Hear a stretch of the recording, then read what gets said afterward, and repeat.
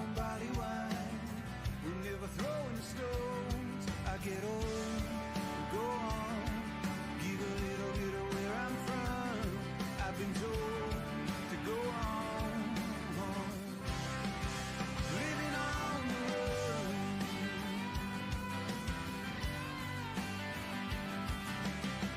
Sweet tea and lemonade reminds me where I belong. Warm days, the city trees, glory, get your guns. Get lost in the city streets, I'll turn your take to death. So Holly goes as Holly should, to Hollywood, my dear. She goes on to be warm, on the silver screen where she belongs. She's told to go on, living on the run.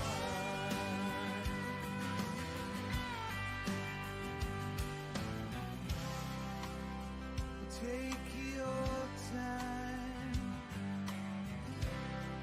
to find where you belong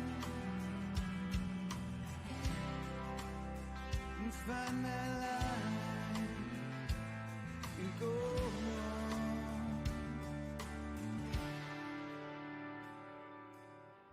Cheap beer and cigarettes keep us up till dawn.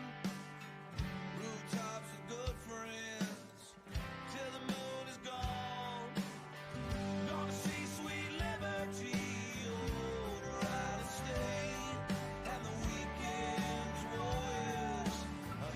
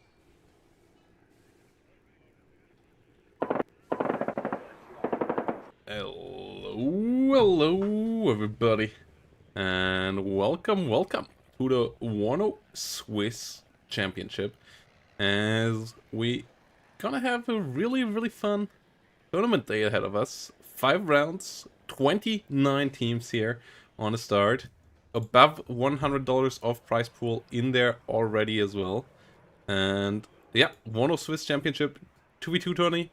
The rules are rather simple. Each team picked 4 divisions that we're gonna have a look at in a second as well. And then they ban one of the enemy's team's divisions. Then each team picks their players, and they play on a predetermined map. The maps were voted by the teams themselves. They voted for which of the 2v2 and 3v3 maps they would like to have in the would like to play, and the most voted ones we have here today: Tension, Ripple, Airport 6 player, Hesse, and Urban Frontlines. We're gonna see here, and there's no big veto there, so we can finish all of this amazing stuff here today. And yep, you can support the tournament as always via Matcherino. The cool part is we have free codes from Matcherino again, plus they finally have sponsorships here again on the side. One of them is One Esports, where you just have to visit the website of One Esports, which is a pretty cool website.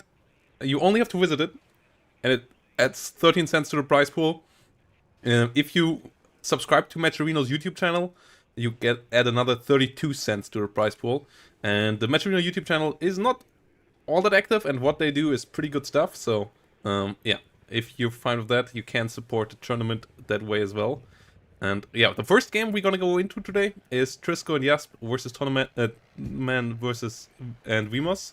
And the bans they had were 8th US and 2nd UK Infantry. And yeah, let's have a look on all the teams' picks here.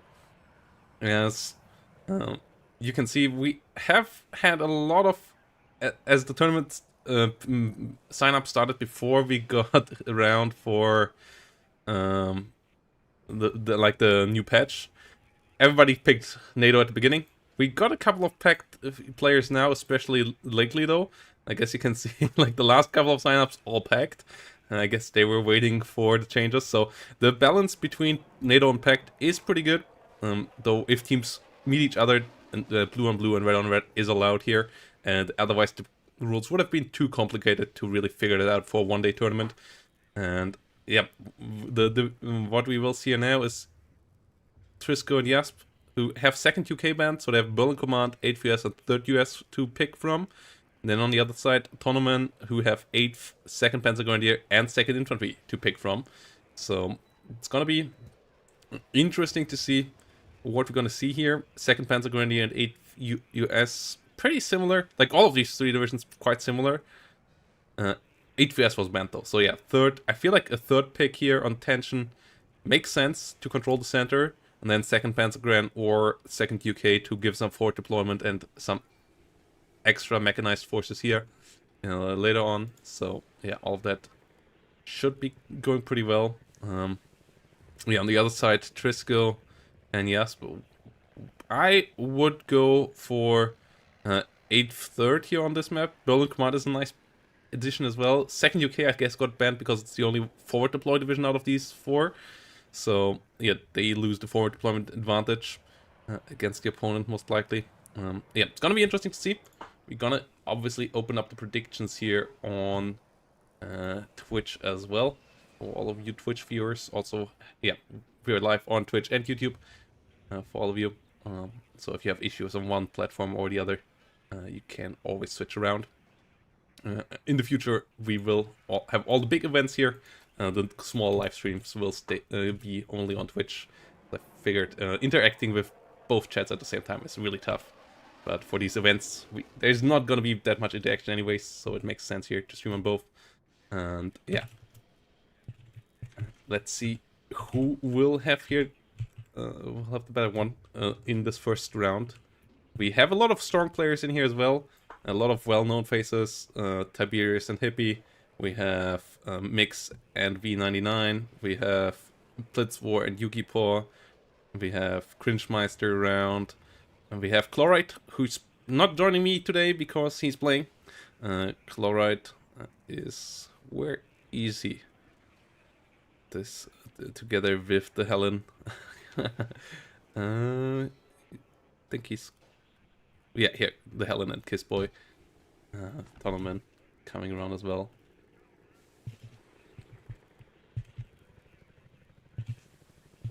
And yeah, this should be pretty interesting. A lot of new faces as well. That's always the cool thing, especially with 2v2 tournaments, that a lot of players who just have who don't play that much 1v1 come around, join for stuff like this, and we often are surprised by how good they are.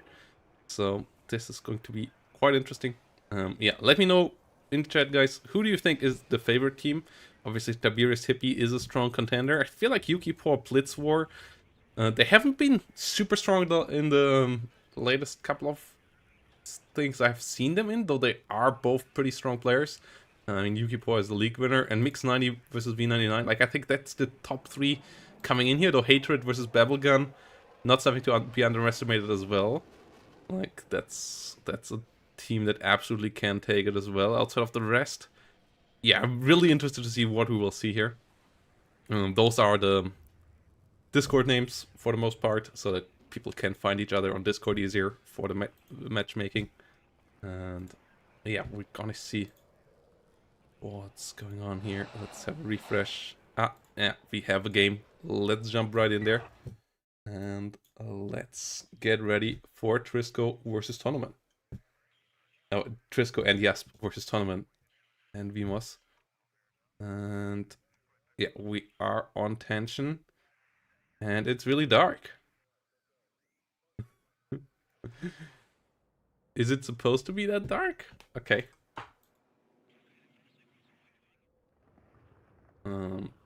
In general, I'm realized with Tonno likes to play on darker maps. Like, he loaded up darker maps for the Division 4 Grand Finals as well in the league. Yeah, which is not supposed to, I think I didn't make the ambience roll, though. Yeah, it's quite dark here. You gotta see.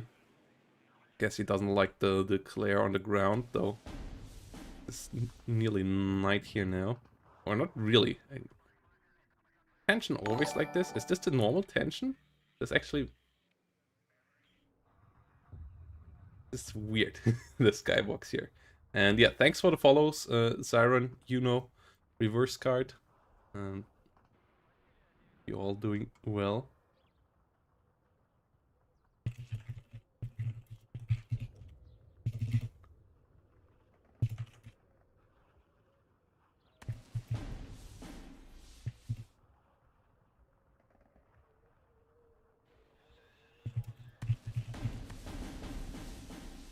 And yeah, here we go.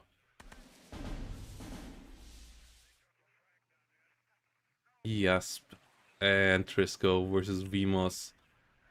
And yeah, we have 8 versus Building Command. Okay. On the other hand, second versus second. No third US here. Interesting. Would have expected some third US on this one. I would have thought that they would bring this around. Okay. We'll stand up. We'll get my standing desk up for you guys.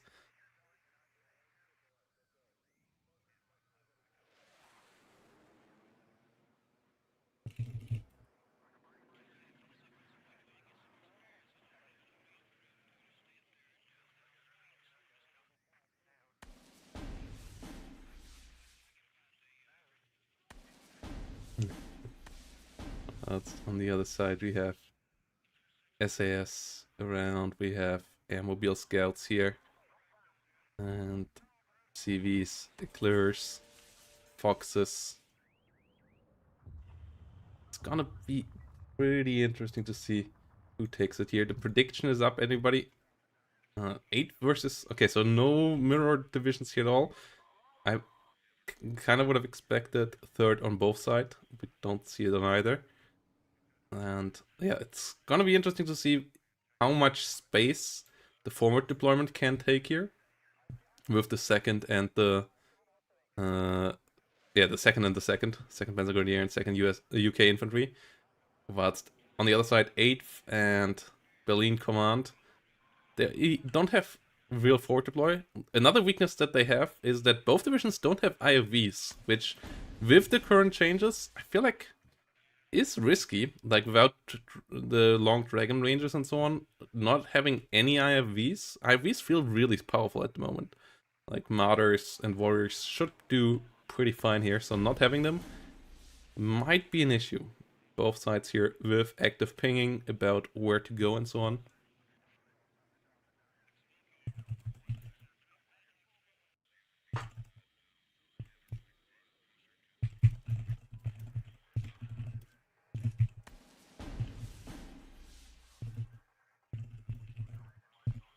And yeah, we get into the action here now. Boxes, blurs, couple of 7mm MGs here on the other side. A couple of airmobile scouts coming up.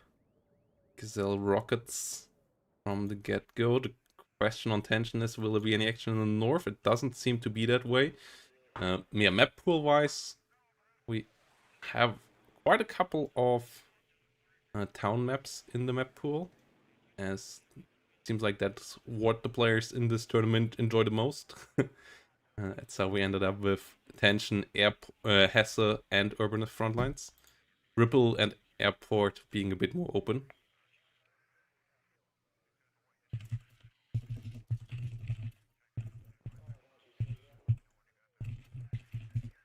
Whilst over here, FRF rifles, Berlin rifles, P4 PCs, light rifles have been buffed in price a good bit, which I think is buffed them more than they got nerfed by the range change. So, like the Berlin rifles, I feel like can be really Berlin light rifles can be really good here. Berlin rifles, a strong unit as well, 10 hit points, shock and law 80. Like that makes Berlin Command quite strong. That's why I would have mixed them in with the 3rd US here. Then you would have the IFVs and the heavy tanks, and Berlin Command can give you all the infantry you need kind of for the town fight. But this doesn't seem to be the way here. One AMX-30, good infantry support tank as well. Can kind of compensate for IFVs, I guess, with its autocannon and its main gun as an infantry support vehicle. It's not like you don't have anything in that regard. You have the CAF, the combat engineer vehicles with the big HE gun in 8th as well.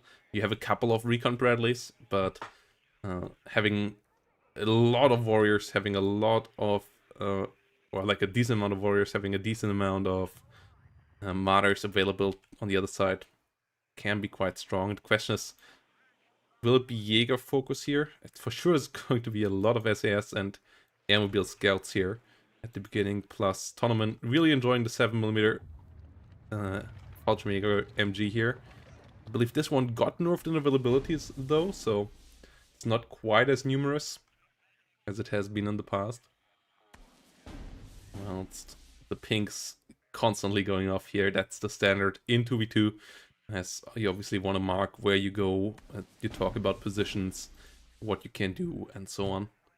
And yeah, Foxes and White 50s here going on. For everybody who doesn't know how the Swiss format that we're in here today functions, it works the way that there's no eliminations. All teams will play all 5 rounds unless they want to drop out. And you play in the following rounds against teams with a similar standing. So winners play winners, losers play losers, and so on. And then in round 2 you play again. If you won both games, you play against another team that won both games, and stuff like that. And I just installed Skype for the first time in forever on my PC, and I forgot that it auto starts. Okay, deactivated Skype. That sound brought some nostalgia back. Not sure where that last time was that I used Skype beforehand. And yeah, Macherino can be found over here once more. And WARNO League Season 2 also can be found over here for everybody interested in some 1v1 action, as League Season 1 finally is over, and we're about to get into the next one already. So, yeah. All will be starting on the 16th. Hope to see you all there as well, guys. We're gonna talk more about that in the pauses and in the upcoming days as well. I'm really hyped for more WARNO League. Not that many changes to it, outside of making it hopefully 80 players if you get enough signups. But yeah, WARNO League Season 1 was already a lot of fun. Looking forward to the next one. I feel like the balance right now is a good bit better than last patch, especially between divisions. Like, this patch was pretty good. We still obviously want some mechanic changes. Air can get some improvements, Recon can get some improvements, and so on. But the base game, I feel like, is in a really solid balance state right now. It's never going to be perfect, but it is pretty balanced when it comes to divisions being playable and so on. Like, even Berlin Necropurung, for example, right now feels pretty decent. On the other hand, 3rd US and 5th Panzer feel beatable, though they're still strong and potentially still the top dogs. But yeah, I'm also looking forward how it will look in 2v2 here today. I believe we will see a lot of artillery, though this first game here will start without any. No clusters or so onto a road. Pretty standard setup here on both sides for the first one. As we get into the action, and yeah, here we go. Trisko and Yasp starting with some foxes, and the engagement here will be around Echo and Delta. This is the classic clash point at the beginning of a game here on this map. Capturing on both sides being done here. In the rear zone, Trisko and Yasp. Trisko seems to be the one on the right side, Yasp on the left side. On the other side, it's Tonnoman. And in the north, Vimos here in the south. And the mix of both players here around the center on both sides as well. F-16 trying to do some damage onto the Fox. Fox being annoying here against the infantry, has to smoke off against the rover Milan, whilst we see some engagements in the north as well.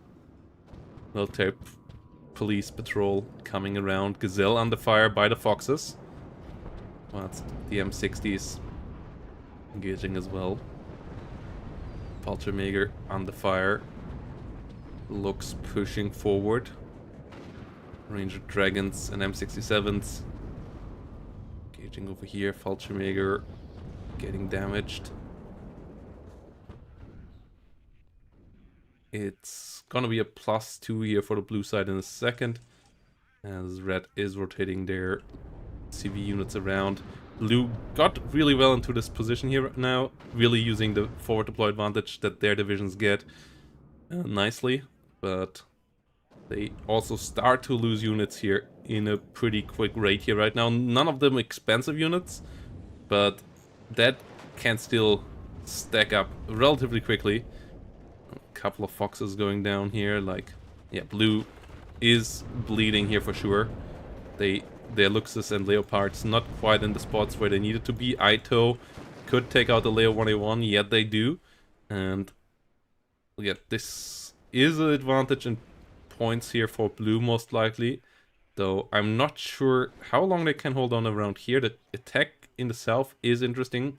We have a couple of CB, some Royal Military Police, and some IR rifles here going around. The Berlin rifles trying their best, though SAS will beat them. The SAS, you want to keep them alive. They are super valuable units with the AT and the AA capabilities. So good micro there by Vimos, getting them out, getting them back to the rover to try to get the repair on them. Whilst blue here keeps on pushing in the center.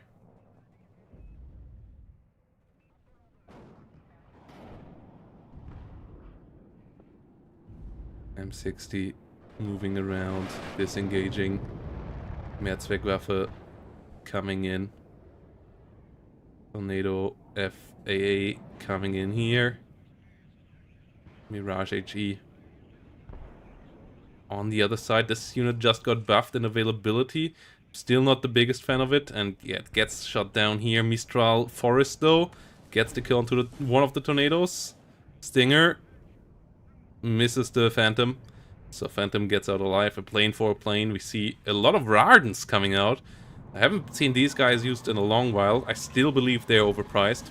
And the world where BMP ones are 35 points, a Rarden shouldn't be 40. It should be 30.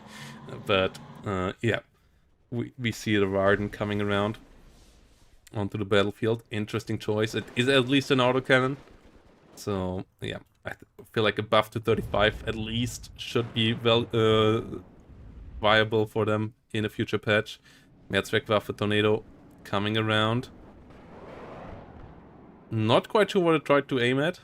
It didn't drop though, and it gets killed off here by the Mistral Forest. We have more Rardens coming around, more autocannons. Artillery here would be really valuable on both sides right now, but especially on the red side, though we don't see anything like that just yet. And the ammunition unit going down there. The recoilless rifles of the Berlin units together with the Rangers here. Engaging against the Airmobile Scouts. M60 going down. Rardens opening up fire. Whilst both sides here keep on bleeding in the south. More Wombats and so on coming around as well. Eyehawk in the rear. Whilst Blue has control over both points in the middle. The +4 needs to be stopped eventually here. 9 minutes is a relatively harsh timer, though nothing to be doom and gloom about just yet. The potential is still absolutely here to save and salvage the situation. As I said, I think the trades have been pretty well for the red side so far. We see the first M1A1 coming around. See a smoke drop here now as well. Whilst on the other side, Airmobiles trying to come in. Rardens just being used as mass autocannon support here from the rear. That can work out, but the blue side has too much infantry down here. Up north, both sides pretty light. Milan and Fuchs Razid versus Stinger, TOW2, and M150s. A bit more investment there from Yas, but all defensive units, so no side can really push in there. Whilst over here, the Wombats and the Engineers keep on pushing forward.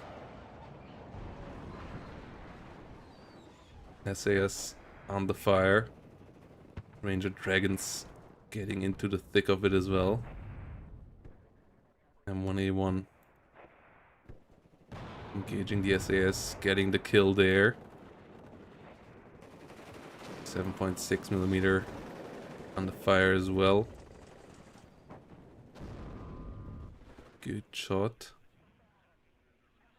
Big artillery hit here for the south would be helpful. But still nothing like that on the left side. On the right side we have a Lars aiming up for the first time here. Got price nerfed lately, but as a rocket launcher is still pretty decent. Engineer leader got into the zone. Has to be careful though with the Lars fire. Okay, gets bombed by the Jaguar anyways. Jaguar seemingly, yeah, will get out alive. Or will it? Ooh, nearly jinxed it there with the Eyehawk coming in with one more shot.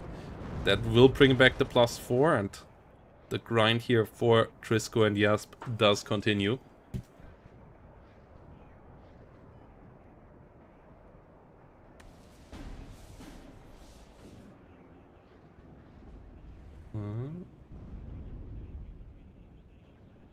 Okay. Meanwhile, Rarden moving around. Light rifles engaging down here. HSF's disengaging slowly.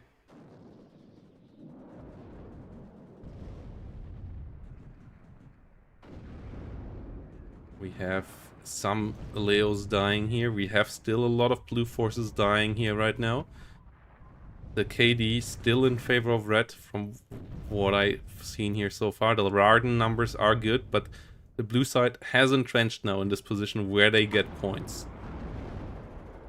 And red will have to put that kill advantage by having the shorter rear supply roads, having the easier angles here into a point advantage in the long term or the medium term by now as well.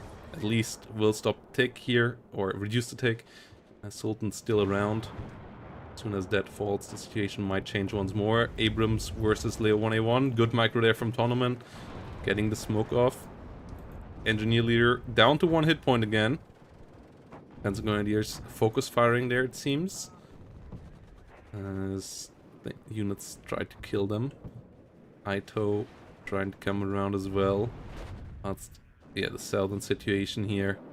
A lot of Rardens. On the other side, we have some challengers now as well. Blue side is still the only side losing units here right now. We have some artillery, we have some mortars. Double MR10 is what I wanted to see. Good to have them here now. The big guns on the battlefield, they need to be used now as well. But they can bring some pain. So MR10 on the other side as well. With some aim towards the Ranger Dragons already. Whilst over here, MacRaffle Laws and Co. could deal with the Sultan. That would stop the take. Then blue side would have the rest of the game here to really bring this around.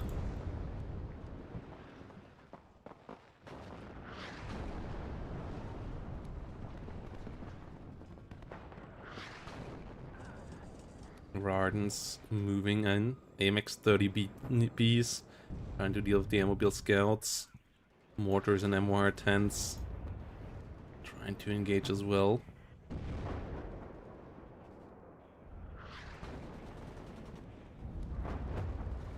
That's AMX 30s and M1A1s here slowly pushing forward. The Milan 2 positions here really strong. Artillery could be really nice there on top of this. Oh, M1A1s getting hit again. Mehrzweckwaffe getting a nice kill.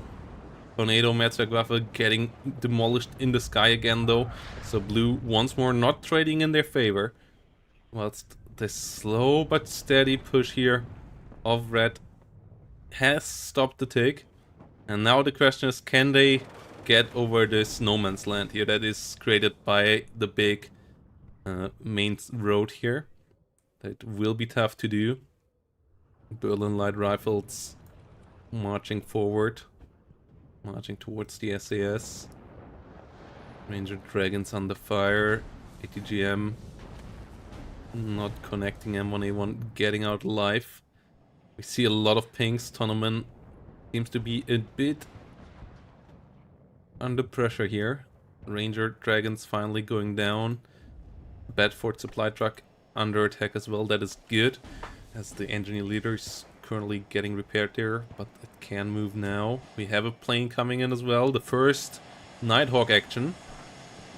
Let's see if it can get in and out without being detected. There's not much AA. No, there's only one Eyehawk. That Eyehawk even turned on? I think it is, but the Nighthawk still gets out undetected. And the F-16 here has to try to come around and yeah, will leave again after trying to find the Nighthawk. Eyehawk here with the perfect connection with the F-16 immediately. That one has to get out. Another F-16A, the Belgian one here with the AIM-9 piece on the other side. Coming in, getting shut down here though. Going down immediately. As you can't really fly over the enemy territory with single planes in multiplayer, in team games. Harry Mirage over here having a similar fate. Individual planes at this stage in the game, not really something that you should use like this anymore, as the AA networks on both sides too dense by now for single planes. So you want to have them as groups if you want to use them at all. Otherwise, you're just gonna lose them piecemeal. And that's exactly what happened there. And more 10s here, engaging again. Meanwhile, MX-30 coming around. They're already landing on target. Berlin light rifles over here, trying their best. Milan 2 coming around. We have double 155mm in the south. Red now with a decent artillery package as well. On the other side, M270 MLRS coming in. Meanwhile, M110 double here for Tonnoman. The artillery park on both sides is real, but currently actually rather inactive. So Red, in this slug of war in this town, has slowly pushed forward. Sultan gets killed off. Humvees and Rangers coming around, being under attack as well. Thanks for the Twitch Prime there, Jacob. And yeah, if you have a Twitch Prime laying around, consider leaving it here. Or be joining as a channel member on YouTube. Yeah, all of that is possible by now. And yeah, thanks for all the support, guys, over the last couple of months. It has been awesome. A lot of new followers, a lot of subscribers on YouTube and Twitch. WARNO doing really fine right now. 110 rotating around, Fallschirmjägers and Jägerpanzerfaust once more going down, and the list stays blue for the majority, though it's mostly relatively insignificant losses. Outside of the planes, it's mostly relatively cheap infantry that gets killed off, so that even though the balance is swinging into the red side's favor in my eyes, it's not in big increments.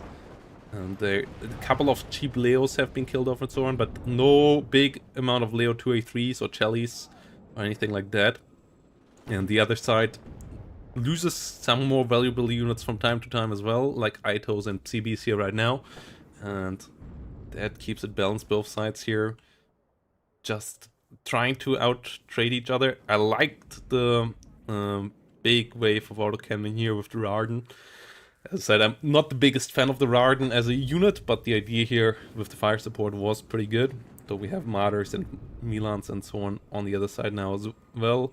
And that makes it hard for those one frontal armor units to really do anything anymore.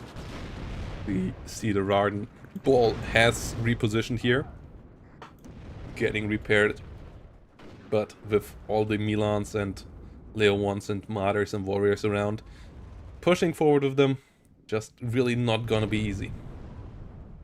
Wombats and Martyrs trading as well. Whilst a lot of games already have been played now.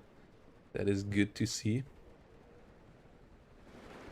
So far, it seems like all teams that have signed up and didn't have arrived as well to the tournament, which is fantastic to see as well. The WARNO community really reliable in that regard as well. If people have issues, they are usually voicing them as well, like if they have to drop out or stuff like that, or are late for an event. And really not the norm in our earlier tournaments. With Steel Division, Normandy 44 and so on, we had a lot of dropouts and so on, so it's great to see that the WARNO community is also now more grown up, I guess, because Eugen's community in a general sense has grown up more further and further, because yeah, a lot of fans have stuck with them over the years. Nighthawk here being shut down, getting crashed into the ground here, as the Eyehawk gets the kill this time around. And yeah, the infantry push here now. This is the big moment with the big smoke wave, trying to cross the open field here, but there's still a lot of units firing actually.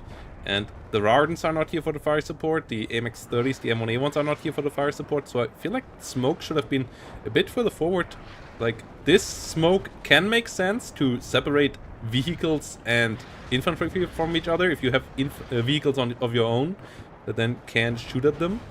But if you push only with infantry, I feel like smoking further forward in front of all of this so that everything is stopped from hitting you would have been more important.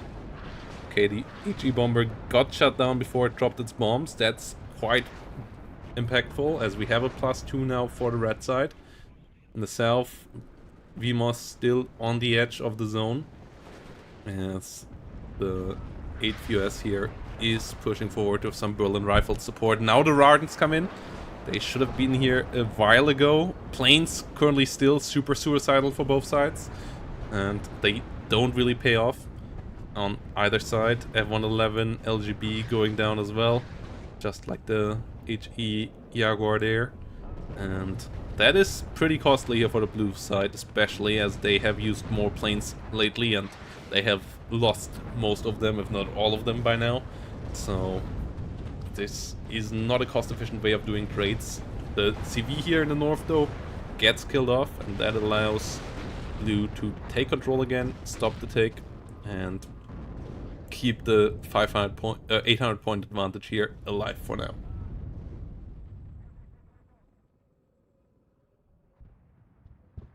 Artillery needs to move forward. AMX 30s here coming in nicely. Rocket artillery coming in, targeting the enemy mortars. Mortars getting clustered, going down. Good kills there. No more smoke walls like this in the rest of the game. Whilst AMX 30s slowly pushing forward. M1A1 Chieftains, AMX 30s all moving around. Pioneers under attack here.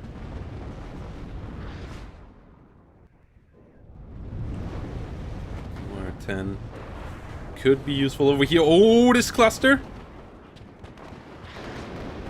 It dropped slightly to the side. Not quite on the right unit.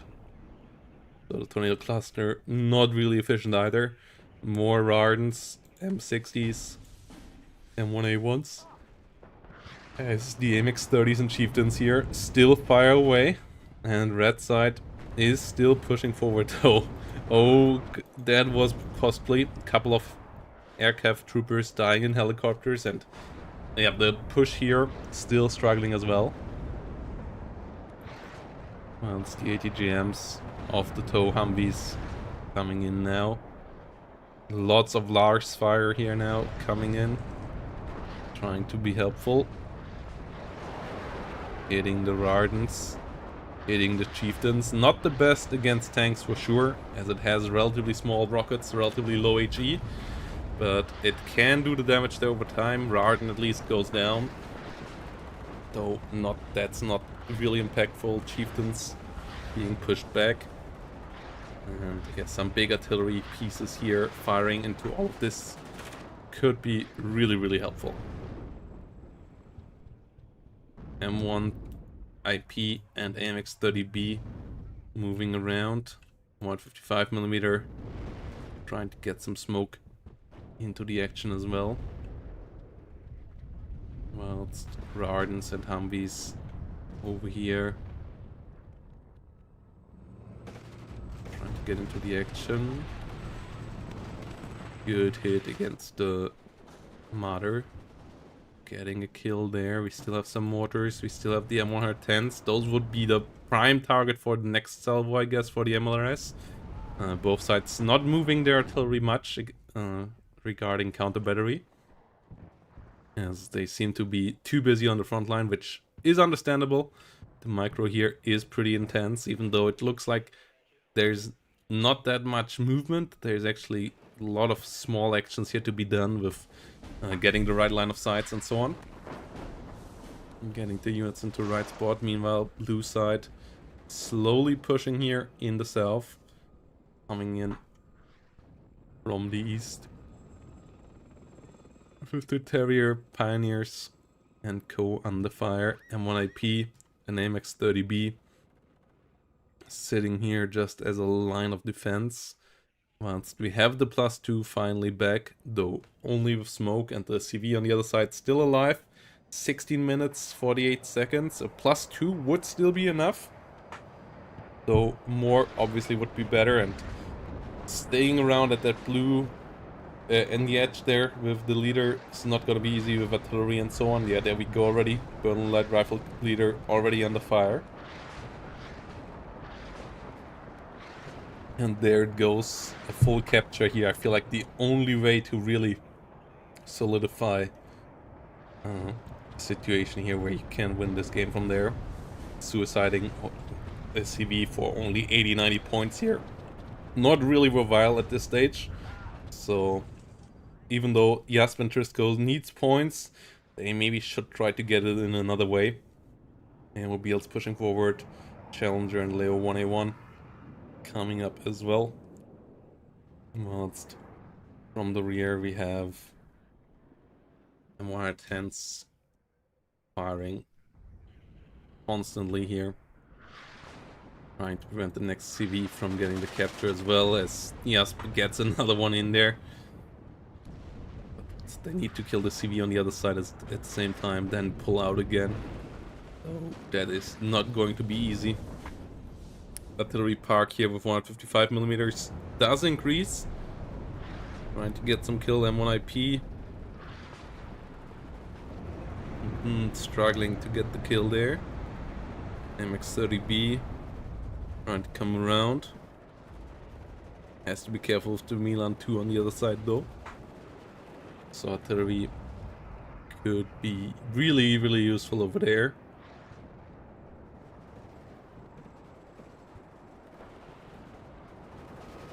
But it's down here in the south, Berlin light rifles struggling without recoiled rifle rounds. Those be really helpful right now. Okay. M67s and 84s trying to push through here.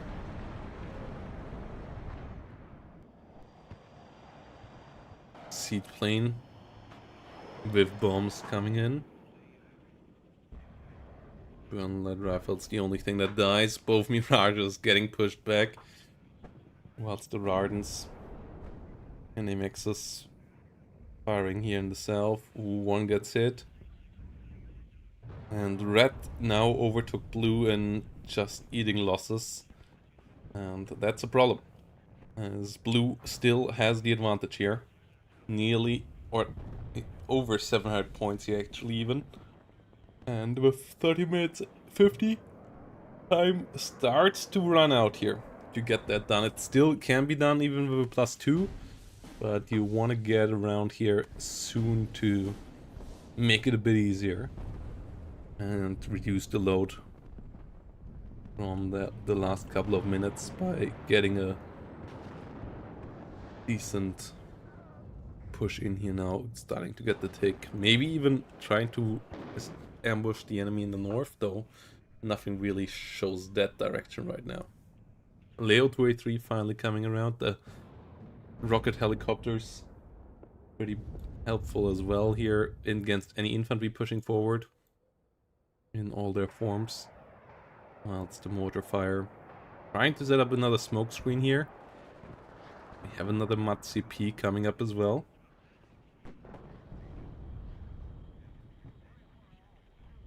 MX-30 coming around.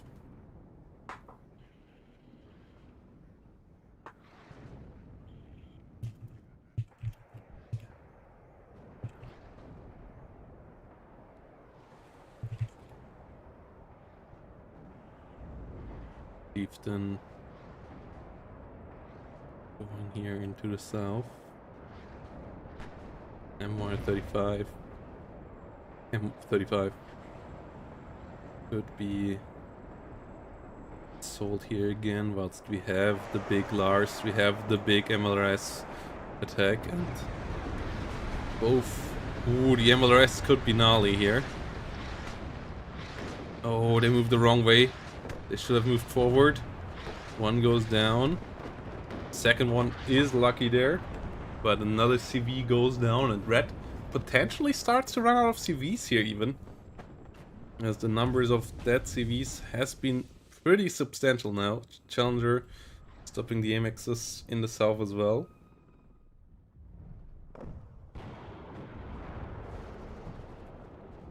Armed rifles getting shut down. And the smoke play does continue once more. But yeah, Vimos and Tonnoman, with the slow retreat there in the north, doing that really fantastically. Still trying to come in here for a flank. Mistral getting some lynxes. Not really getting anything else just yet though. Berlin rifles rotating around.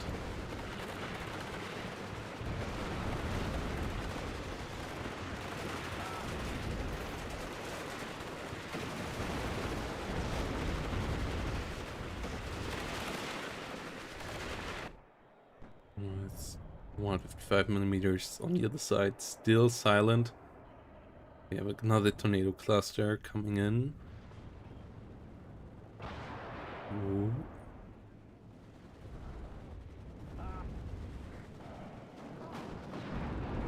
Okay. Gets them in the end there. Expected them to drop beforehand though, but they just decided against that. Leo 1A5 versus M60. Good engagement there. M60 pushes the Leo back. Whilst ATGMs are everywhere as well. This new smoke layer, a good bit different than the first one. Also down to just having less mortars. And it struggles to keep the smoke film up for too long.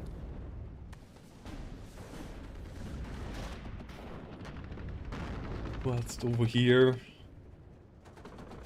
the situation is relatively stable. Same in the south, as everything is there ready for the counterattack. Artillery now coming in at least. Dealing good amounts of damage there to the units in that building. Whilst another one starts to attack south here. Okay. Jaegers under fire. Trying to disengage here from the big blob of AMX-30s. But with 9 minutes remaining, those big blobs need to start to roll. The hardened ones relatively chewed up. But we still have some. We still have some tow Humvees as well. But that doesn't really help Red right now when it needs to get points. And MR10 trying to punish them over here. That could be pretty nice.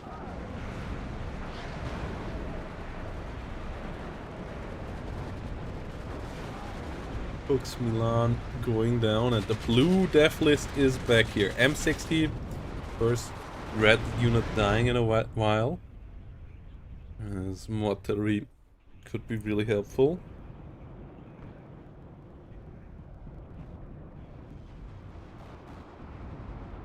Yes. Sending the units in here. Trisko fully focused here on trying to break the south. Artillery should really hit this hard. And yeah, M110s and the 155 millimeters can do some decent damage there.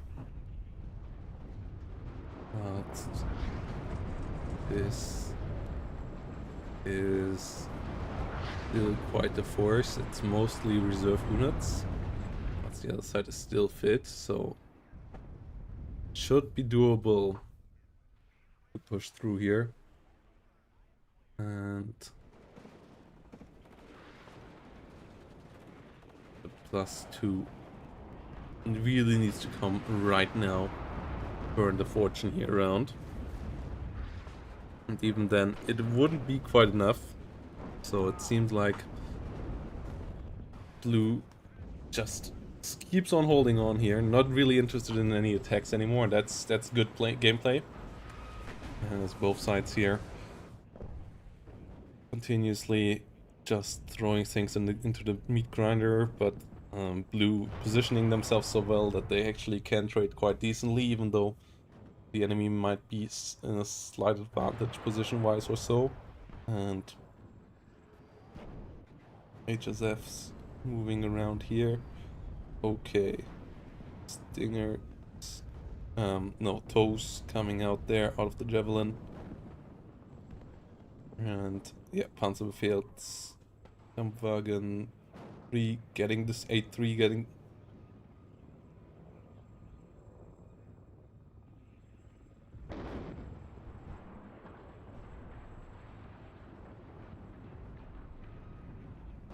Yeah, this is the first game, Synod. Okay. Have to get the standing desk up again, guys. Villain light rifles going in there. Airmobiles versus Berlin light rifles going around. Leo 283 went down. F-16 sees in the sky here, in the rear. Flying around. Trying to find a kill somewhere. Seed. Mirage going in. Finding the Eyehawk. Shooting another one. Finding a second Eyehawk. That is a big blow to the AA defenses here. This might... Another Mirage coming in. Okay, not finding the Gepard there. It still has a second missile around, but it gets hit by the last remaining Eyehawk there in the middle. If all 3 Eyehawks would have fallen, the bombers here of Red could have really broken through easily. Seed plane not dropping its bombs here yet. Sticking around a bit too long. As the Mirage is interesting as it has seeds and bombs. Which for sure is a cool combo. And yeah, we saw now a +4 here with the neutralization of 3 points. But oh, both CVs going down again. 3 CVs going down. The hemorrhaging away of CVs might cost Red the game here. As they never quite get to secure it. They realize the 4 minutes and 40 timer here on them is tough. They need to do something about it. So they start pushing forward now. And yeah, the loss of these CVs here now really, really big. M1, A1 pushing forward, M60 pushing forward against the Fallschirmjägers. Should be able to deal with that.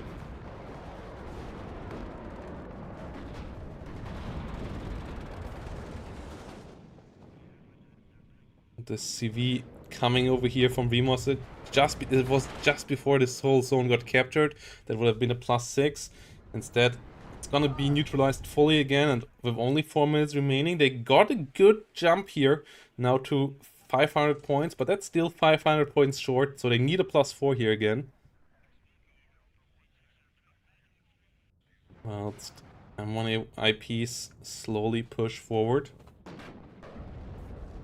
Saxons slowly rolling in as well.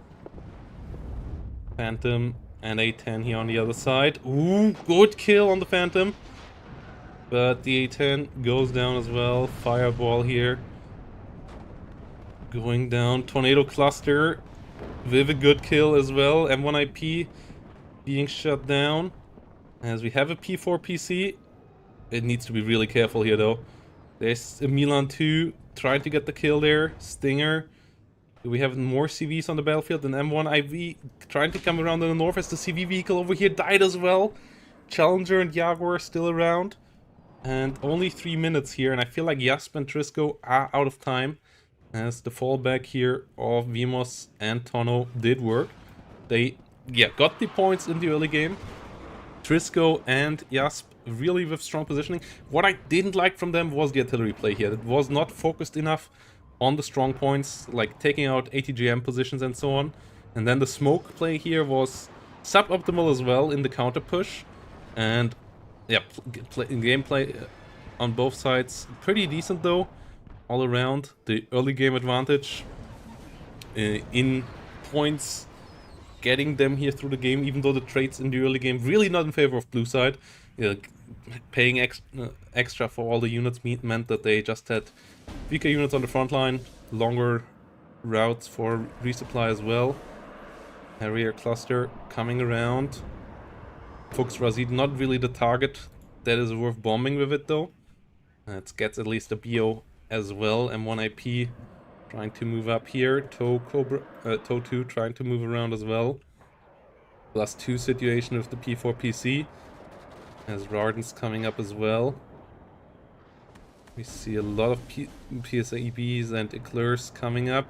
Oh, the P4 goes down though, and that's There's still a CV back here that could have been moved forward a while ago. But yeah, this is in no man's land by now. Like, all the buildings actually destroyed. That means that the line of sight through it is basically straight. And not having IFVs right now is really painful. The Rardens, for a good part, actually survived until now, which is pretty impressive. But yeah, lacking a CV here right now. We have the M1IP coming up in the north. There is a challenger on the other side though. Cluster, can it find the jelly? Don't think it got the chop off. No. And the Phantom gets the kill there. M1IP on its own here now. Enemy still with a CV. We will see them going up a bit further. Oh, Harrier not finding them. Yeah, the CV here goes down. And only 50 seconds. So yeah, Vimos and Tonnoman in a clutch game. Getting through here. Really, really clutch one. But they get through it here in the end. F-16 under fire. Cluster bombers at least trying to go for the KD victory here, but that doesn't matter as we have the last 26 seconds of this game, and this is GG. Game number 1 here. In this round, we'll go 2 Vimos and Tournament. And yeah, Jasper and Trisko starting with a loss into this event. 1 IP pushing forward, Rarden versus Jäger Panzerfaust. Getting the kill there, and here we go. Victory is at hand for Tonnoman and Vimos. KD wise, yeah, slightly behind, that's what it looked like, but Jasper and Trisko not quite able to use that advantage to really get anywhere for long term. Maybe should have concentrated a bit better on actually having something in front of their CVs, as yeah, they just lost a couple too many of those, and in the end, Tonno and Vimos rescuing that advantage throughout the game. Relatively standard way of how it plays out on Tension. Next map will be quite different there, as we're gonna go into Ripple. Let's have a look on how everything is going. And yeah, that leaves us with only one game remaining right now. Stingray versus and MMT versus Badger and 901. Tiberius and Hippie did win. Mix wins Yuki Por versus Prefix and Cookie and Plague. Capcom Data and Doctor here. Hatred and Babblegun. Win versus Koch and Electric. Atla and Cheeky Bricky versus Far Off and Soviet Boy. Hank and Obama versus Lazy Buddy and Big Man 2 Man. Edbe versus Mel and Coco. CHR and Mystic going down versus Hoods and Xi Jinping. And yeah, let's see if we can catch this one here still. Cheesh winning versus Turbograph. Jacob and Suspeng winning. And Kiss Boy, aka Chlorite, and the Helen losing versus Cringe Master and Penguin. If you want to see this perspective, Chlorite is streaming on Twitch right now as well, his games of the tournament. So, yeah. And let's have a look if the other game is still going on, or did they just report? Okay.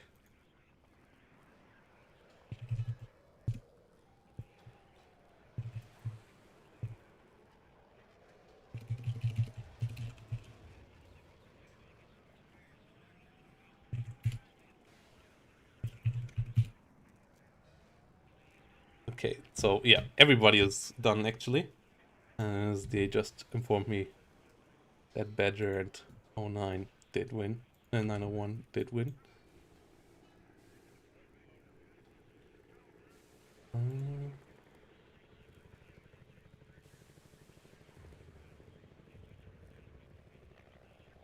And that leaves us with another round. Okay.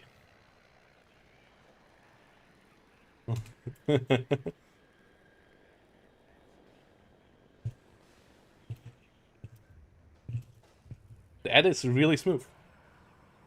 Who gets the free win now? As we have 29 teams, so there are some buys going around. Turbograph and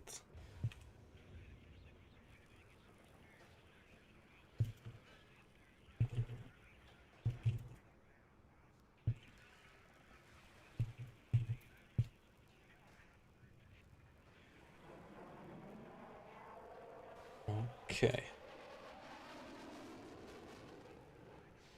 Let's do a snippy tool here for everybody.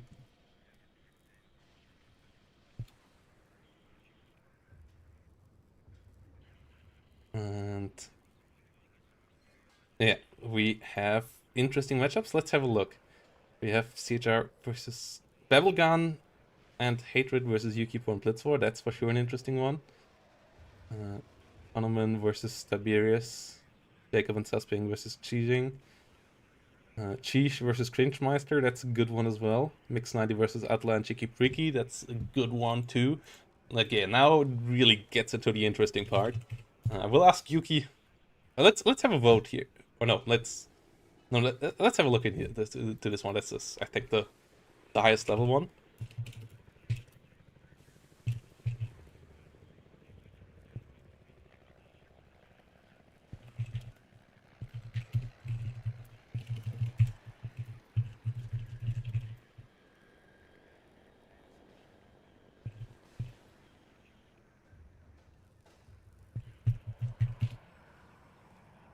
And yeah, this one should be interesting.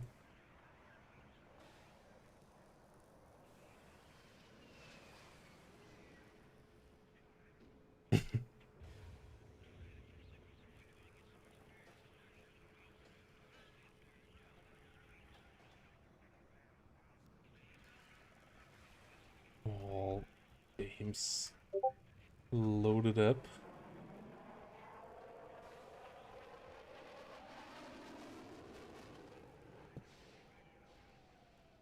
And I have to pay out Diction as well. Okay.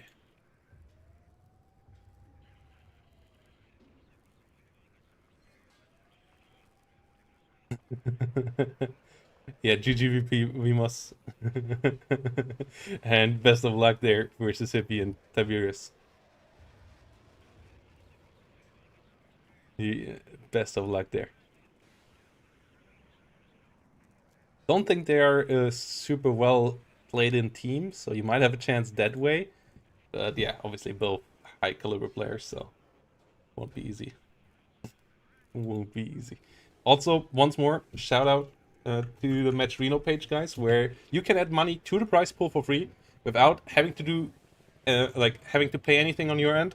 All you have to do is clicking the claim code button over here, and you add 25 cents to the prize pool that will be paid out to the players in the end. And you can also add more free money by subscribing to the Metro Reno YouTube channel or the one. And also big thanks to all the people who contributed directly. Feta, Harinov, Yasp, Jacob. Yeah, getting us to $116 already. If we go to $250, we will do some cheese testing on the channel because it's the Swiss tournament.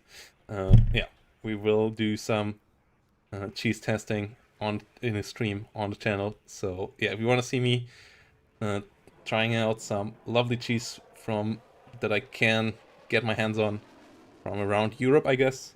Yeah, I'm up for cheese recommendations as well. We have to get there first, though. We have to get there first, and then we will see what we can do there with a cheese testing stream. And yeah, round 2, sure, gonna be interesting.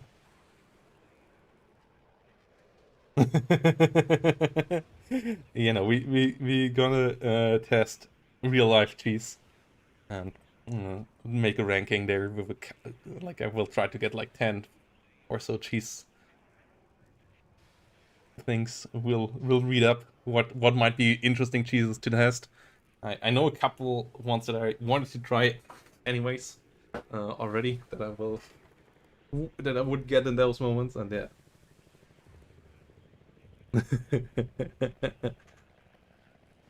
Yeah, we'll see. We'll see what can be done, guys. But first, we have to get here, and you have to help out for that. As I said, you can do so for free. Can nearly add a full $1 here if you use the claim code button, and then use the free codes here as well. All over Match Reno. Plus WARNO League Season 2. All sign up is up now as well for anybody interested in that. Warno League Season 2 will be starting at the 16th of September, so a lot of competitive Warno coming from all around the... yeah, for American cheese, I would have to have somebody getting me some. I don't think any German supermarket sells those. Cheese places. I have to see. In the city I lived before, in Regensburg, I had a special cheese place as well that I always went to. I actually haven't checked if or where in Leipzig there might be one. Obviously, I would do that for in that case. So yeah.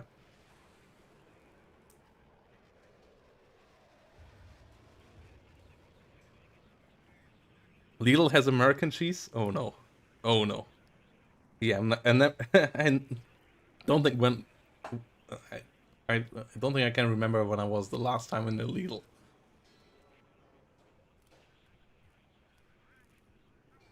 Like, for big things, I'm a Kaufland person.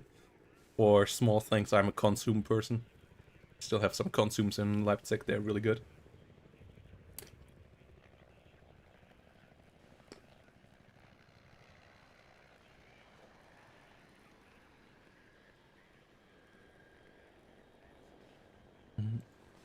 But yeah, why would you import American cheese to Europe? Why would you do such thing? Also, yeah. Yeah, and Yuki will keep us up to date about picks and bans. Gonna be good. Gonna be good.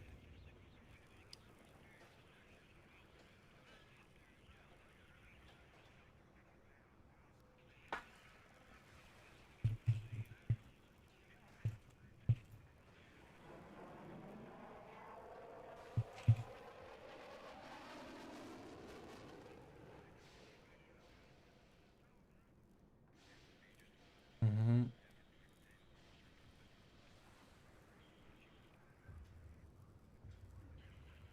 Let's go.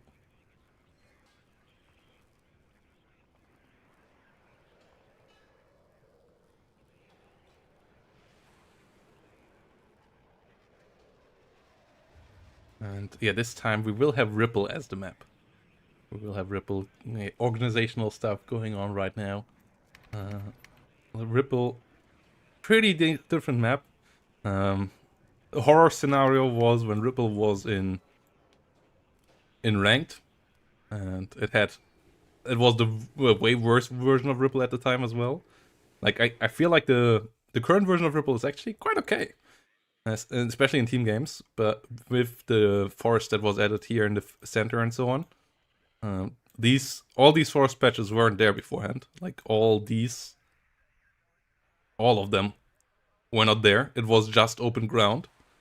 It was one of the worst places to fight over in the game. And it was a 1v1 map, meaning that you could just cheese around the enemy rear with foxes and so on that just went insanely fast and so on back then as well. And everything was just rushing into your real line. And real action wasn't really possible. As a 2v2 map, it's pretty different. And with the tree lines here in the center, the fight there is pretty interesting as well, as you have some engaging line of sights here that you can break, can take. So the movement here is way more interesting. And you still have a pretty open flank here, a relatively open flank, and then some big forested areas. So it's a relatively balanced map in my eyes now. And yeah, gonna be interesting to see. Hotel was most don't quite cover the whole town, and I guess they wanted to have it a bit closer, just like Bravo. That's why they moved it like that. I'm not in the map making department at Eugen, so I can't tell you. But yeah.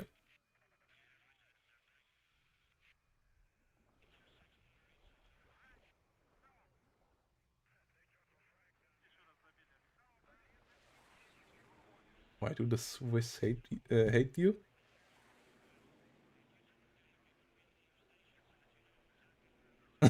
You brought 122 kilograms of cheese through Switzerland from Italy?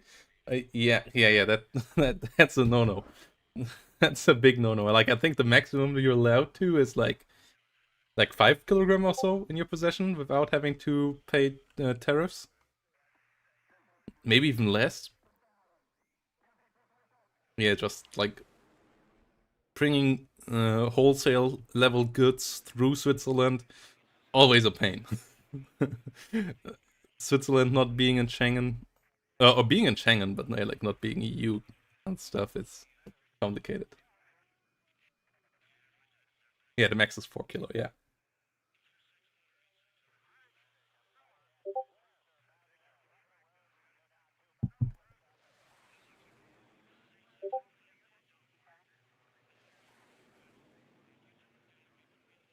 Okay.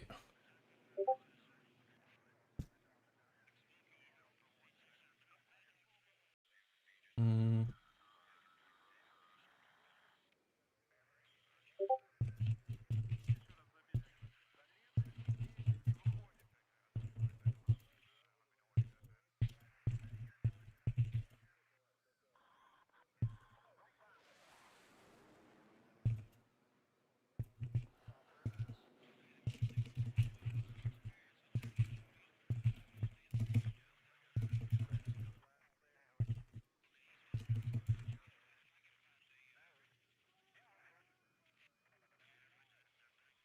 um,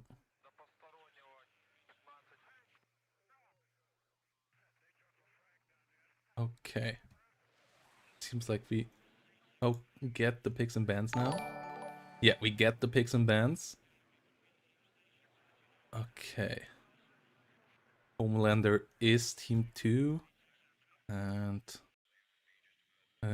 Yuki Paw and Blitz War are team 1. And they have 3rd US, 8th US, 82nd, and the 11th parachutist. Interesting combo. 2 airbornes, 2 normal infantry. It's a really solid combo here. You always have that airborne tank or like airborne medium combo. On the other side, we have Bubblegun and Hatred with 8th, 11th, 2nd, and 5th Blinde. 11th Cav being banned here. On the other side, they banned 3rd Armored, so the heavy tank divisions are gone out of both. And then we have 82nd pick and 8th and 2nd UK here so far. 8th and 2nd UK being played by Hatred and Bubblegun, or Homelander and Bubblegun, for people who know his old name, the Homelander. And yeah, Blitz War still has to pick one more, so that's going to be interesting.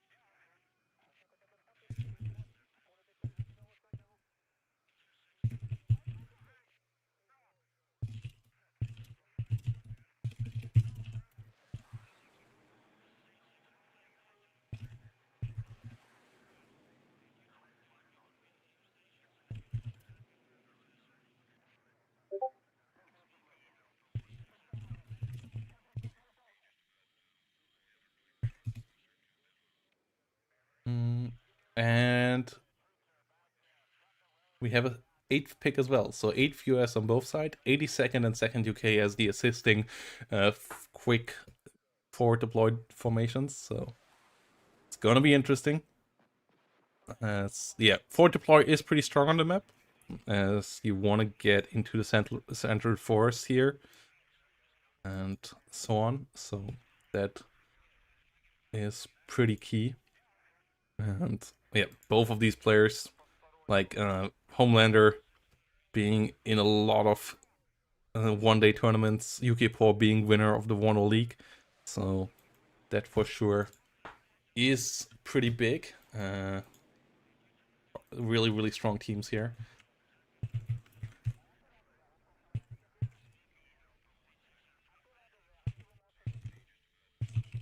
Blitz War being around in the community for basically ever as well, being active on YouTube as well, where he and where he makes videos since Wargame Red Dragon, or even maybe Wargame European Airland War. I think he might have started with Airland War. I don't think he has started with European Escalation, but yeah, he is Wargame Red Dragon community member as well. And yeah, the prize pool, by the way, will be first team and second team getting part of the prize pool. $87.57 for first place. Second place, $29.19. As with Swiss, it's always a bit complicated. The tiebreaker in the end might be the Buchholz-Median, which we will see later on, which is based on how good the other teams that you have played against perform and so on. So yeah, we will see how all of that goes. There is a couple of tiebreakers. It's a pretty good system though, pretty integrated, so it should be quite fair in the long run there as well.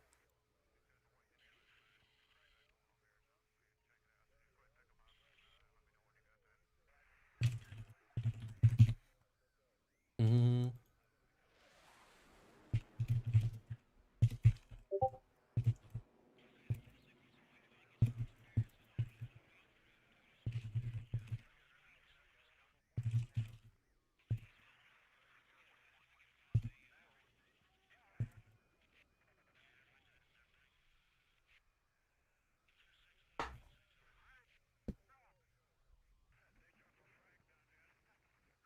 Okay.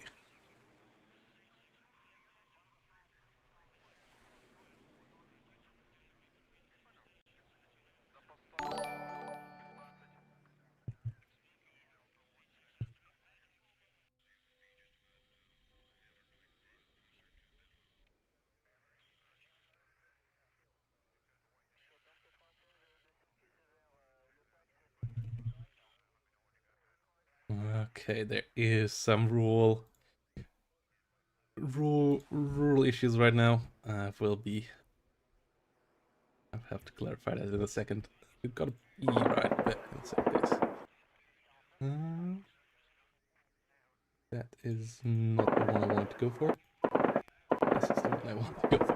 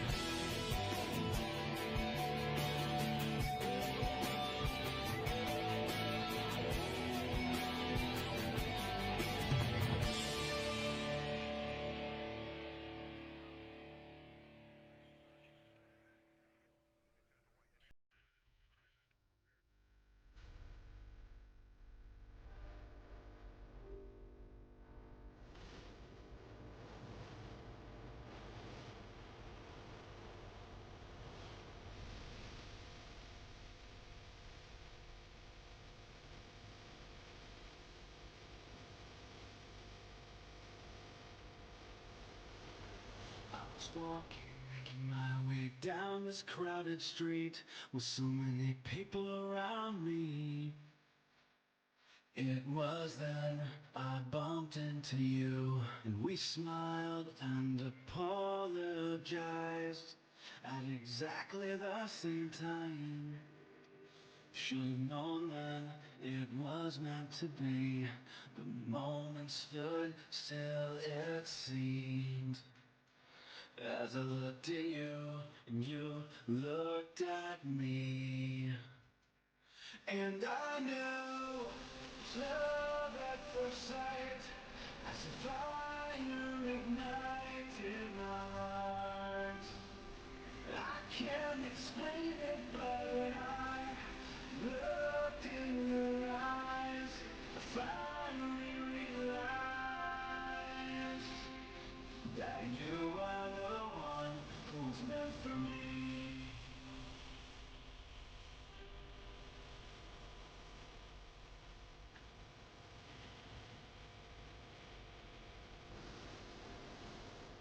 Wow, I can't believe how fast these years have gone by.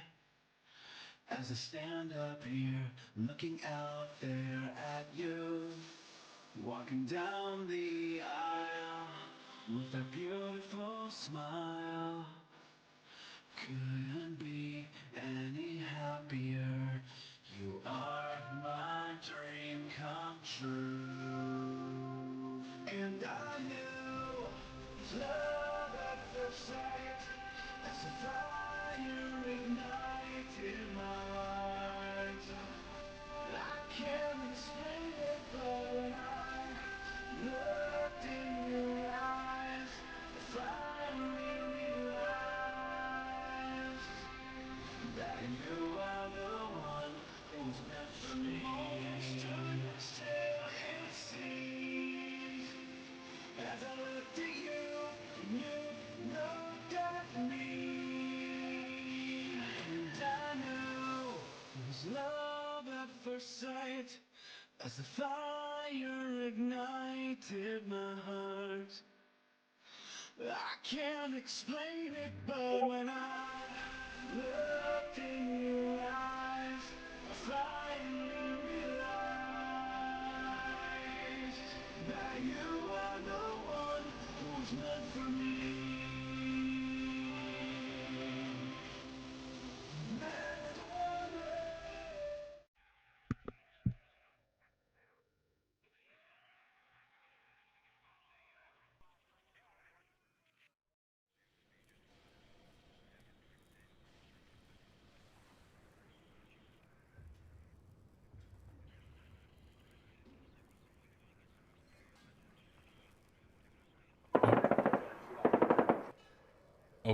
Okay, yeah. So, the game number 2 between is going on for the most part. Our game still is in progress, as there was some issue here. They are rehosting, if I understand correctly. I think this one is not the one. By the way, voting is still going on between Homeland for who you think will win on Twitch between Homelander and Bubblegum and Yuki and Blitzwar. Yeah, I think this one just crashed, so they had to rehost here. I'm gonna see in a second if we can find their game again. Or did they actually load in here now? As it says, still loading with Homelander and Yukipor being quite far away from Eugen's servers. It sometimes can be a bit tricky. Hope we don't see any crashes here. It's obviously, it would be a major shame in this top level matchup. I would see issues like that.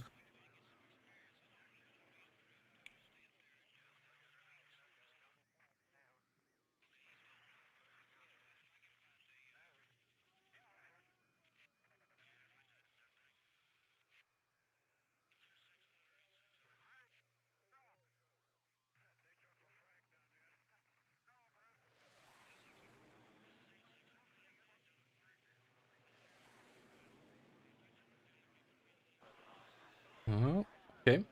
Is it loading up? Did anybody crash here? Seems like they loaded in this time. Okay. Let's...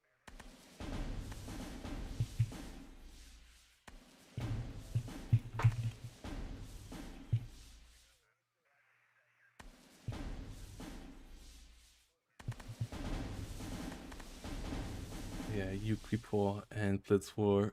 What's this? Scuff. Okay, the ping game is really active here. I wish you could put that sound out. Especially as an observer, because you get both at all times. Obviously in 1v1 it's not that important because people don't ping that much. But in 2v2s, pings are super important, so we gotta live with that ping noise. Yeah, couple of things that the spectator really, in my eyes, could improve upon that, fortunately, have still stayed the same.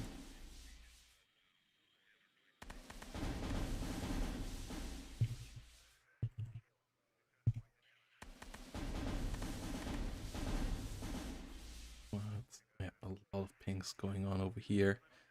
Pingers coming up. Bradley's coming around. LRS. 1A1s. Play over here, going towards Alpha. Good luck. A couple of Airmobile scouts. Yes, coming up as well.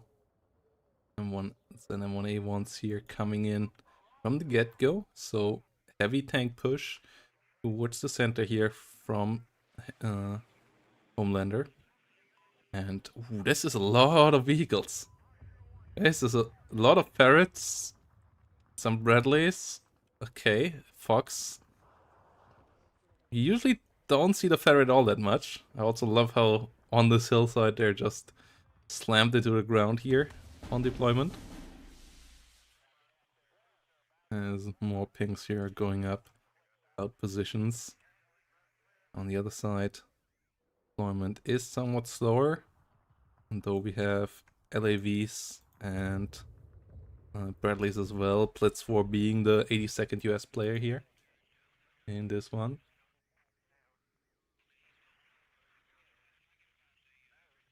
Bradley coming up as well. I think we are ahead of schedule by now already. Or how are things? No, actually not. We're just in schedule, which is fine as well though. With Airmobile scouts and so on going around. Being in schedule is pretty good for a one-day tournament. Anyways. And hey, thanks for all the follows. Stingray, Jen, Lachin Lead. Lachian Lead. Or, yeah, that's, I guess, how you pronounce it. It has a delay.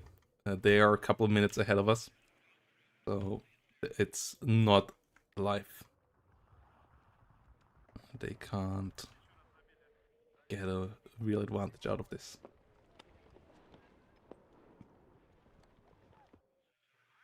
Guess there is a bit of room for cheating, where we have to rely on the decency of the players. Obviously, if anything is detected in that regard, it will get punished, but there is an inbuilt delay already that makes it hard to do so. Nighthawks moving around. Zombies coming in. LAV going in forward south as well. Yeah.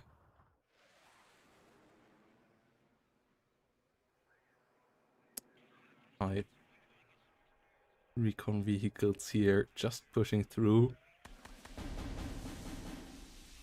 The ping game goes up here. Seems like Homelander can't ping the single pings. It's 2 or 3 pings or none. That's both sides there. Yeah, pinging around.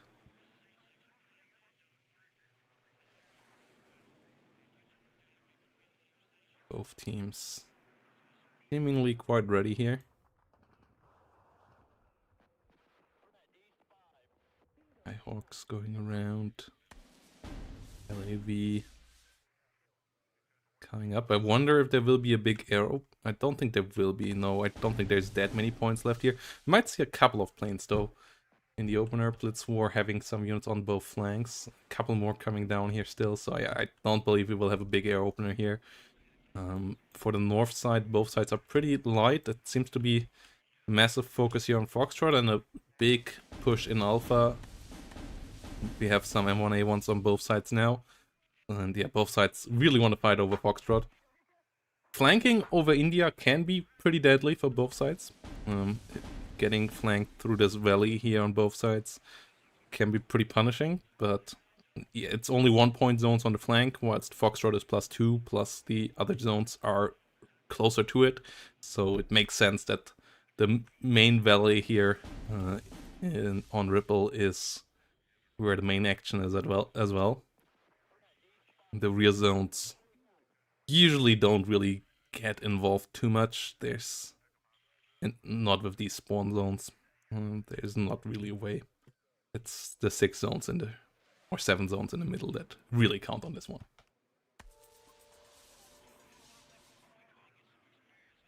Okay. The little building over here getting pinged. Good one.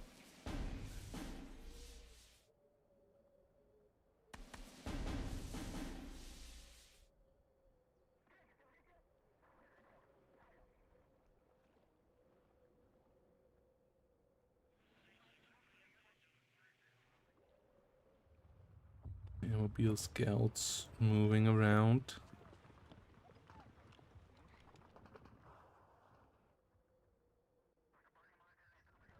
And the game should start any second here now.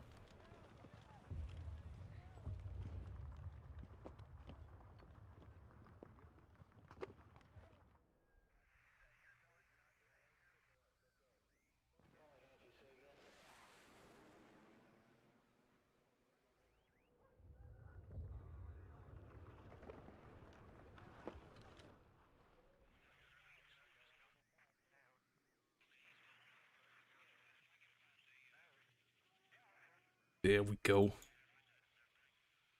Brings into life. Saxon CP coming around. Foxes, Parrots all moving in as well. Mobile scouts coming up here towards the north, towards Foxtrot. And we have a good couple of M1s and warriors here rolling in as well. No side really putting any major effort into this area. Light forces only here on the side, so yeah, it's full on focus into the center here from blue, whilst red is setting up with Hatred and Scuff setting up a push here from the flank. Blitz for being the lowest rank out of all these players here, actually, I believe, with like rank 60 or 70. Whilst all the others are in the top 20s, at least last I checked. So really high level matchup here. Top, really solid tournament performance out of all these players in the past as well. Good kill here by the SAS, Airborne getting hit. Also see a lot of Airmobile scouts coming up now as well. The LAVs trying to go around the flank. SAS getting a kill into the helicopter. Tow 2 coming in here as well. Voyage going down. Humvees going down as well. Meanwhile, it's the Ferret here pushing slowly forward as well. Getting another shutdown on another recon helicopter.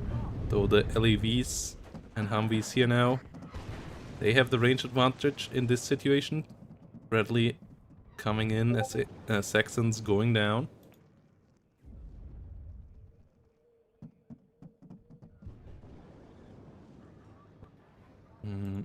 Whilst Humvee gets up. Okay, Homelander has a disconnect.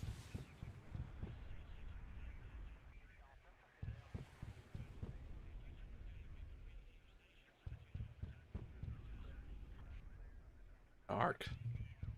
That is unfortunate. That is really unfortunate here. We unfortunately don't really have the room for a rehost yet. Let me check. with quick deployment.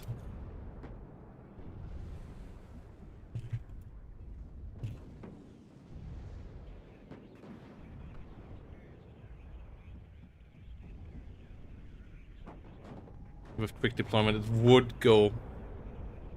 As we are, yeah, we still have 50 minutes, I believe. Till the next round. Yeah, 55 minutes. That is still possible.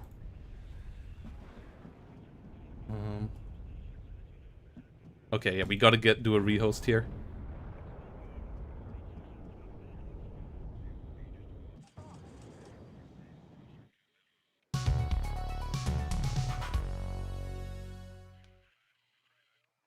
It's unfortunate. But yeah, leaving it at this point would be really, really shameful. We have a bit of extra time here. So yeah. Should be fine.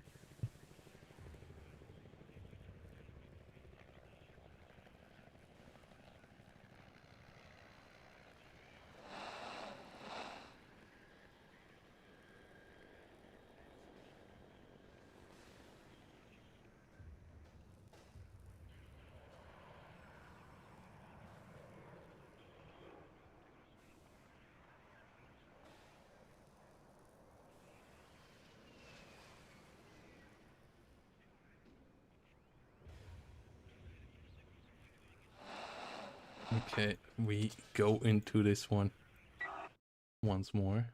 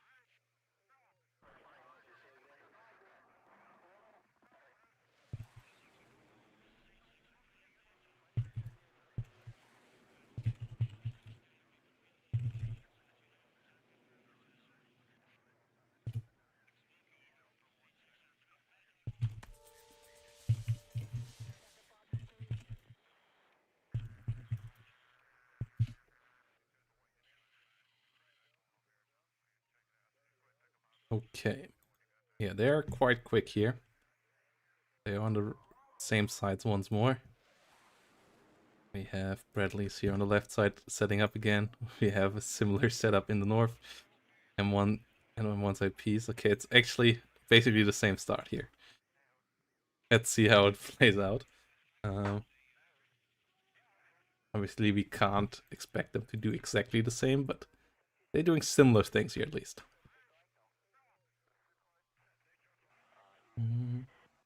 I wish we would have a play on from replay function. That would be fantastic.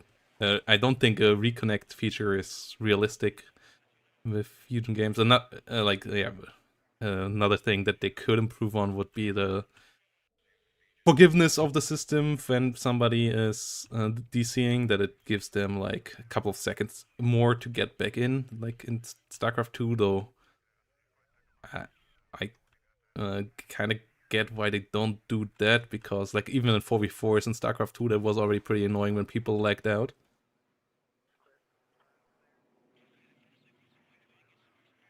But yeah, here we go again.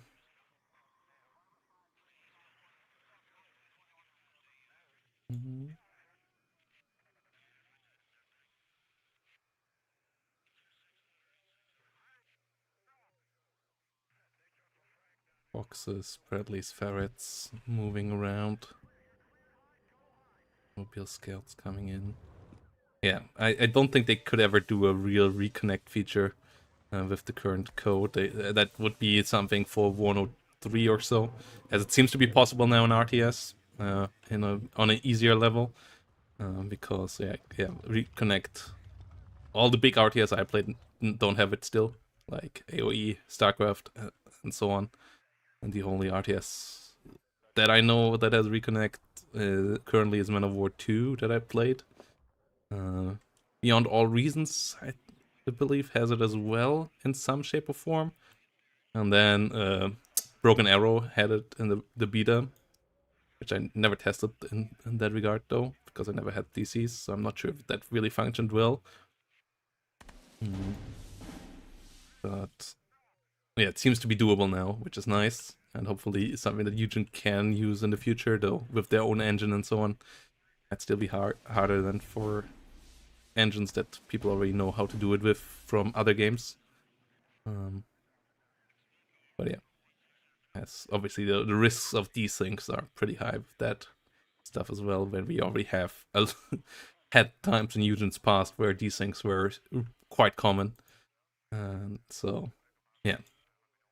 And yeah, playing on from replay thing would be amazing, but it would not be really relevant because it would only be important for tournaments. And as much as I love our tournaments here, and we are a decent chunk of people, we are not really a priority on Eugen's end. And yeah, with RTS having so many moving parts and so on, like, is something that seems to be hard to do, because yeah, even the big boys, even the things with hundreds of developers like StarCraft 2 and so on never had it. And back in the time, like reconnecting to a shooter or so on was possible already as well. Reconnecting to MOBAs and MOBAs like League of Legends came on pretty quickly as well, but that's obviously games that have not that many moving parts, so they made it work with the StarCraft 2 engine, which was also used for Heroes of the Storm, but that's obviously also MOBA, and it worked pretty clunky there as well for a long while, where you had to like weirdly catch up and so on. And like I think in that part there was also a couple of issues with desync and so on. So yeah, would be tough for Eugen. Though obviously nothing is impossible, but yeah, I don't think we will. I'm 100% certain we won't see it in WARNO. And would be still surprised if we see it in future Eugen titles, even though it would be a great feature to have. Anyways, let's get back into the action. Yeah, a bit unfortunate there in game one. As I said, both Homelander and Yuki are a bit prone to having DCs, as they are both situated quite far east away from the Eugen servers and not with the most stable internet connections, so makes stuff a bit hard. We see the Mobile Scouts here rolling in, SAS coming up as well. We are still within schedule, so all is fine in that regard. M1A1s rolling forward. Gazelles and AOH 58 scouts coming around.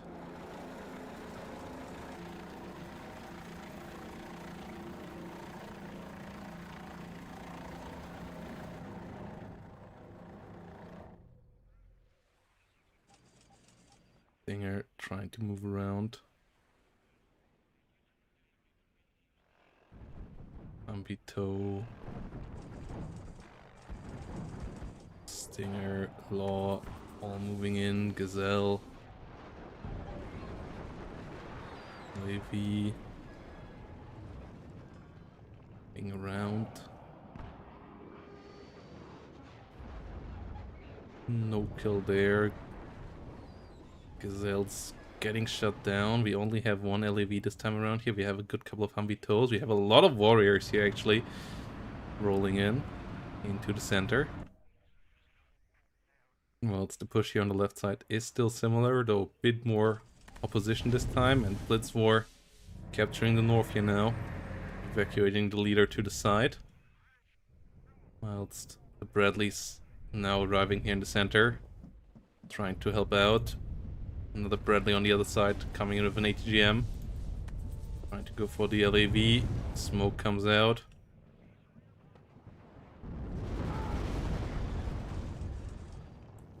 Bradley versus Saxons. Getting a nice kill there. Ambito coming around with another shot. And kill to another Saxon. Warriors under fire.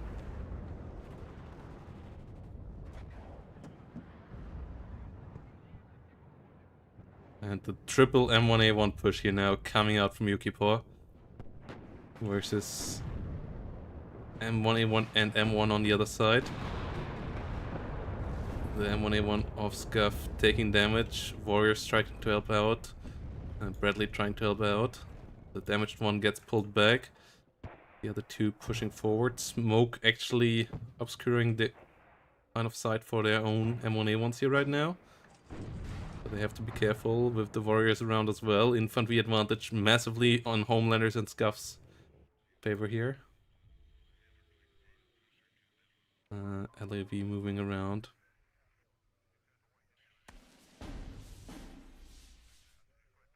Warrior Milan moving around. M1A1 versus Airmobile.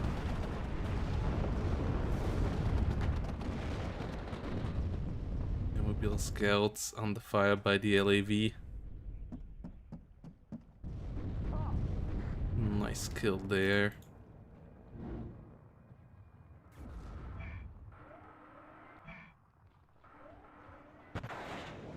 GM flying in.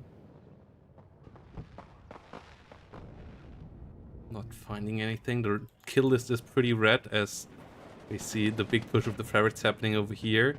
So they will take out the CV most likely, which will push it up to a +2 here. But the F111 LGB getting another ferret kill only. Not super important. The airborne leader here going down. Saracens pushing forward. Humvee and Engineer Dragons here. Trying their best to hold them off. Barriers and go. Ferret gets missed as the airborne dragon not that strong here. Cobra coming around with its Hydra rockets. 16. Most likely gonna try to snack that in a second as Barriers going down, Saxons going down here. Airmobile scouts under pretty heavy fire as well. Run can use its burning with a gun in a second here too. The center in favor of blue side as well, and Homelander disconnects again. Ark! Okay, yeah, this time we can't go on. Like, this time they have to play on.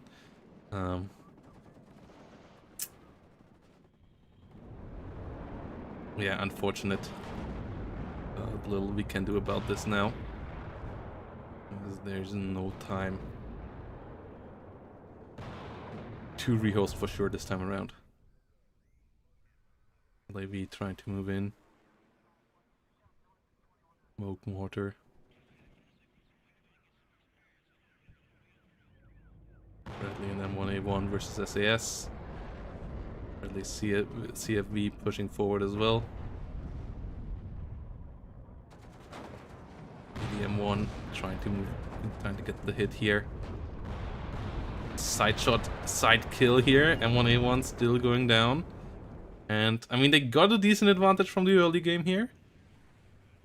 It's just that Scav now really has to play around Homelander's somewhat suicidal AI that now will go live. Like, we have seen people win from positions like this in the past. You just really have to play around your suicidal AI partner now. And that is obviously not easy. F-16 in the rear. 50 cal moving around in the north. Navy moving in here.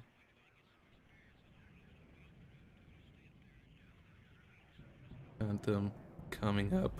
Stinger getting a hit.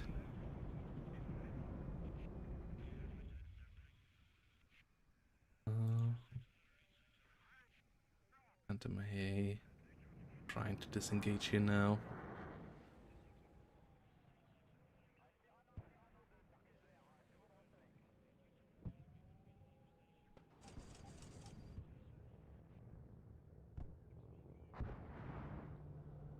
Maybe moving back.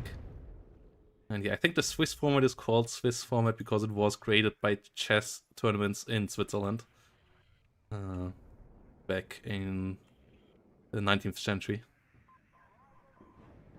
Like 1880s or so. For big chess tournaments there. And it's a really good format for tournaments with no eliminations. So that everybody still gets to play throughout all the rounds. And one Abrams here getting the hit. And yeah, with computers calculating it all for you now, it's really easy to do as well. If you would have to do the calculations yourself between the rounds, it can always take a bit of a while until you have the next one up. Blitz 4 now really going for the dismantling here though now, and yeah, Scaff just surrenders. Unfortunate. Doubles DC here by Homelander. As we have to have a look if there's still any other of our games going on.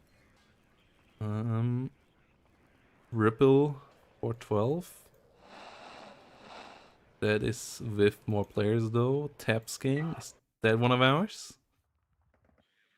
Yeah. It is. Glad Jones and Taps here versus TD and R. Okay.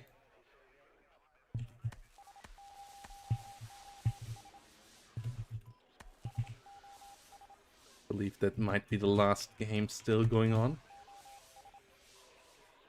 So we're gonna have a look in here. Gonna fast forward through it. What we get out of it in a timely fashion then as well.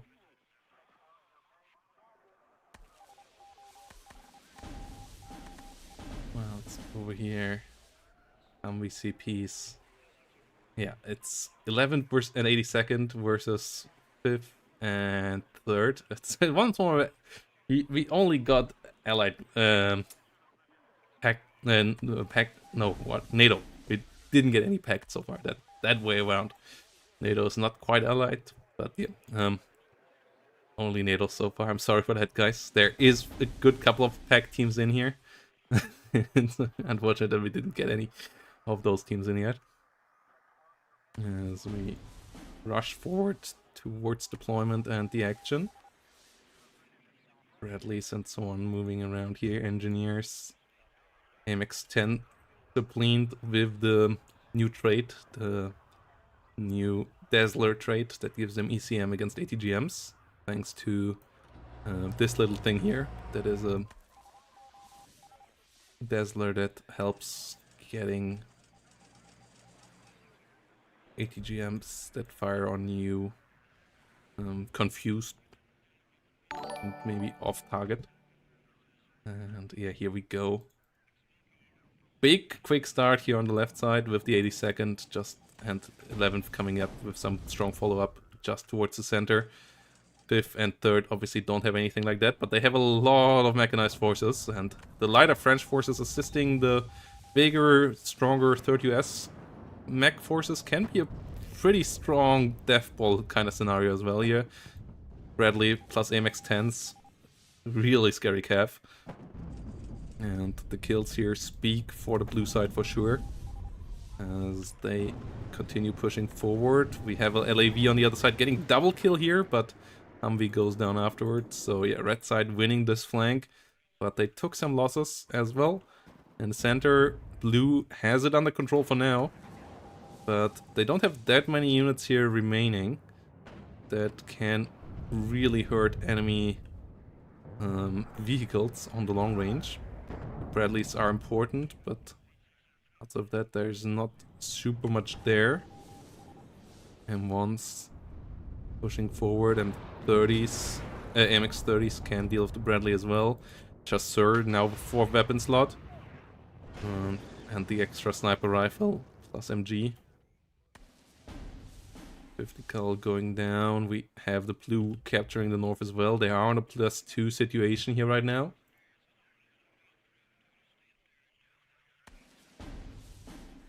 .50 cal going down. Fire Team Dragon being shut down. And 1A1 slowly rolling forward.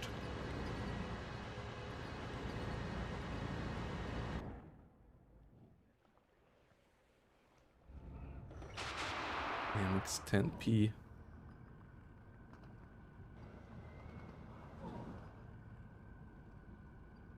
Sitting on the side here.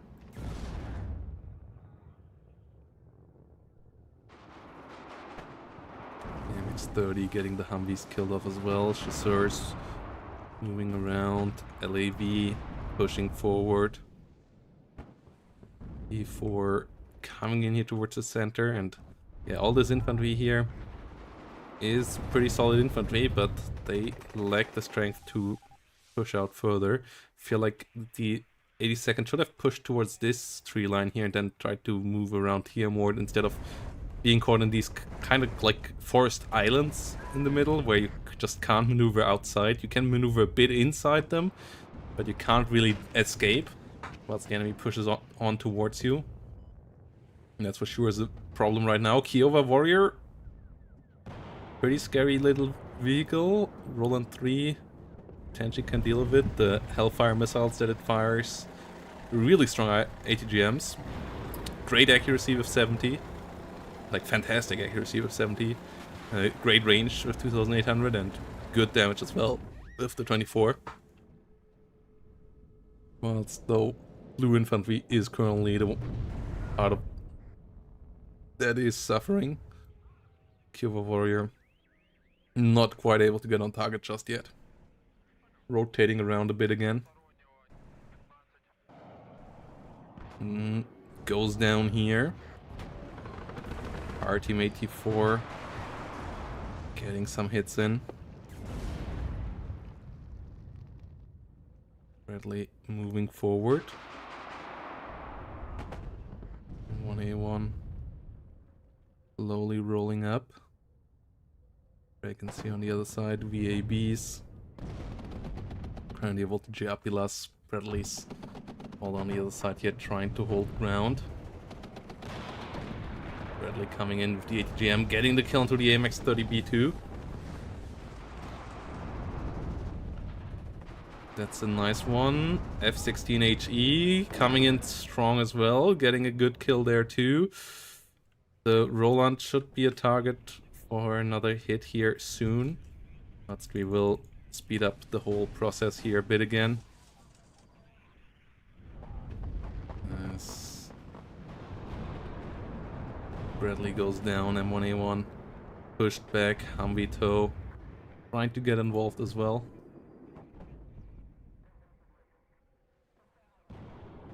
Yeah, we only have 3 more games that have to be decided. All the others have been played by now.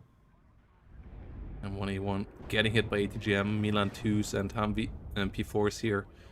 Trying their best. MX-30 goes down. Contest in the north. +2 now for the red side here with the mechanized forces. And yeah, beating them in a direct fight is going to be tough. M109 there with a good kill.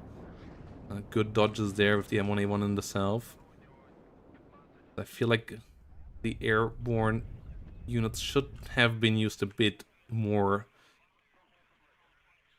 wisely here in territory where they have an advantage. Like, yes, they can hold on to these tree lines, but a single one can hold as well basically as 3 or 4 of them. It's just a bit of a time on how long vehicles take to kill them then. But like a single 84 infantry stops enemy vehicles from just rolling in, and 3 84 infantry just do the same. They don't really do more. So investing that many forward deploy infantry in there was a mistake, as they are easily killed off then, and you lack the strength on the flanks here and the shenanigans that you can potentially do. AMX MX-30 B2 here under fire. M1A1 on the other side as well. Disengaging a bit, but getting under fire by TOW 2. Ooh, needs to be careful. Gets routed there, at least it does survive. TOW 2 would be another good target here. Once we have a lot of infantry pushing it into the center here. Panzer Grenadiers, TOW Cobras all rolling in, but they get shut down. 1A1 slowly moving up as well. F-16 trying to come in, but no seat coming in with them. No big AA setup in general, and that is a problem. Meaning that the Rolands can fire freely, and it's not really working out. The helicopters coming in a bit piecemeal as well. AMX-30 B2 actually a pretty good unit against helicopters, as it has an autocannon that can shoot at them. Gets stunned here for a second, but an M1A1 here goes down, and yeah, the 11th ACAV on its own can bring a lot of M1A1s, but the 82nd here currently not really of a big support, at least in these fights. Could be pretty crucial with some flanking in the north going on. Like, potentially big helicopter plops as well, with some good fighter support. But yeah, I feel like you need to be more focused on the flanks as 82nd than they are here currently. Getting blown up in the tree lines. So Red 4 hasn't pushed fully through yet in the center, at least. TOW 2 might go down there. Yes, it does. As we have a lot of artillery pieces flying around. Kiowa Warrior coming in on the other side, though. M1A1 CV goes down. Stinger finds a kill on TOW Recon Helicopter, but Kiowa Warrior still does its job here. Oh, gets killed off as well. CV tank gets killed off as well too. Phantom coming up, and here we have the big M1A1 push, but we have HAs on the other side already. And that's a problem. We have also more ATGMs here in general, Milan 2s and Bradleys and so on, all coming around. But on the other side there's not that many of those kind of vehicles. Milan 2 getting the kill as well. Fire Team Law against the M1A1. Might be able to find the kill there. No, not quite. More airbornes coming in. A lot of mortar fire here now raining down. Both sides still trading blows here. As we have a lot of artillery flying towards the MX-30 B2 here as well now. We have a big push in the north. I like that part. It's actually the mech rifles. It's actually 11th here pushing, not 82nd. But that means that this CV here should be found quite soon. Oh, TOW 2 there with the important kill. As the mech rifles do continue. Milan 2 on the other side can do some damage as well. Bradleys should be able to find some kills here on the VABs. +1 for TT and R nearly has them equalizing the score here. So Taps and Vlad need to solve the situation. They get the victory here in the north at least.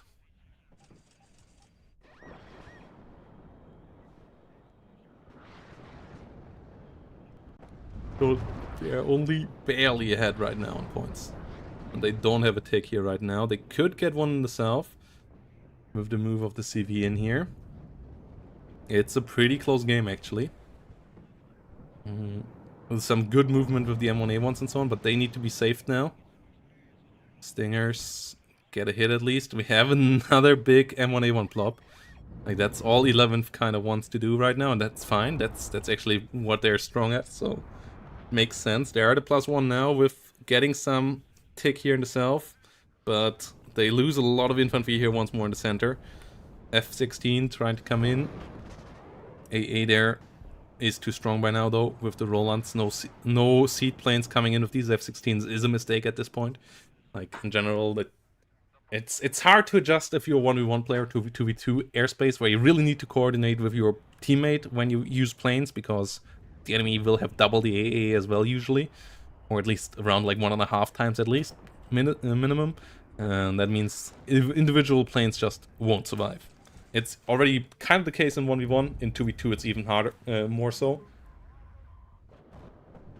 So you want to put strike packages together to, if you want to use air, and hit with those. Well, here Bradleys versus Martyrs. Martyrs surprisingly win here, quite significantly with the M1A1 support. A couple of them going down, but damage here is good, and blue side actually gets back in here. F-15 going down. Bomber not able to kill the CV. AA on the left side though, not so good. But the M1A1s here are not quite reliable enough. A HOT and an MX-30. It's a pretty strong combo. M1A1s coming around in numbers. We have F-16ATs now. 2 of them. 1 kill, 2 kills. If one of them makes it out alive, this is fine. Both go down though. So it's not really a great trade. It still takes some pressure off, but the red side has taken the south completely again. Is taking the north right now as well, and that's gonna be a +2 for them, as they have gotten a CV into the center once more. And yeah, blue side is hammering away units here. Napalm coming along. Milan 2 trying to get the kills. Cyanide coming in. CV goes down though. That's a +4 in a second here. And this will most likely end the game quite quickly here. LGB getting shut down as well. And the kill list is just blue here right now. It seems like 3rd US finally has found the critical mass here. Another CV going down. Might get pushed out of the center. Both sides bringing in planes. The reinforcement walls of M1A1s can be real, and the CV at least stops the tick. So we'll see how this goes here. All these guys being hit.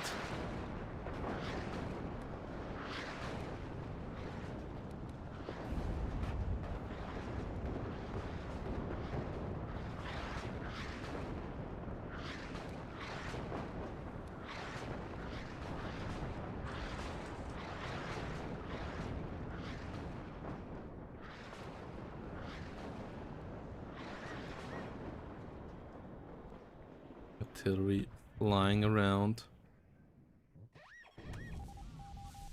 Fireteam Law pushing forward. M1A1s trying to push in here as well. And yeah, we have a surrender here on the left side, as the red side got it under control in the end and got the points here. So they got the W at B or R and Titi over Tabs and Vlad. Strong comeback there actually in my eyes from Tabs and Vlad at the middle of the game. But in the end, yeah, 82nd, just a bit out of position in this one. I feel like they should have played more to their mobile strengths, more to the air potentially if you want to do that, or helicopters, but especially like, yeah, not just... it's not a grindy division, especially now that the Dragon nerf has happened. Like before, they could just wall off things with Dragon 2s and be super annoying with that. That time, in my eyes, luckily, is over. But yeah, that's the changes there. Let's have a look if we have the last one still going on. I don't think this is the one. I believe that's different people. Yeah, it's against hard AI. Oh yeah, Soviet Boy and is the last one, and that should be posted here now in a second.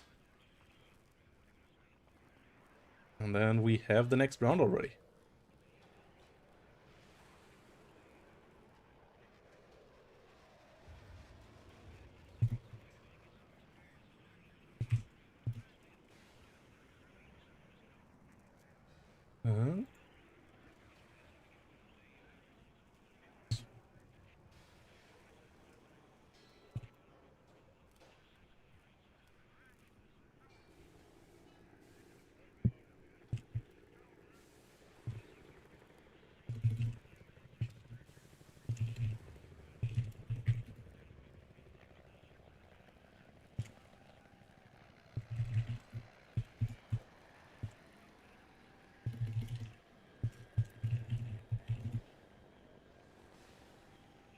Okay.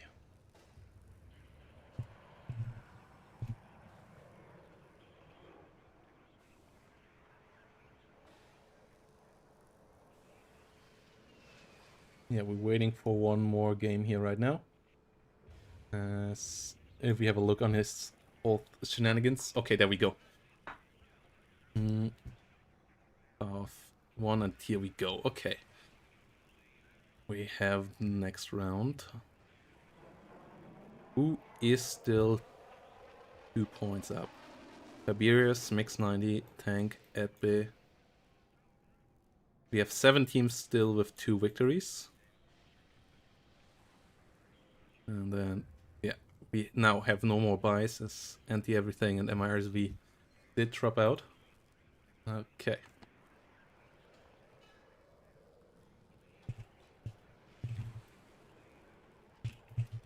And round 3 is up.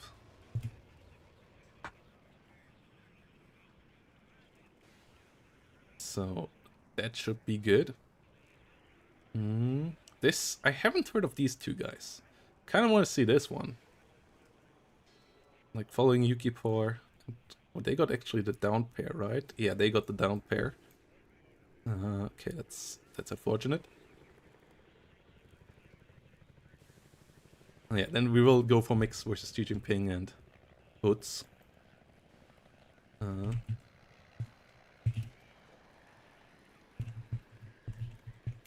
Let's have a look at this one. Mile and Coco? I actually don't know. We must. I think they're pretty decent.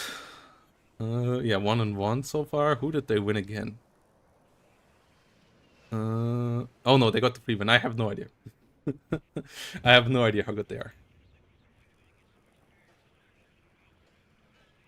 Like, for most of these teams, I know little about. Really. Like, a good couple, I know one of the players. But, like, especially in team combo, I don't know how much people have practice and stuff. So, yeah.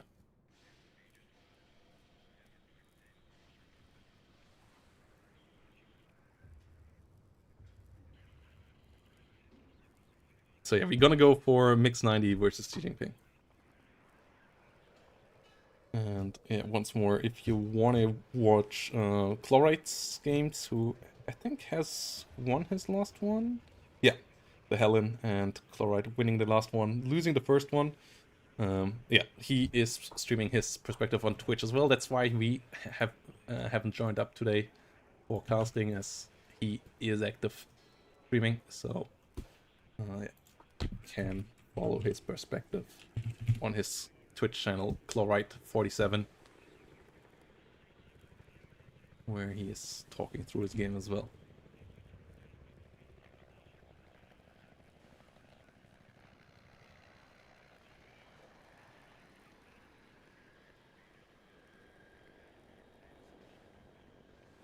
So yeah, winners play winners, losers play losers. At the end, we should have one team with 5 victories if everything goes smooth. As we have buys and so on, it can be a bit weird. I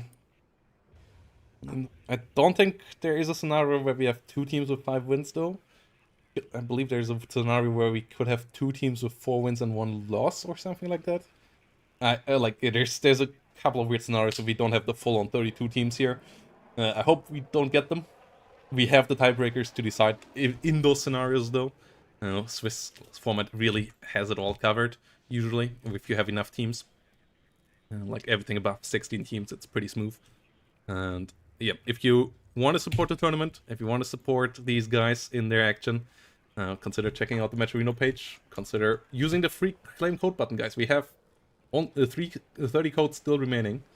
That's each being worth 25 cents. That will go into the prize pool completely for free. Thanks to Bon Jovi, Siamese, KS, and Co here for helping out. And you don't have to pay anything. You only have to click this claim code button here, and then it adds the money. And you can even add a bit more money here if you subscribe to the Matcherino YouTube channel. If you visit One Esports website, you don't have to do anything on the website. You just have to click the button, go to their website once, adds 13 cents to the prize pool as well. And they actually have cool stuff there. Like One Esports actually is a pretty cool news site if you're interested in esports. OneEsports.gg. Like League of Legends and all of that stuff. Like the times where I was interested in League of Legends, I checked out their page quite often back in the day as well. So currently a bit out of the loop, because I just don't have the time to follow it anymore, and I don't enjoy playing it. But yeah, thanks for using the claim code buttons, guys. Thanks for supporting the tournament. And then also the other big thing, WARNO League Season 2 coming up. And then the other big, smaller thing is that tomorrow, if you play Sins of a Solar Empire, tomorrow at 1 p.m. CEST, we're gonna start a multiplayer lobby over at SDL, just a chilled one on the Discord. So if you're interested in that, come on and join us for some Sins of a Solar Empire multiplayer action. Should be really fun as well. I really enjoy Sins of a Solar Empire 2 right now. And yeah, you want to jump in there into a bit of chilled out multiplayer action. It's not going to be a tournament or anything like that, just chill multiplayer. Yeah, let me know on Discord as well. We're going to start tomorrow, just be around. Yeah, see you all there. Hopefully as well.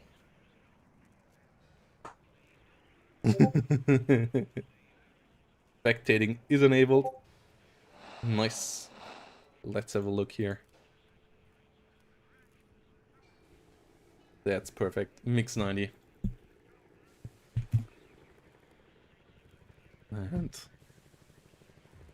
V99, which have 3rd US, 8th US, 82nd, and territory TKS. It's a cool combo. 2 strong forward deploy. The classic here on the other side. 3rd US is banned. It's airport as map this time. And they banned 82nd against Xi Jinping and Hoods. So no forward deploy for them. 24th, 11th, and 8th US. So the classic US divisions here left. Yeah, they are picking. And we have 8th and 82nd for Mix 90 and V99. So some forward deployment. And the standard 8th. 8th being by far the most picked division in this tournament. Like if you have a look on the sign up there. The data. The picked division. There has been a couple more changes. The only one that hasn't been picked being Berliner Gruppierung, unfortunately. But yeah, actually not by far the most. 8th being the most, though, ahead of 27th, 79th, and 56th. As you can see, we have packed players. We are in another NATO versus NATO matchup here. We have packed players in the tournament. Believe me, guys, it doesn't look like it right now. I'm sorry for that. There are packed teams in this, but we just unfortunately don't seem to get them. We just don't seem to get them.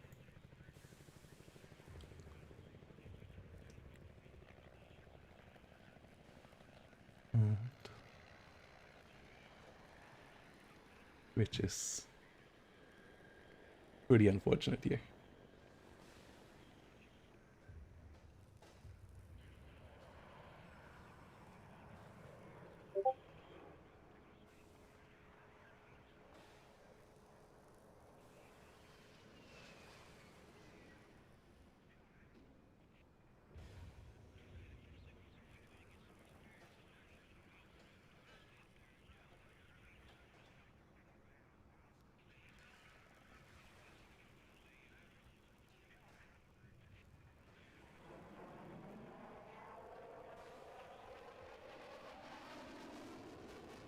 Okay.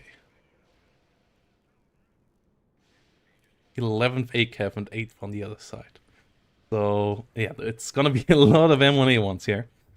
And, yeah, Airport 6-player version, though. Not the 1v1 version. Airport. Yeah. gonna be this one that they're gonna play on, which I believe is the same as the 10v10 version as well.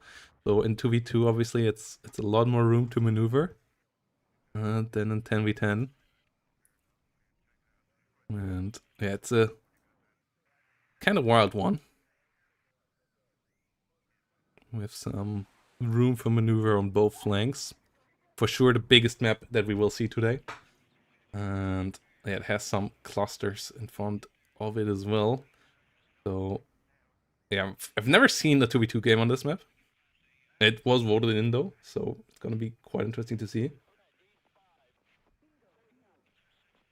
And yeah, I think most of us had a League of Legends phase in our life, and hopefully most of us have outgrown that by now. It's a great game with 5 people. It's a horror and solo queue and duo queue. And even with 5 people, you need to have 4 friends that are somewhat mentally stable. Otherwise, it can lead to infighting as well. Yeah. Great concept. Just something in there is so damn frustrating, though. Had way more enjoyable fun with Heroes of the Storm, actually, where everybody was way more chilled out. Plus, the stuff is more interesting. But yeah, League of Legends. The times.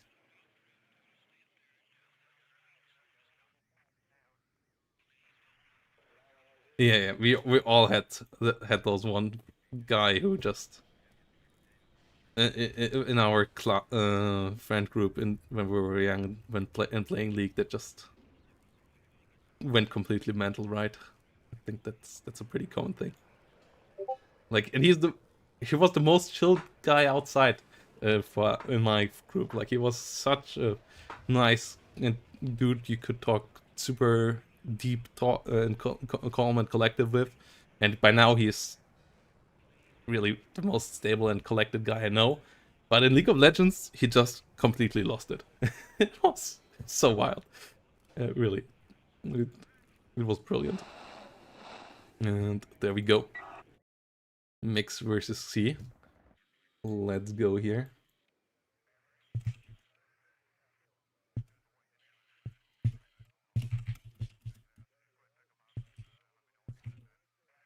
Mix A versus Xi Jinping and HOTS. Should be an interesting one. I have little knowledge about the team over here.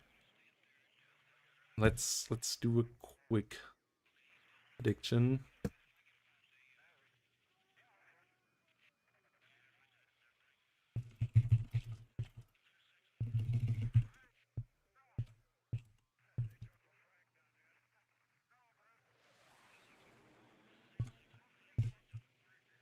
Mr. Brolin 90, okay.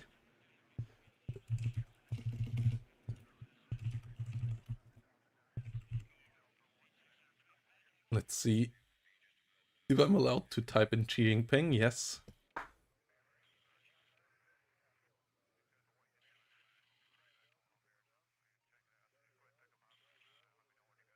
Okay, here we go.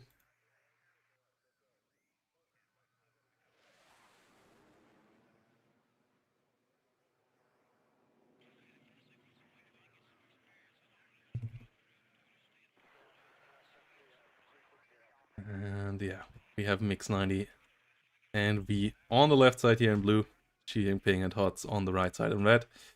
And this is... It's gonna be interesting to see what the forward deploy can achieve on this map. I don't think it's the strongest, but it can be a lot of shenanigans that you can do with it. Like with the 82nd. Okay. Just all the pings in the world here going in. Mix just having 4 pings immediately. Okay. The other 2 having 2 pings in there.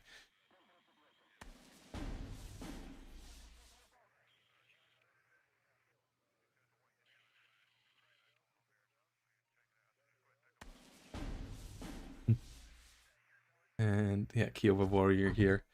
Coming in on the outside. Ooh, the first FSP of the day. That is hot.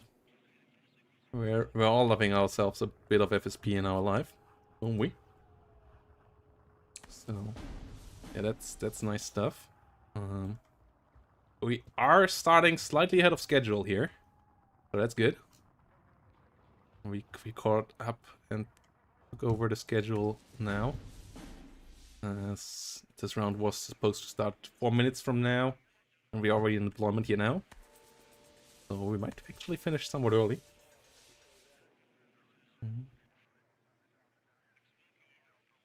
What's the pings going around here? Yeah, one dragon's coming up in good numbers. We have some scouts moving through the rear here as well. Having an ACAF round on top, pivot. We'll move to the north. And one A1s and Bradley's setting up here for some center action. And yeah, this is the forward deployment here. So the goal is Delta. We have some Kiowa warriors on the other side. Is there? Yeah, there is an Avenger. We'll have a tough time against that thing. Avenger has lower range slightly, but yeah, it is fast, so it will close that gap quite quickly. So chances that the Kiowa warrior actually gets the kill first here with its hellfires are rather limited. Rather limited. Also, damn, somebody voted with no 280. I thought it was 280k there on Mix 90 and V99. Okay, 8,000 points on hoods and cheating. Okay, gambling is going strong here. What else we have? Green archers. Ooh, ooh. I love that this thing is rotating by now. And yeah, green archer, nice little unit. Exceptional optics, 25-point unit. We have a couple of them now in the game. They can be pretty decent as a recon for the price point. There's some side action here going on. Some more units going up north here with one Bradley. As a mix. He's just putting up the forward deploy here. CB forward deploy. Tow coming up as well. Don't think there's super much room left here for air. No 80-second like air rush kind of scenario. Would be somewhat tough in anyways.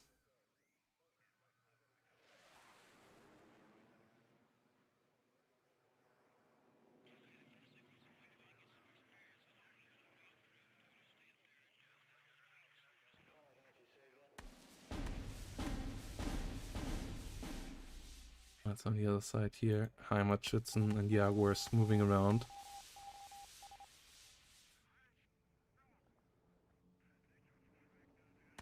Left up north, Sniper and LRS sitting around as well. We have some engineers, some MUT CP. We'll go here. We'll get some capturing.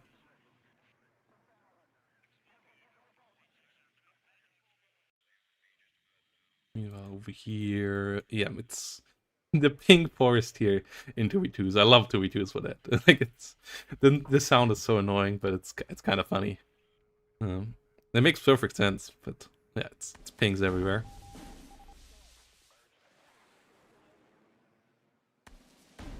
And it's also interesting to see how long other teams take for deployment, because yeah, we are now 5 minutes in. Stahl and I, like usually we're finished after 2.5 to 3 minutes when we played in the Warriors 2v2 tournament. And then sometimes, like I think the longest we waited was 13 minutes for an enemy team to get ready. Like we were just sitting there for 10 minutes and waiting that the other guys would get ready. It was kind of hilarious.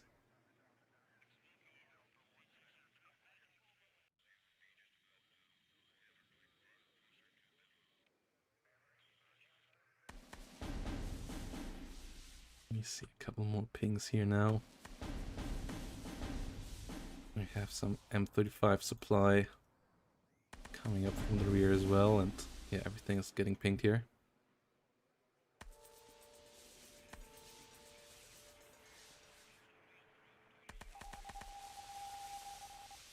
Things getting removed. Okay.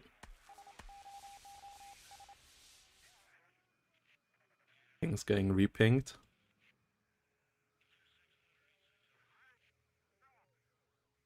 Yeah.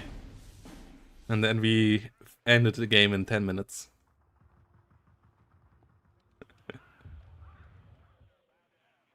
Also, this is the East German ample. Like, this is not the West German traffic lights. Seems like that was the top priority on the invasion. The only real reason why the East has invaded this part of West Germany, it seems, just switching out all the traffic lights immediately, bringing real culture. It's the way better looking traffic light in my eyes, with the Ampelmännchen, one of the few things that actually kind of were taken over from East Germany into West Germany after reunification when it came to like traffic and stuff. But yeah, it should actually be different looking. Traffic lights. Those are the East German ones. But yeah, priorities absolutely set straight, replacing traffic lights. Also, this is a really wide location for a traffic light. Not gonna lie. Meanwhile, in the towns, there are none. Yeah. This is a perfectly safe junction, but here you need a traffic light.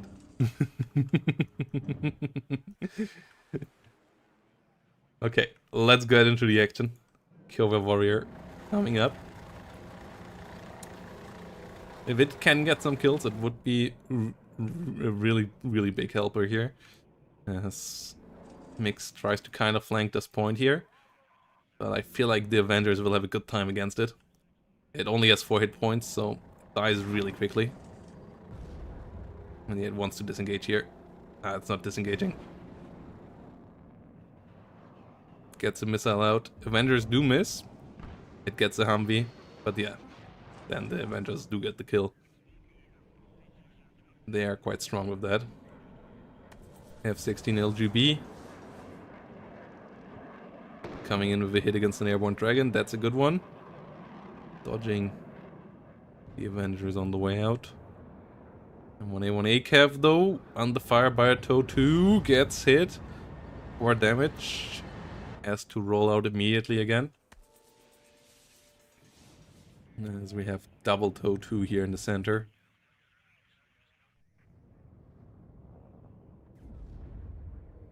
Hiltus Führungs under fire. Gets blown up. McRaffle Dragon trying to come around. Maybe on the way over here. We have some more 13A3 ACAF. Trying to be a bit on the flanking move here. Scouts on the other side without AT. Engineers without AT as well. So they can just roll up. No real shenanigans in the south. Just recon units on both sides. But ACAFs here as well. Humvee does get the capture here in the middle.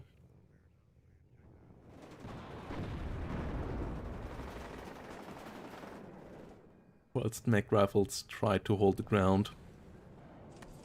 Eyehawks and Stingers get the hit here. Engineers rotating around.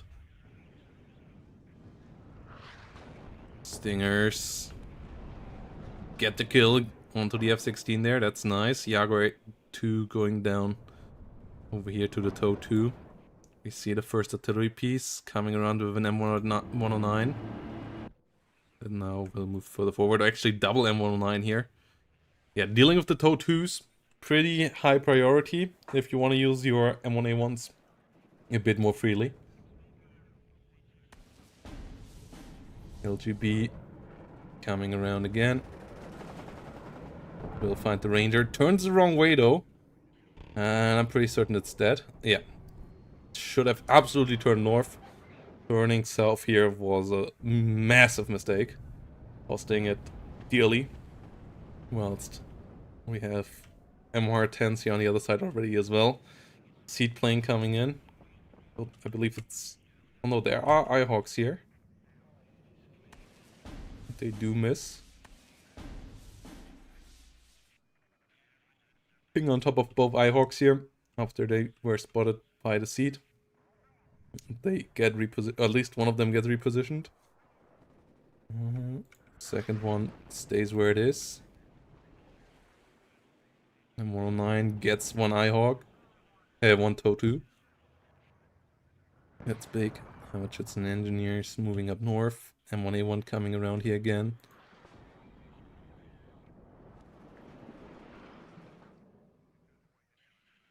Seed plane flying around.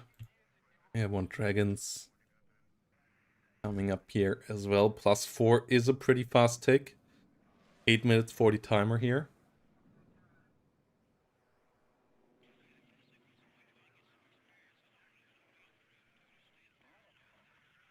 Whilst the M109 tries to deal with the airborne over here.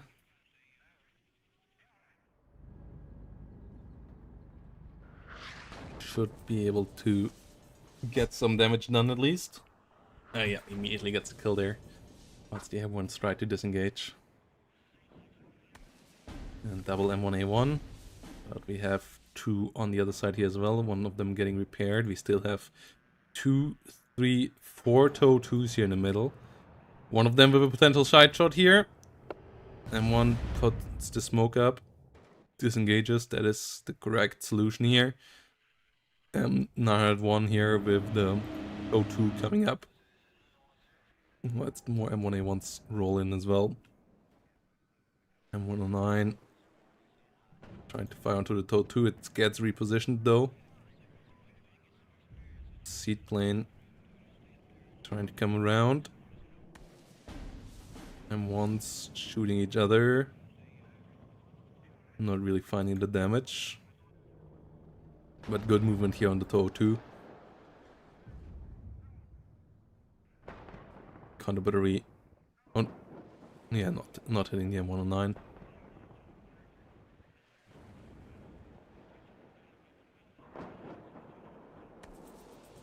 But we have a Kiowa warrior here now as well. Okay. Not being able to find the supply though. Ito coming up, and yeah, 7-minute timer here now. That is a pretty tough timer already. That will put some real pressure here onto our players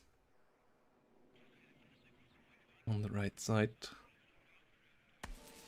And 109 trying to get some kills, trying to get some hits here.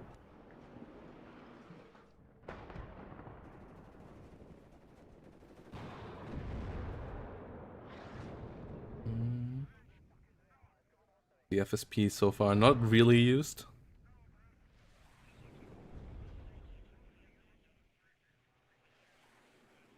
Though, yeah, we would need to see some bigger guns for that. Anyways, double ATGM over here, M110 and HE MLRS that actually is firing a buff here. Eyehawk immediately gets taken out by the M110. Yeah, that one not repositioning was a big mistake. Gets taken out. A HE MLRS now coming in. Not hitting really well with the first couple of rockets. Still missing. Its AoE should get a lot more stress than it currently does. Gets some good damage against the ITOs here now. The AoE in general of the rockets not amazing, but enough for the ITOs here. So I believe it should stun more than it does for sure, and maybe also have slightly more HE AoE. Be really reliable. Airborne. Dragon going down, M1A1 being pushed back by the Humvee, but yeah, good, strong kill there on that position. Rangers on the other side going down in big numbers though. M1A1 numbers here are rising. 5 M1A1s here by now, 4 hoods. The TOW2s are still the trouble on the other side though.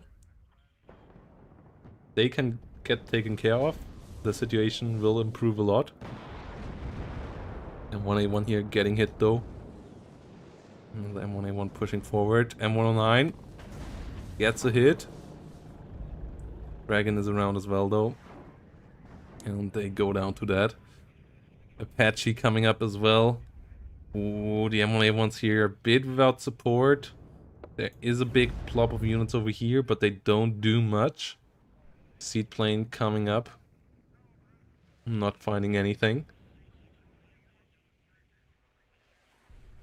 Actually, Ito did fire from the rear.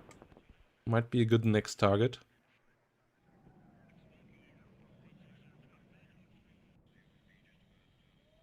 My Hawk now turned off, or actually out of ammo. And it's 3 minutes 41 time here to try to fix the situation.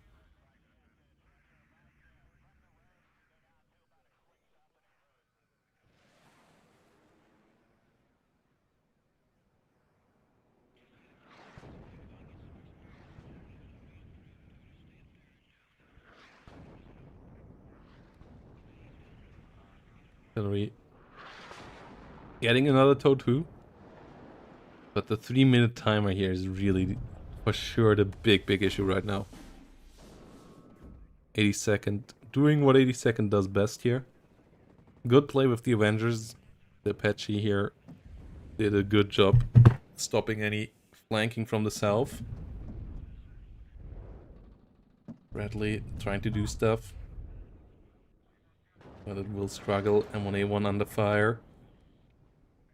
Yeah, without the artillery support and so on, and without any pressure on the far flanks, I don't quite see how 8 and 11 are supposed to break this here right now.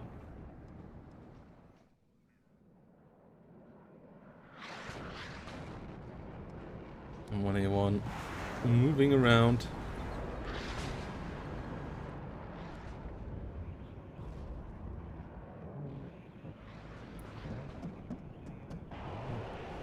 F-16C on the fire. Seed plane on the fire as well.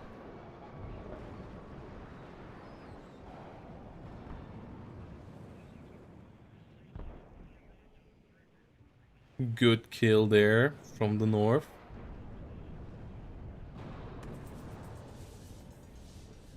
That's ATGMs do hit the M1A1 down here. 901 coming around. Good kill there on the ITV. A lot of Abrams dying here right now, and the 1 minute 40 I think is the last we're gonna see out of this game. Yes, Apaches and Co are in decent numbers here now as well. One of them will go down, sure.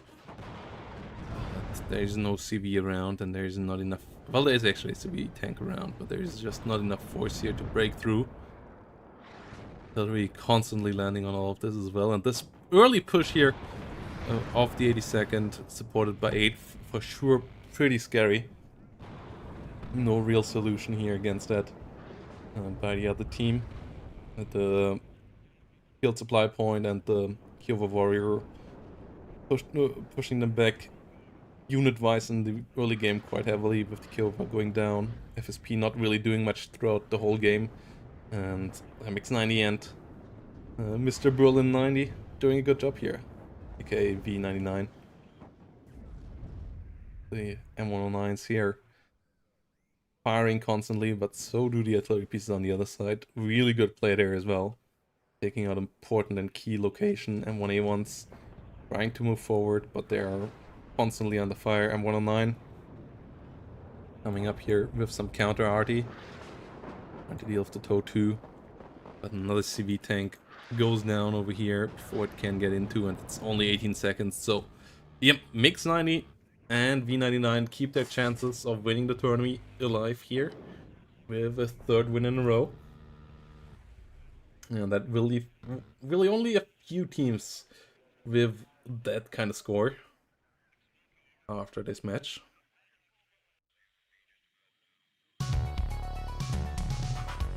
And yeah, GGVP to both sides here. But a really clean victory there.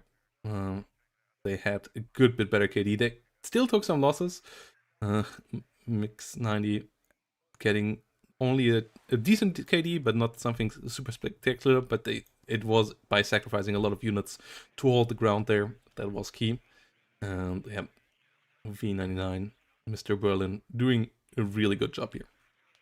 So let's have a look what else Who else is playing here? Whom we can join?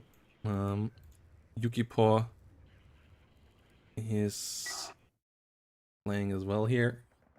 They are another team that has 2 victories now, so third one for them would be pretty big. They are the ones that got down paired, so they are playing against a team that is 1-1 right now. So we got to see if they can get a win here nonetheless. Yes. Yuki Paw and Blitzmore for sure high favorites on winning the event potentially as well. Versus 2 players I actually don't know. Koch and Shaktil. I've never seen those 2 names before, so let's see what they can do here.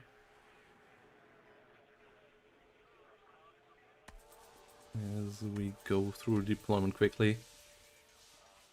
11th power this time on the side of Blitzwar and Yuki Paw. And the first time that we see a packed divisions on the other side, 35th and 7th. So 2 airborne division clashing. Me-24K there getting bullied by the strong AA trucks and stuff like that from Blitzwar here with the double Mistral. Double Mistral getting the kill there. We have a +2 right now for Blitzwar and Yuki. Flanks secure, but nothing major there. One chasseur power just to seeing the defensive line of the enemy in the north. Spetsnaz GIU getting killed off. There's our Nikki Medis on the fire here in the south. Mortar trying to drop down some smoke. That's the Sagai recon. Goes down as well.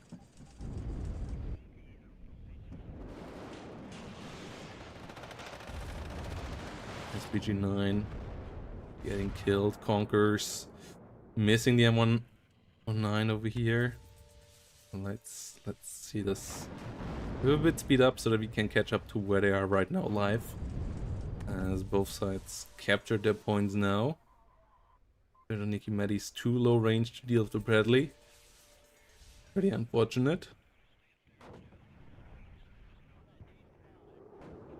A lot of Dejon Medis going down. LGB gets a good kill. Can it get out alive? It seems like it. iHawk. Not of the best hits. MiG-21.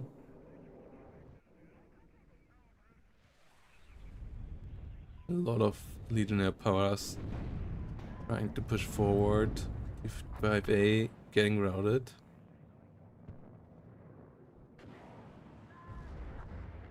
More Spetsnaz and Motostraki Medis trying to deal with the situation as well.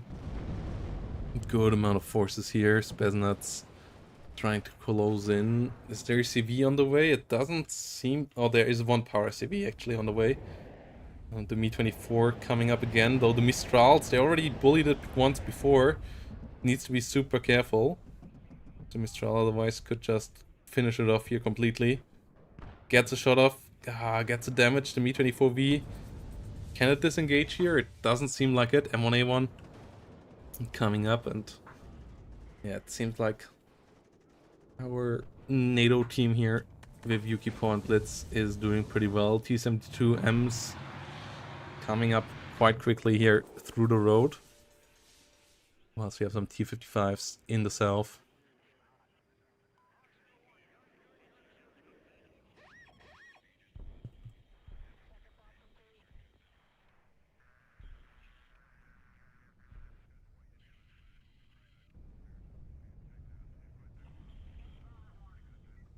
MiG-21 bis flying above all of this. Arm 70 now coming in against the Mag Rifle Power, Mag Rifle Dragon. Getting some damage in there. Ooh. Getting the kill. That is good. That stops the tick. Milan 2 versus T-72s. T-72s need to be careful there. Artillery lands. The Milan 2 gets the kill still though. And the Mistrals here still stop any helicopter from getting through. Artillery also not getting quite the kill onto the Milan too. So that is unfortunate as well. Para-Eclair pushing forward. Para-Marine versus Dejan Dredgevetka over here. Dejan's holding their ground for now. Else we have light artillery on both sides. Arm 70 and the Nonna here on the other side. Some RA mortars. A couple more mortar units here. Just trying to annoy the enemy, trying to smoke off if possible.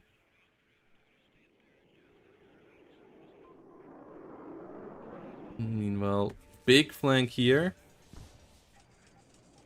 A lot of Dejanikis trying to get onto the side as well. We have T-55As pushing forward. There is still an ATGM though. That has to be respected. T-55As, they're not doing the best. Para-Marine, pretty scary. Yeah, Ito is an issue. ATGM does get another kill onto the CV Mud there. 70 doing well. CV on the other side goes down as well before it can fully capture the zone again. Mirage getting out alive, and this double time here right now really leaves us with a lot of kills really quickly there. A lot of red units going down though. Mochitson getting overrun here in the south, or Shilka's going down as well, and the LGB coming in, killing off the next CV. Getting out alive once more here. AA network on the right side, not quite good enough for this. MiG-21 at least getting 1M1A1. Gets shut down immediately on the way out as well though. So that is not really worth it. And yeah, blue side here in a commanding position now.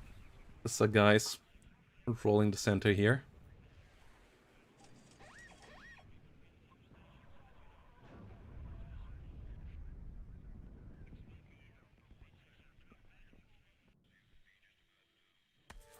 Nikki moving around in the north. The Sir Paras getting a kill onto the Dejan Dredgevetka. T-72s coming around. EMD2s getting a kill against the Sagai. Jaguar seat under fire, being pushed away. Whilst the LGB comes around again as well. 50 cal under fire. Mac Rifle Dragons. Janiki coming up. 72M getting a nice kill onto the Sniper SAS. Ooh, good kill here onto the Belojor. Really nice one. Bonkers pushing forward. Engaging a bit again. And the other flank here got stopped pretty well as well. There's on Belojor.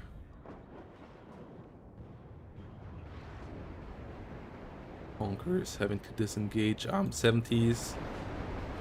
It's another kill onto another CV. M1 CV already on the way though.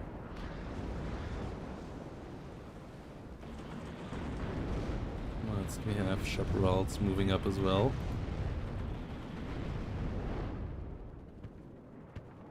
Janiki PMD versus Mac Rifle. Chaparral and Mistral trying to find a kill.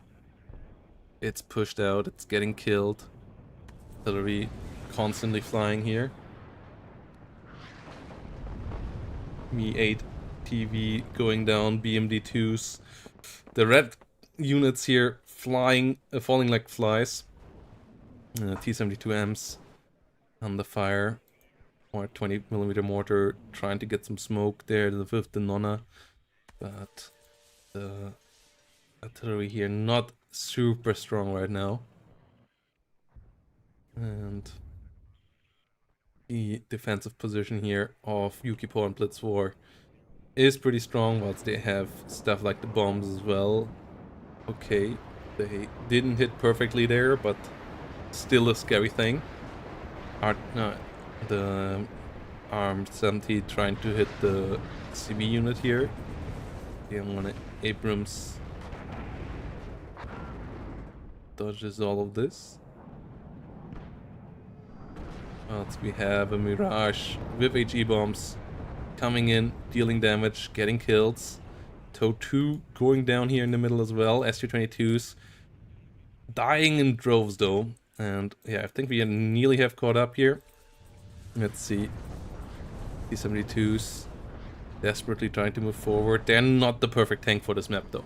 The ranges here on this map are all often starting at max range, and yeah, you don't have that many tanks for this here, with T-72s not only having 2100 meter range. They do a good job at 2100 meter, but they are somewhat limited in their fire control there.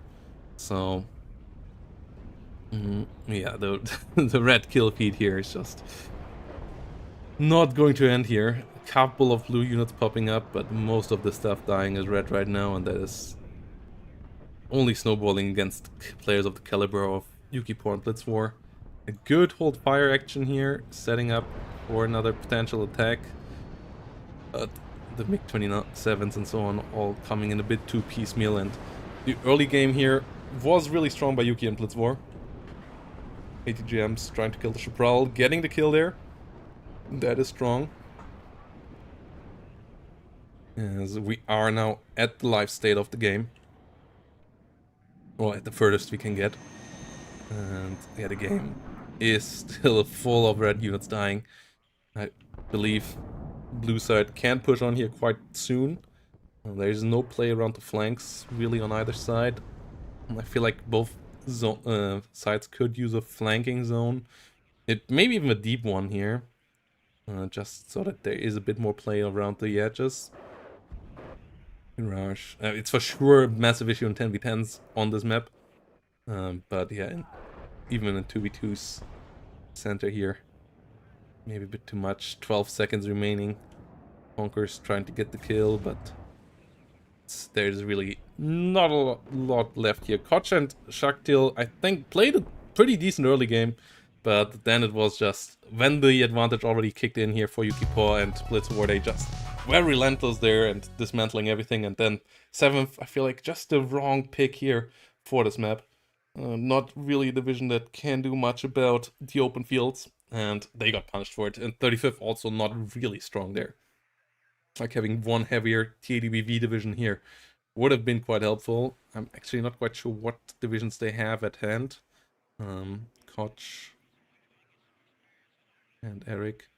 Yeah, 27th I guess got banned, and then they were stuck with 35th and 56th and 7th Panzer, so not really much options there, I guess, left to really do it, and that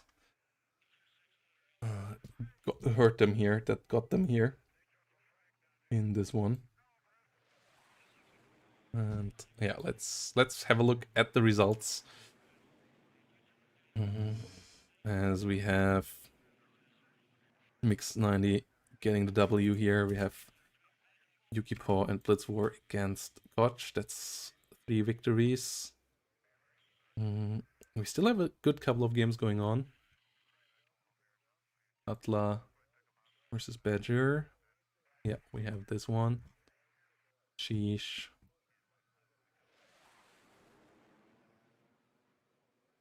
Huh? Where are they?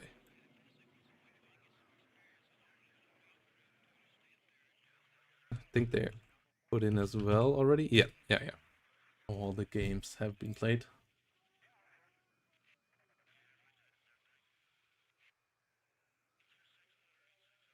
Stingray. Okay. These guys did win.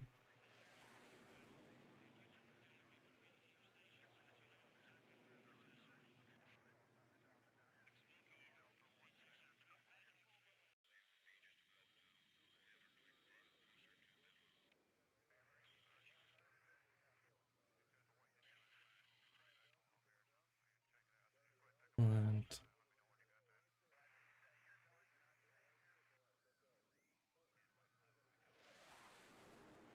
why the hell am I on site online there? Okay. Badger and his teammate do.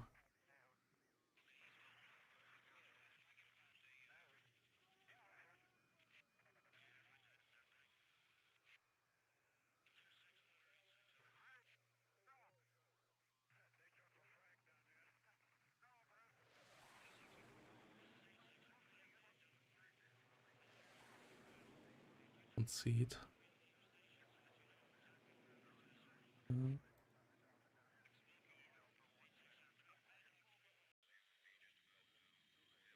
We have an uneven number of teams again.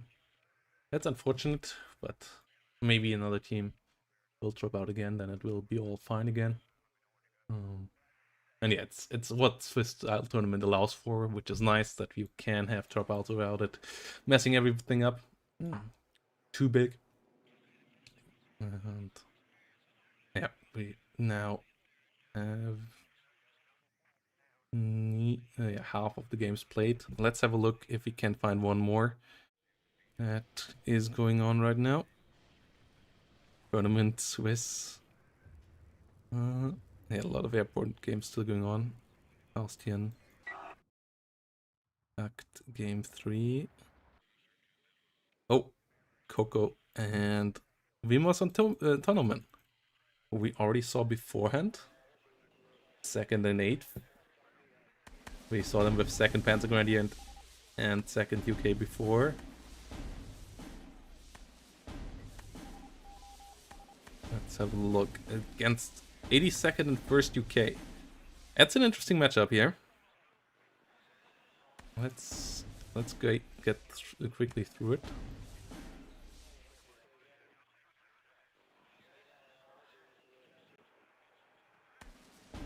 Big flank here coming in from the 82nd player.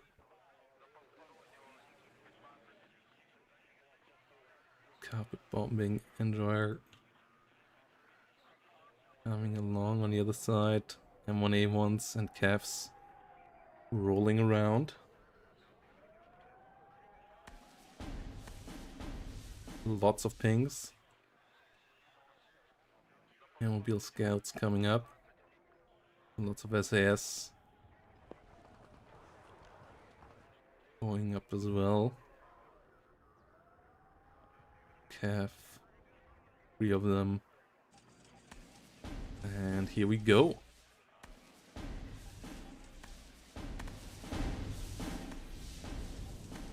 SAS on the fire. SAS getting overwhelmed by the 82nd. They're just being a bit too numerous. Snipers and 50 cults trying to help out. And a good position over here. Warrior Plague coming up in big numbers.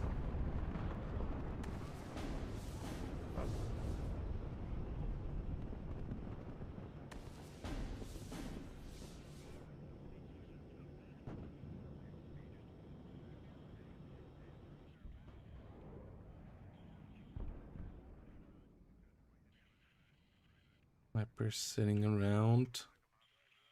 Phantom being hit.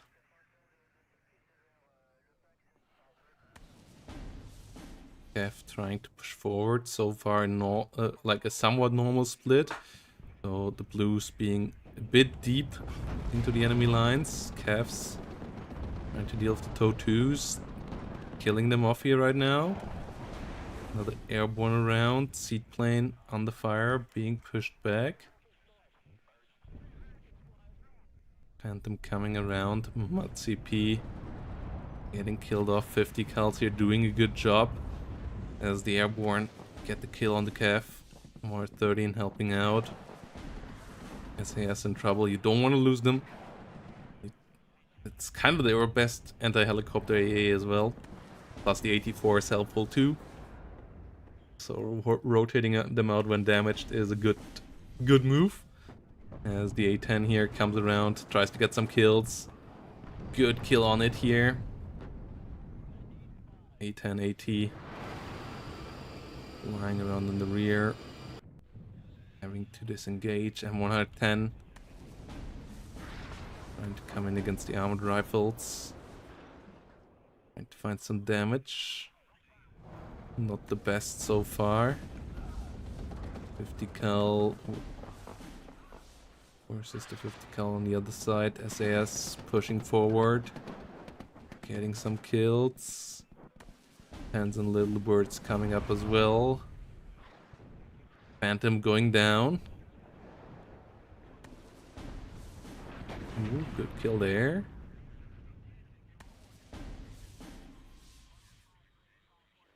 R10 versus Airborne. Good kill there. Area Pioneers moving along. Snipers getting some nice kills. Good kill against the Cav. Good kill against the Stingers. The blue forces have been wiped out here, but that leaves us with the dead split over here.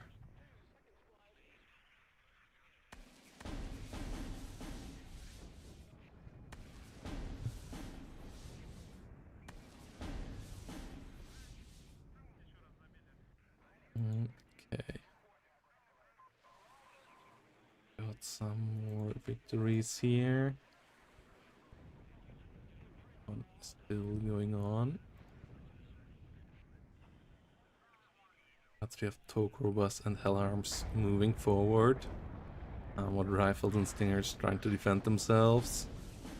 Milan 2 under fire. Question is, it's 145 points, that's not a lot. And red side has the slightly better late game. But ooh, this is an interesting movement here. I like this. Little birds can move around. Airborne get a kill. A10 coming around with some gun runs though. F-15s and F-16s coming around. LGB moving around here. Little bird pushing back against the Cobras. DV gets in, gets the capture. Gets a +4 established here. That's a good bit of points, but the reinforcement road into the rear here is a long, long one. And yeah, Airborne leader going down over here now. Airborne engineers should be dealt with. Really fantastic idea here, but good counterplay here by Tonnoman as well. Yeah, losing a couple of points, but getting the slightly better advantage out of the KD in the end, I think. Both sides got some kills here, but I believe Blue invested quite a lot into this. It was the right move to do at the time, with 54 points not really being a real point advantage. Like, that can be caught up really quickly. If 500 something, the enemy has to hold something for a significant amount of time. Yeah, 580 or so points here gonna be the moment where it's captured again. Cluster artillery. Tonnoman and Vimos now actually need to capture something.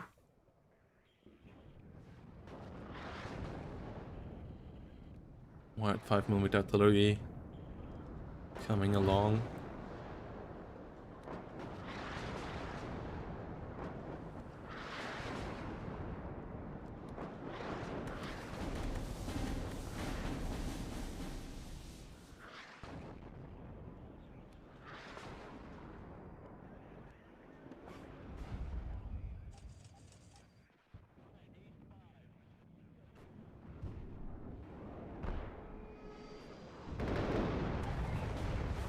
Okay, yeah, we still have more going on here.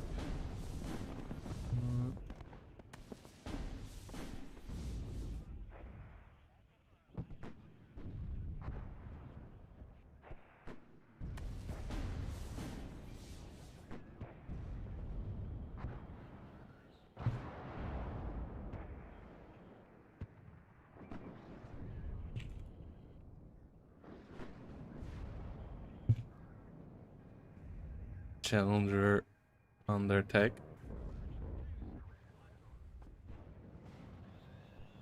Milan 2 under fire. Warrior under fire over here. Good kill. Laris moving back. HE trying to move around. Cluster coming in. And yeah, M109's here on the other side. Trying to find some kills. Onto the Jellies and Co. We saw some oversupply going down. We have a big push here now over the open field. And Red is playing with a big smoke push. This could work out for sure. It's mostly only the Brits holding here. A couple of Apaches, that's good units here. Artillery should maybe try to find some kills as well as the CV rolls in. That CV is going down. That was way too far forward. Warrior, Milans and Co. trying to come around here as well. Challenger Mark II disengaging. Challenger Mark III bit on its own here as well. Attacking a Challenger Mark II on the other side. Smoke really making it difficult for both sides to find good line of sights, but obviously allows Red to close the gap, which is big. M1A1s here getting side shot by Humvee toes though. G-bombers with a lot of kills on both sides as well, and yeah, this speed battle here right now is a tough one. We have 13 minutes remaining. Red's push is getting in, but is it actually winning here? I'm not sure. It's a lot of losses on both sides, and I have no idea. I think it's really close here. Challenger leader goes down, so the capture of the zone is further delayed until another CV can be brought up. We have great reinforcements coming in. Challenger Mark II coming up as well. Chieftains and rifles coming in here, trying to just run in, which is not gonna be easy. Challenger Mark III and 1A1. I think Red is not getting the full victory here, that's for sure for now. But they have big reinforcements coming up. 3 M1A1s here. CV not in the smoke, not capturing right now. That's a big mistake. Apache getting stunned though. The CV still sitting outside of the smoke. Aero rifles got into this position. 11 minutes remaining. But the next M1A1 push coming in. The A10 is big! The A10 gets a triple kill there. 3 tanks falling and the Rover CP finally gets in here. OH Scout going down. Infantry trying to find the Rover in the smoke. Rover jumping out of the whole situation again. We have a Humvee on the other side. The reinforcing infantry here being really close. CV goes down on both sides. So no capture here, +2 situation, that is okay. No capture here in the north, and I think Red is doing it here. Tonnoman and Vimos. The smoke play is doing it. It's relentless, it's non-stop. And it is getting there. Warrior Milan on the fire, going down. Sheridan trying to get in here as well. And 1A1 on the fire. Challenger gets killed. The zone gets captured again. Where's the next CV? There is another rover. Yeah, that's the one thing that could kill this here, in my eyes. Ooh, the Challenger gets taken out by artillery. That is big. No CV.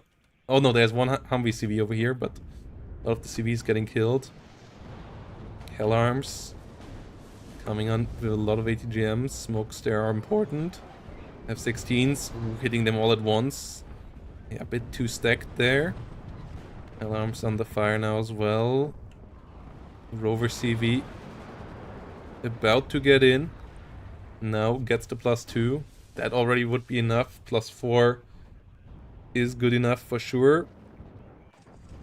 The Humvee CP needs to get in. The Rover CP needs to die. Humvee CP doesn't make it in. Harrier HE. Tornado HE. Good run, but not good enough. And the blue side is losing the CVs this time around. Alarms in big numbers, but the 82nd play here, being bogged down into open terrain fight, is not where they want to be. The 2nd and 8th having more tanks under their control than the enemy side here. Challengers and so on are all nice. Sheridan's coming in now here, tow Humvees. That's not something to attack with, that's defensive weapons just like the Lynxes, but offensive weapons are needed here and they are not available right now. +4 will get them ahead in good time.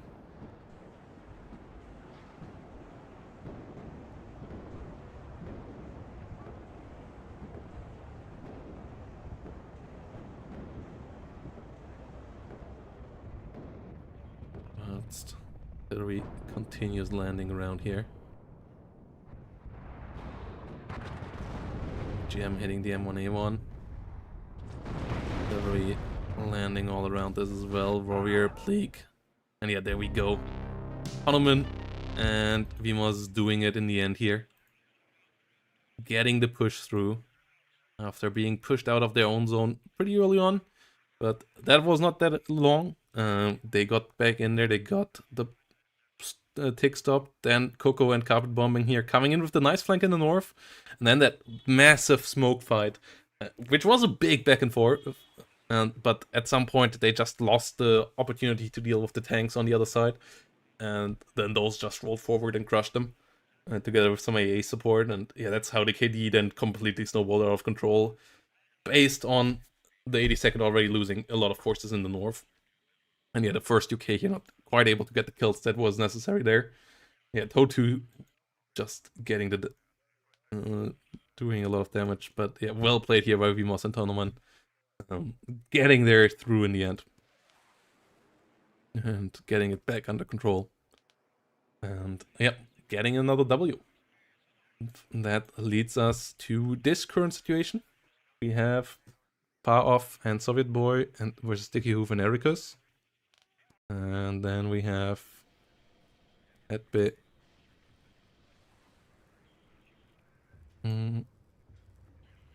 Wait, what? Default server name that supposedly is spectatable, but is somehow not. I guess this should be a tournament game as well. Yeah, okay, yeah. That's Hippie and Tiberius versus and City here. Both 2 wins so far as well.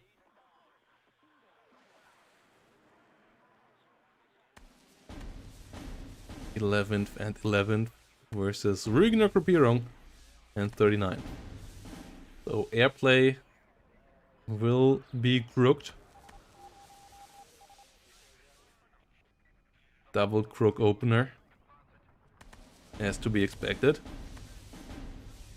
Rook in team games. It's already pretty strong in 1v1s. It's a whole lot the other beast in team games.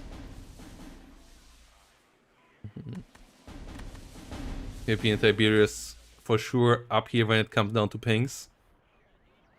They have the upper hand there. Why is the game only started though? What the hell happened here? No, I think no, the bar is wrong. Because I saw it earlier already going on when we jumped into the other game. Okay, it's trying to catch up. Well, let's see. What's going on here? You know, it just stuck. It doesn't quite know how far ahead they are. Kyowa Warrior versus KSK. KSK getting killed on the Para Milan here. That's big. Sagai trying to come around. Yeah, Krug getting the first kill there. F-16 getting a kill onto another plane as well on the other side at least. But the Phobos here on the flank doing a pretty good job. KSK and Conquerors pushing forward as well. ADBK of Tiberius pushing through too. As we have a bit of a flanking maneuver here on the other side. Our SAS being caught out of sight of buildings and at a 39 with BMP2s and TADBVs, and then the strong AA and numerous infantry here really doing something good. TADBV pushing forward, getting some nice damage done. Milan 2's here trying to kill the TADBK, but good micro there by Tiberius. BRM going down, BMP2s.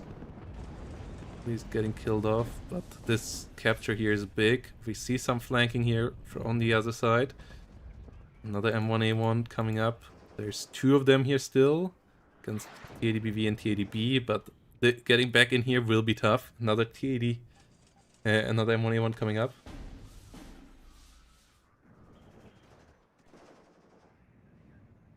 Ooh, Malyutka losing here. That was to be expected. Azavistna dismounted troopers there.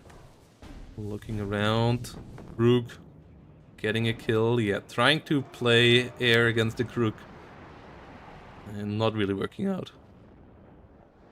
Especially next to a CV with 1-star veterancy, meaning they actually have 40% accuracy. And they only need 1 hit. So especially with low ECM planes, not really gonna do it. And with high ECM planes, you're it's really risky as well still, because yeah, if you lose the roulette, you lose a lot of points.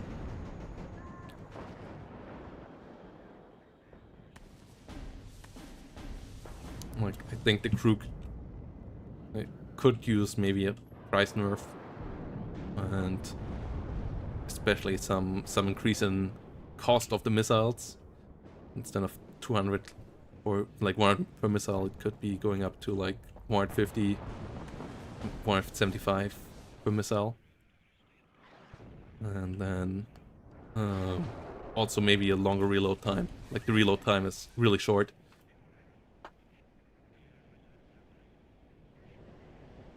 We see a BBL PC not quite capturing the point though. F-16 trying to come around for the kill here onto the Mi-8. BBL can now move in. Krugs get the kill again. The roulette is working out. VBL gets the capture here on the rear point zone. So interesting play here for sure. Iltis leader will be able to get in here soon. No artillery here on the left side. 11th Para doesn't really have it. 11th ACAV only has M109, so it's not the strongest in that regard. Stingers could be really helpful here right now. Or Mistrals actually, even better. Get the kill. Now the push can come with the Sagais and the M1A1s. Meanwhile, Uwats here gets killed. Sagai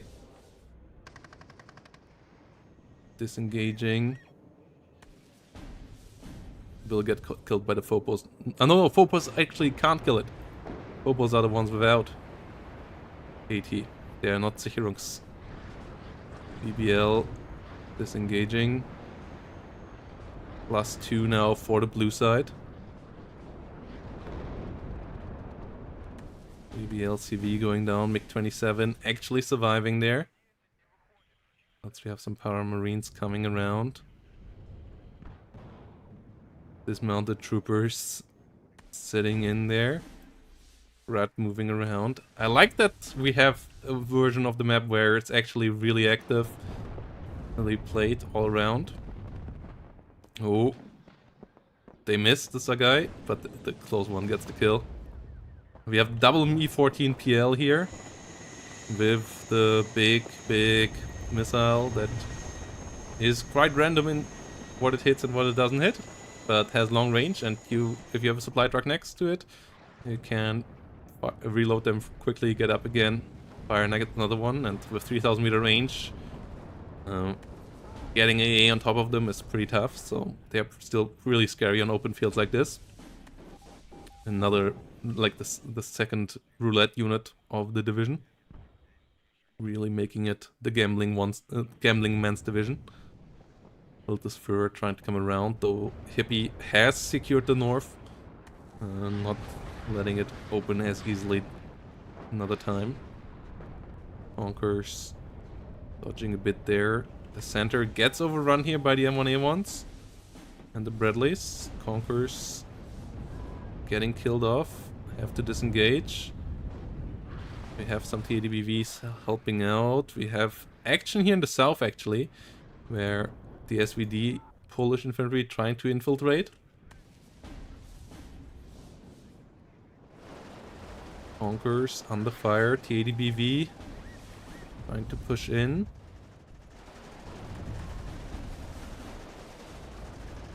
Not quite able to do it. M1A1s here. Pushing forward. Not seeing the Conquerors. Only firing on infantry right now, but eating ATGMs. That is not perfect, especially against double LGB. One of the LGBs goes down. Trooks turned off. M1A1's not having their best of days there though. Malyutka going down. Me14PL. One going down. Reservisten tried to push through. Iltis leader goes down. We have more M1A1s here on the flank. This push seems to be working. Seed plane not finding anything. Rooks getting more numerous again. We have some dismounted troopers on the mission. Nothing is gonna get in here. This is too strong right now. We have the... I guess we have the artillery piece, but... Not sure it wants to fire there. It gets the kill. M1 ACAF and M1 A1 pushing forward. There's once more ATGMs firing on them. CV coming in.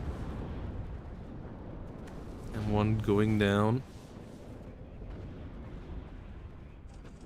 Well, it's the flank in the north here is only be done by M1A1s here right now. That's risky. Without any recon.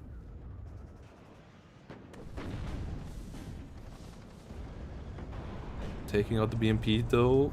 Me24. Me24 VAT. Good unit there. Rook do miss. Need resupply.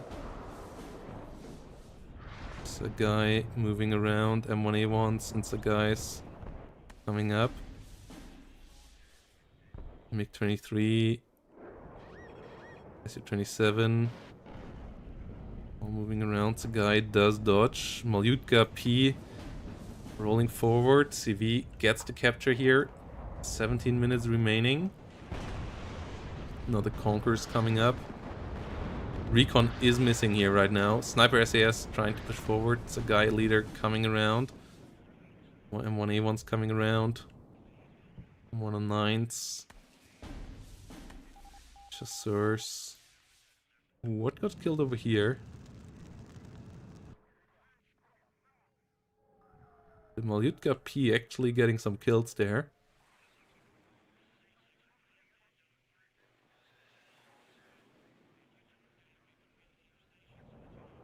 Dismounted troopers trying to be sneaky around here as well. Trying to get on top of the Gruts. The Gruts pretty scary here. LGB, seed planes. All going around. LGB going down. SU-27 surviving here. Single Eyehawk not able to get the kill. M1A1's here. Really numerous now. Really scary. And Hippie goes for the smoke play. We have big numbers of artillery guns now firing on top of it as well though. But the Strelkies pushing them back. AT gets the kill on both. Yeah, too little AA here right now. Pamelas and Eyehawks not doing it. LGB plane coming in as well. The AT plane really doing the job. Another M1A1 going down. And only 14 minutes, and it's a +4 right now as well. Those air raids were pretty big right now. TADBVs now outnumber the other side. Okay, MGU trying to come around as well. BBL Milan, Villarreal Milan, and M1A1's still pushing forward. The Hero's gonna go down here in a second. M1A1 versus TADBV. CV is necessary. So guys coming in, M1A1's coming in, but there's helicopters, there's still infantry in here.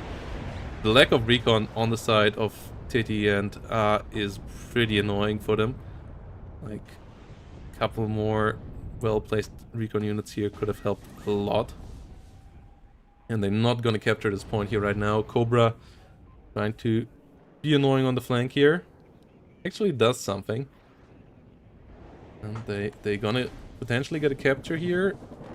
Unfortunate timing here for the Iltis leader, as it most likely gonna go down before it can get full capture. Tries its best. will get a full capture with 11 minutes remaining. Tries to run. Runs into the next infantry unit though. +2 only. CV in the center here goes down. And yeah, they just lost too much in that last push there. Not being able to protect the M1A1s and at least trading with the planes was too bad here. As the MP1P goes down.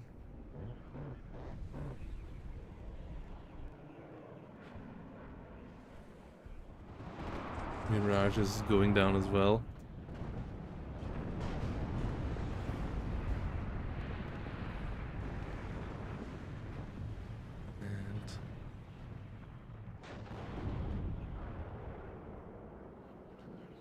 And we have 6 seconds here now, taking down. So yeah, GG.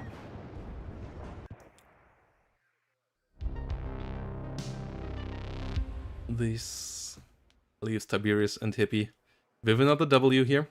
Tiberius with a lot of kills there. And yeah, that kill on the M1A1s there was really big. Really stopping them from doing more. The M1A1s did fantastic, but once that ball was dead, there was no hope left there. There was no hope left. What exactly do you mean, Reef? I'm not quite sure. So we have round number 4 going up here now, though. We have 4 teams now that still have... No, we only have 3 teams now that have 3 wins.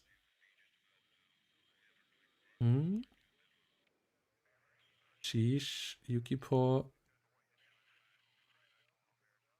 Mix 90. Wait, what? Didn't Tiberius and... Yeah, they won all their games as well. I guess it hasn't upgraded this one yet. Yeah, we have 4 teams with 3-0. So these are basically the semifinals. We're gonna go for Mix 90 and Yuki.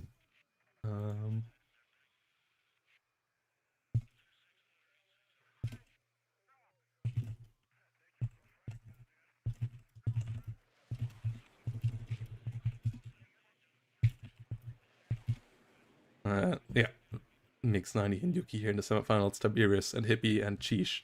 And Vito's on the other side. Which should be a strong one as well. Vitos and Cheesh, or Sanak and Cheesh, strong team as well.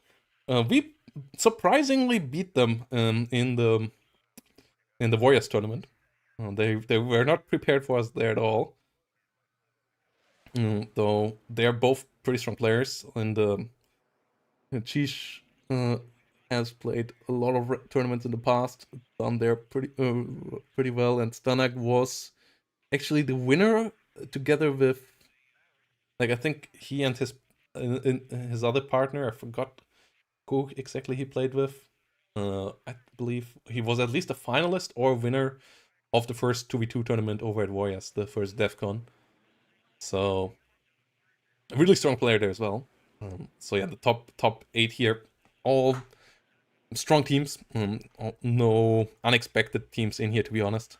I'm a bit unfortunate with the disconnect here earlier by Homelander, as that otherwise could have been a really tough fight versus Yuki and Blitz War. But yeah, it's gonna be a hot one anyways. And yeah, I'm really looking forward to Mix 90 versus and V99 versus Yuki and Blitz War here.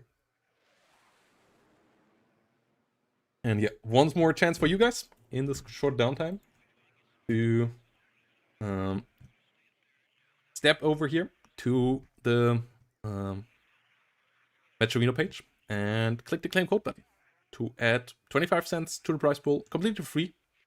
If you have a second more, you can also click on the One Esports button to visit their website and add another 13 cents instantly to the prize pool. And if you have 2 more seconds, subscribing to the Matcherino YouTube channel through the button over here, adds another 32 cents to the prize pool.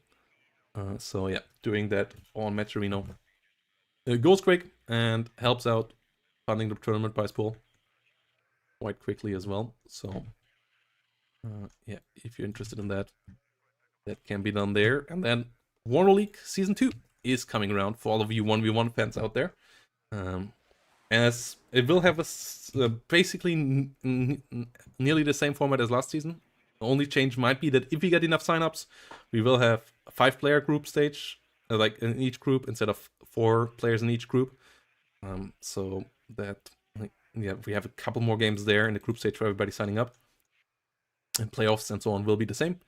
And 4 divisions based on skill level will be done as well. So everybody is welcome. The lowest division being for newer players in the second one, the Division 3 being for players that have a bit of experience in tournaments but aren't super in 1v1 and into the meta yet. Div 2 is for the upcoming guys that are playing quite a lot and are getting better and are nearly there. And then Division 1 is for the top level players that have been here, the well-known faces and the top level players of the WARNO community. And with promotion from last season going through and so on. So yeah, we tried to get a real league format here going on. And yep, really hyped for it. Sign up is up now as well for everybody interested. We'll go till the 14th. 16th will be the start of the league. And yeah, it will be quite fun as well. Really excited for it as well. The super tournament that I kind of planned on doing on the 14th and 15th, I think we're gonna push it till after the league. Because it would be a bit too many tournaments here all at once, all stacked. So yeah, we're gonna push the Super League tournament till after the league, and have that like as a, because we won't be able to fit another league season in this year, and then that will, like, the next super tournament will be basically the end of the year tournament in December before Christmas. No, I have no idea there either. We must. I'm sorry, but yeah, you did it. You did well this round without my knowledge. I'm optimistic you will do next round as well.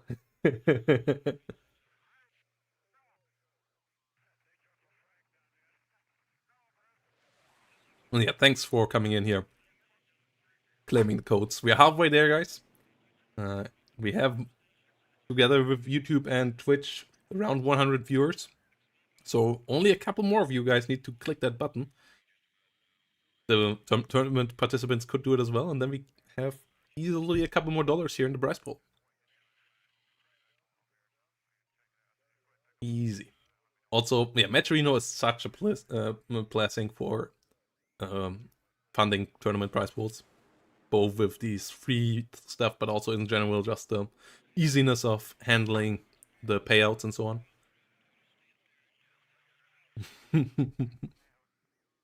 And yeah, let's have a look.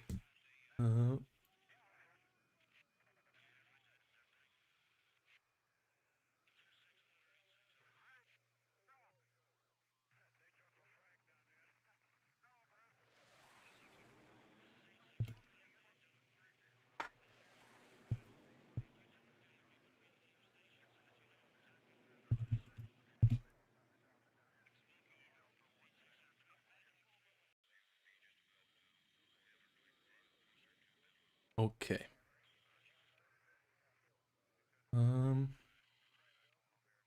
Yeah, we have one more team that has to drop out.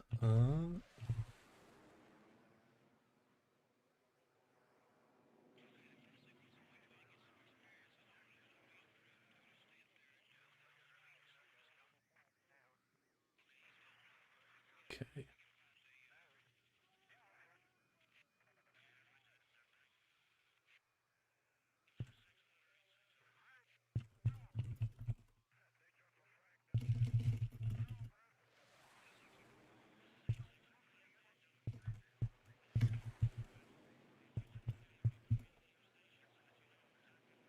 And yeah, let's see. All the load ups did happen. Nice. I don't think Mix 90 is... Yeah, no, they are in session. bans coming up now.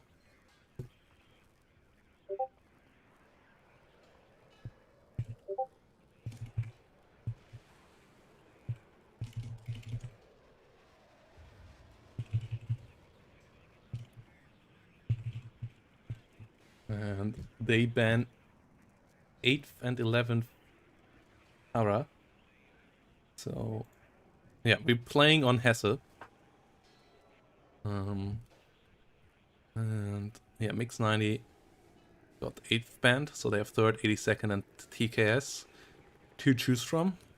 And here 11th Para got banned, so they have 82nd, 8th, and 3rd. Banning 11th Para is an interesting one here.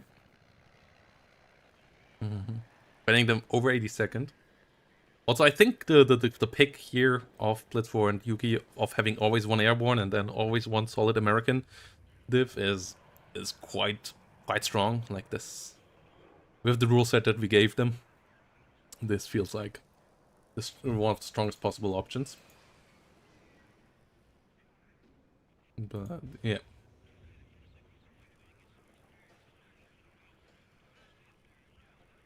And yeah, thanks for all the new follows, guys, today.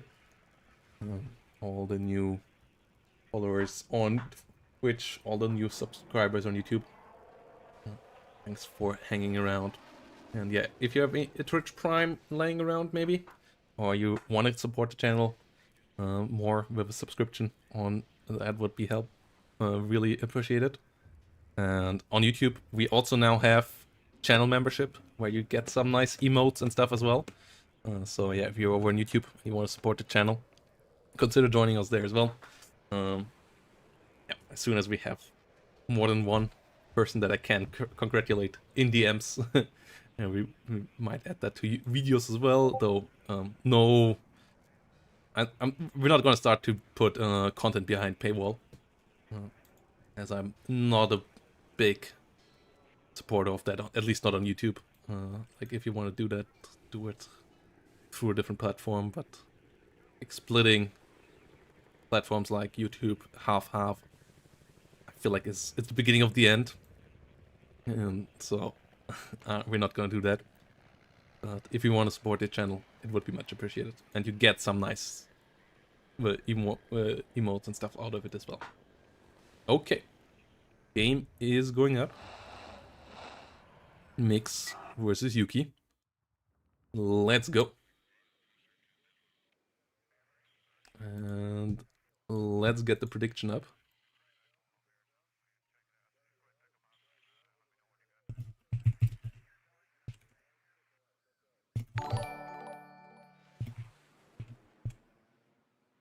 Hey, thanks for the follow, for Boraf Chick. Welcome to the channel.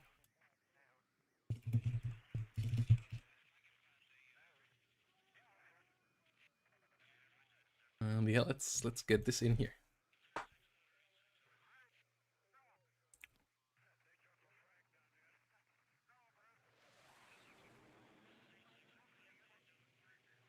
Semi-finals time.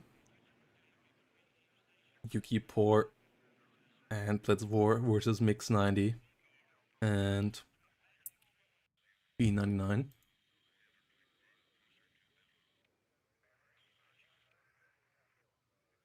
Actually, who has the best Buchholz so far? Okay, everybody has 2 or 1. Yeah, right. Yeah, Buchholz only really kicking in after 4 games. The 3 games, it's 0, 1, or 2. Is a cool system. Can decide in the later rounds for sure. And it's really good to see. Like, this has been the biggest 2v2 tournament that we have run on SDL ever, I believe. Like, we checked. Previous 2v2 tournaments were always like 16 to 20 teams or so. So having 30 signups, or 31 signups even, and 29 teams showing up at the day, for sure the biggest that we had so far. It's really nice for a one-day event, getting that many guys here in here. 58 players, everybody showing up on time. And like the other 2 teams that dropped out earlier, informing us in time as well. Really, I can't say often enough how great it is to have this community being so smooth. And yeah, 2v2 Hesse here, with the focus being heavily on town compared to the 1v1 one, though the two closest zones still being over here. So yeah, Yuki Poor and Blitz here on the right side, putting still a good bit up there. On the other side here, we have Humvees and Co around here in the south. 20mm coming up.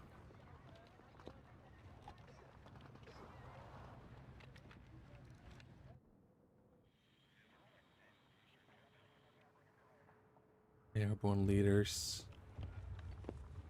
Some more airborne engineers coming up as well.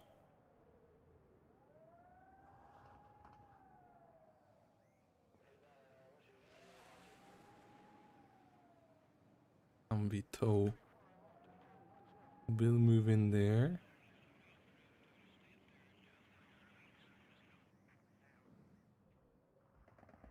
And more at 50. A1 coming up. Over here, predictions. Oh, come on. 10 points on Blitz War? Who is sneaking around there? 10 points only? Really? That's not really gambling, guys.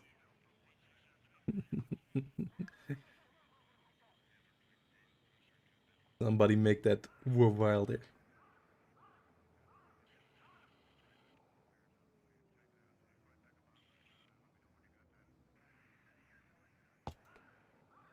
And yeah, Mix 90 and Co here. With Green Berets in decent numbers.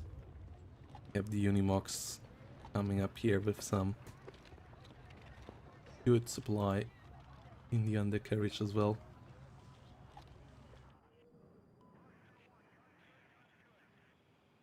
Nice. Both sides escalating quickly there. Hello there, Ice Smooth. Welcome back.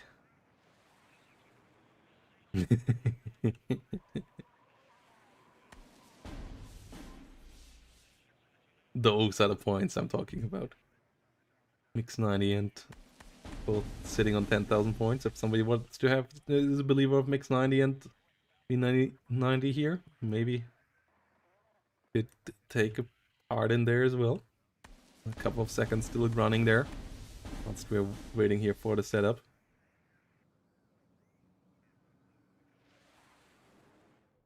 Couple of MGs over here coming in. Good couple of 50 cults. Set up some solid defensive positions.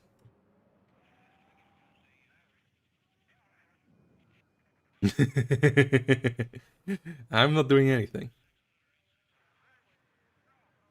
I am not doing anything.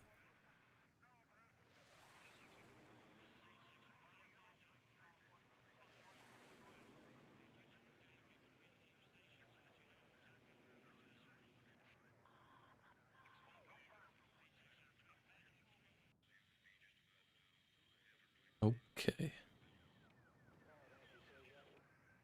Yeah, decent setup here from Yuki in the north.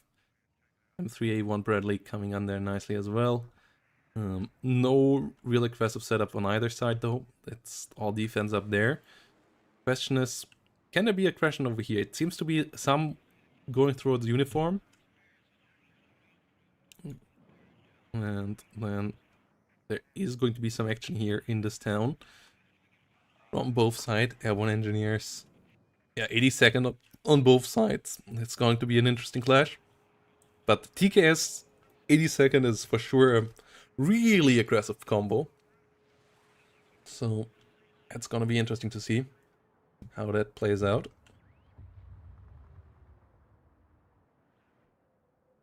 Meanwhile, Airborne Dragon setting up here.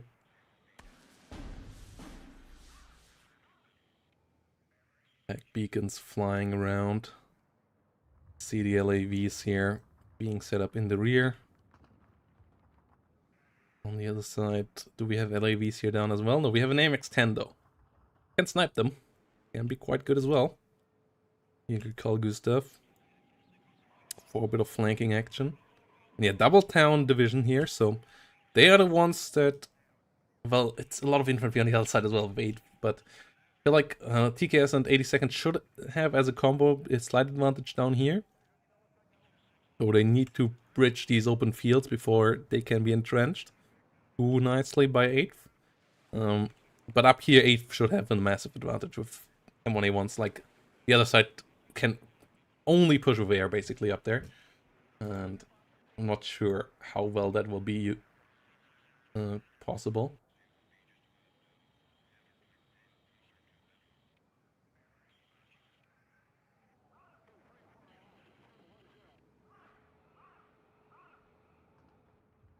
Yeah, 1 dragons. All coming in here.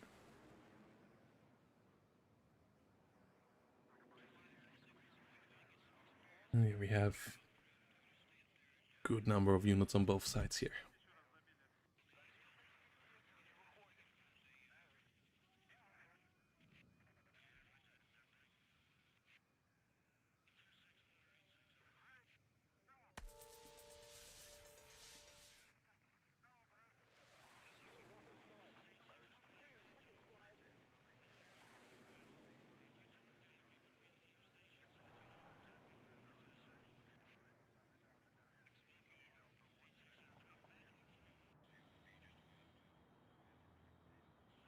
Airborne stingers, airborne engineers, setting up all around as well.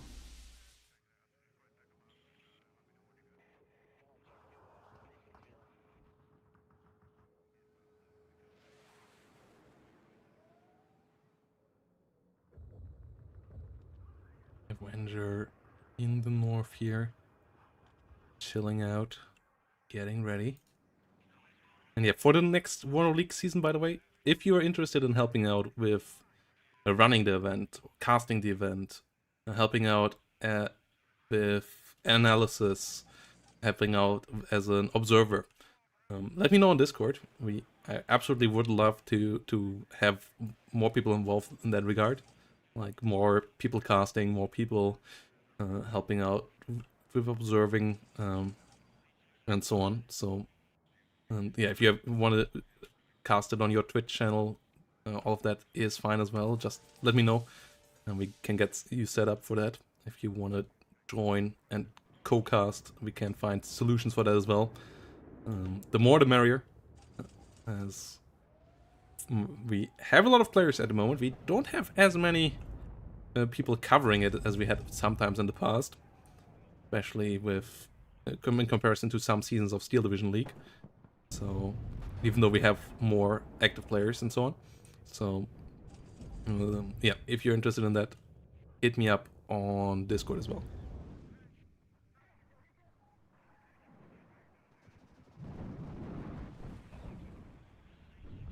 The Green Berets coming up over here. Yeah, we're already working on that.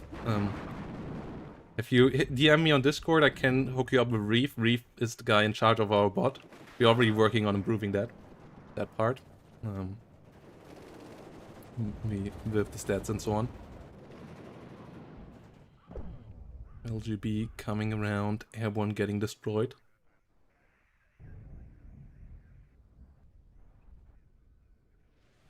Yeah, I mean, we already have win statistics and so on for all the divisions. And yeah, for picks and bans, we're working on a way how we can cover it in the future. LGB getting some kills here. Well, I'm not the guy who is in charge of that, basically. I'm just giving feedback to Reef, but Reef is... and working with Reef on getting it done, but like, yeah. I can hook you up with Reef and then can see if you could maybe be of assistance. The most helpful thing actually would be somebody who can help us improving the website with a picks and ban tool. Like, that would be the dream. That would make it the easiest. with like either exporting files and so on. But yeah, that's for the future. Let's get back into the action here as Mix 90 is pushing through the south here. Airborne's coming up as well. This push over here not working out though. Cobra there, really scary. Holding out quite nicely. MX-10 over here going down as well. So it is kind of down to the push here in the south now to work. With Green Berets and Jaegers pushing against the Airborne Engineers. Who still hold out quite nicely though. TNT bullying the Green Berets here a bit. Jaegers trying to help out. Green Berets losing against the Airborne Engineers. Lots of Pioneers and Green Berets tried to push forward over here a bit as well. And yeah, infantry over here slowly pushing forward as well, but they could use some healing. Milan 2 trying to come up for the church tower. And one maybe for the south. Yeah, one for the south. Yeah, one Dragon helping out here in this little engagement. Also make a B1 rotating around, trying to help Sheridans and Stingers. Moving up. Defensive situation only in the north. M60 and Bradleys pushing forward. Well, it's Fallschirmjäger B1.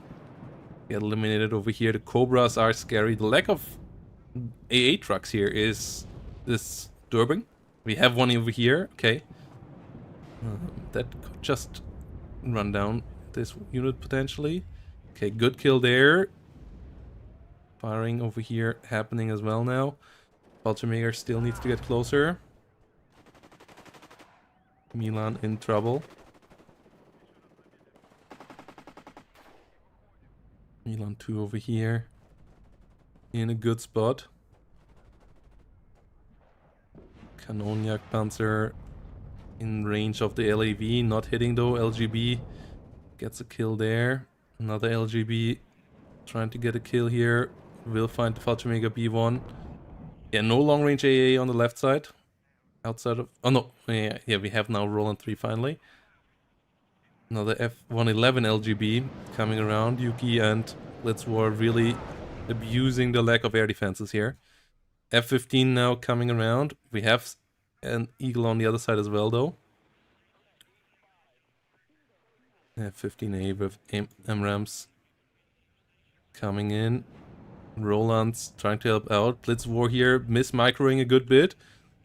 Can the Roland get the kill there? Yes, it can. Okay, at least one victory here at something coming up.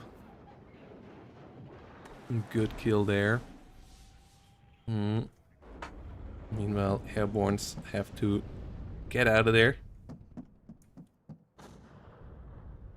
Bradley disengaging. Airborne Dragon under fire by the 50 cal. Ambito. Ooh, Milan out of ammo now. Kanonjagdpanzer versus Airborne Dragon. Airborne Dragon getting the hit, getting the damage in.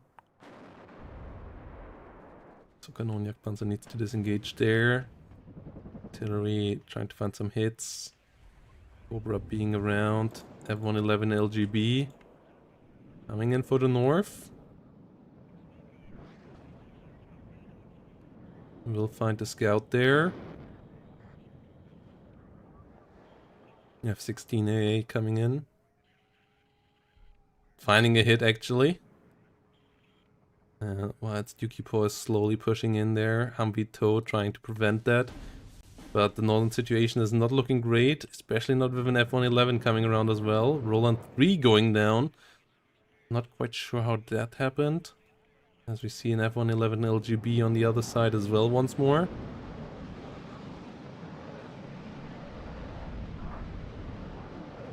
PKSs. Planes coming in, one mech rifle going down. Plane coming around for another run.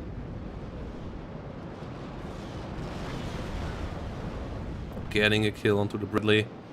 Gets hit, but most likely will escape. F-16's coming around. F-104s and F-15 on the other side. F-111 goes down. Starfighters coming in with some bombing runs. Dealing some damage. Humvee CV over here goes down though. Kiowa Warrior. Nice. Gets a mech rifle in transport. Apache coming in as well here, though we have a Chaparral already coming in on the other side. M60 TTS goes down as well. So some important kills here. Those air fights and so on lately pretty good. Red still having way more here though than Mix 90 and our Berlin kid here, Mr. Berlin. Apache in trouble. Cobras go down on the other side. Stinger will get another shutout in a second. So yeah, the Apache needs to run. Gets hit here.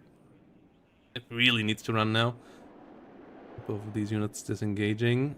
F-104 AT. Actually killing the Chaparral. That's big, but more AA coming up here. Chaparrals, Eyehawks, and Avengers. Air bullying is limited in time up north. Down south we already have an Avenger and an Eyehawk. So it would be in need of seed planes if you want to push through there. Well, it's the F-104 over here. Still flying around slowly. Oh, fast, rather. Mirage 2000 coming in. Using them on an M113, that's not what you want to waste them on.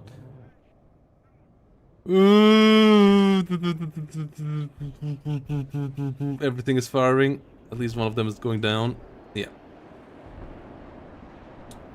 More F-104 HEs. Not hitting anything. Green Berets going down. Airborne Engineers going down on this flank. Ultra Mega B1 a bit outnumbered. They're doing a good job here. As good as you could hope. But double engineers around them. Somehow these airborne engineers not dropping their TNT. Okay.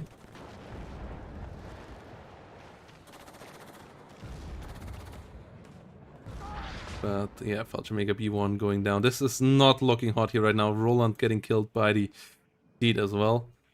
And the +4 is happening now.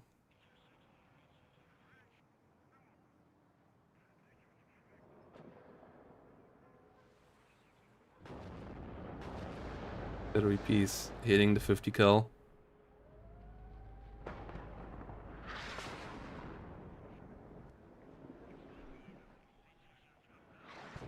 Good kill, Pioneers. Needs to get around.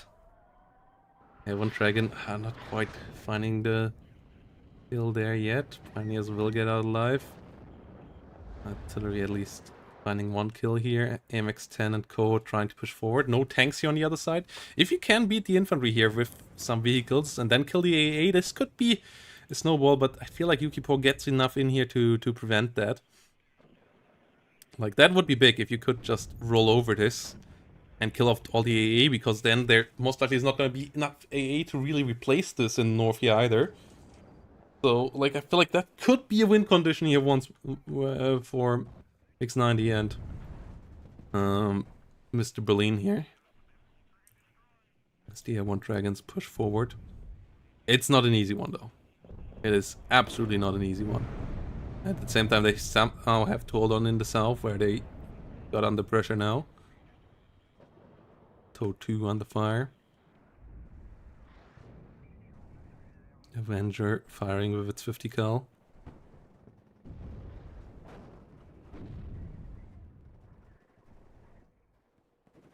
EGS pushing forward. Not as OP as it had been in the past, as it doesn't have as many MP3s anymore, and it also doesn't have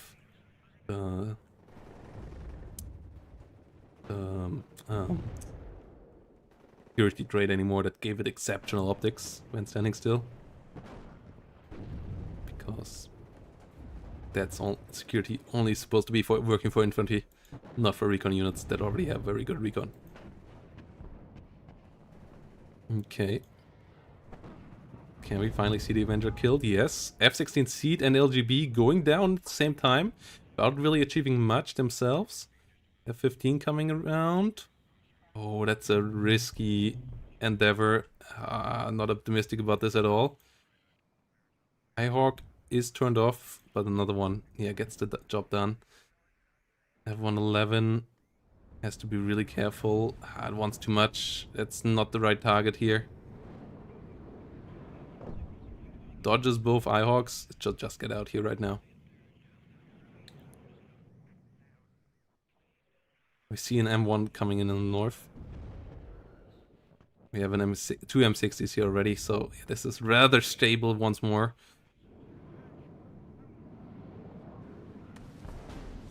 Yeah, marking the Hawk. Don't think there's an artillery piece to really do something about it though. Infantry fights here in the south happening. Really well played here by Yuki and Blitz holding the north now.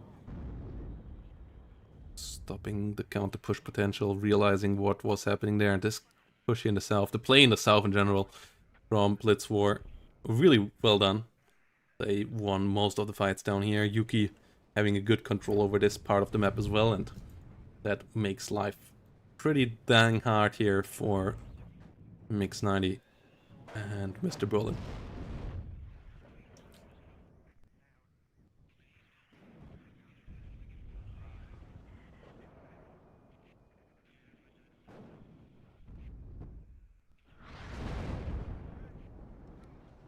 Alright, 5mm artillery piece coming in against the airborne.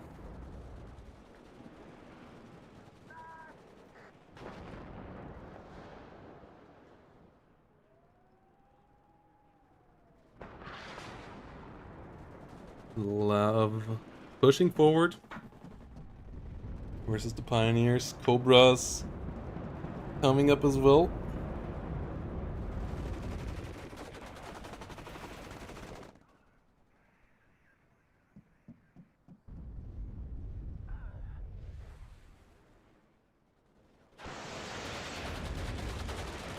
By going down.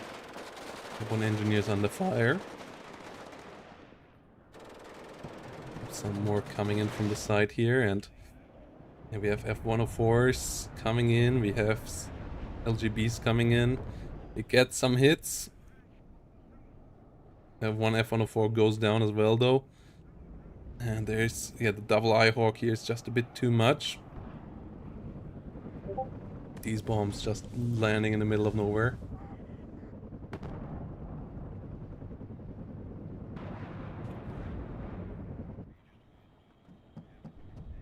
5mm going around.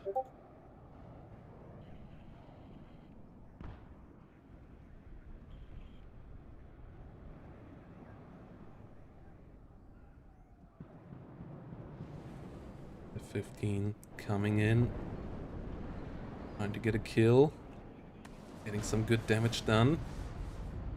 Airborne moving forward. Cobra getting killed. F-15. Ooh, sweet hits.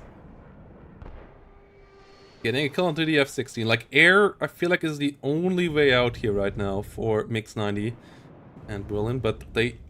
I don't know why we don't have artillery fire onto the Hawks. This is off target as well once more.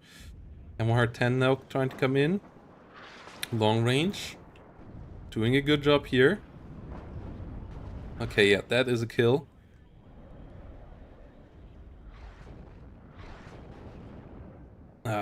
Another F-104 goes down though. And we see more Avengers coming in as well. So the AA is still somewhat potent here. Gazelle Cannon and ATAS trying to come around. But this is getting pushed out. 23 minutes. Still time here. But you need to get your grind gears on, and they still don't quite feel on here right now.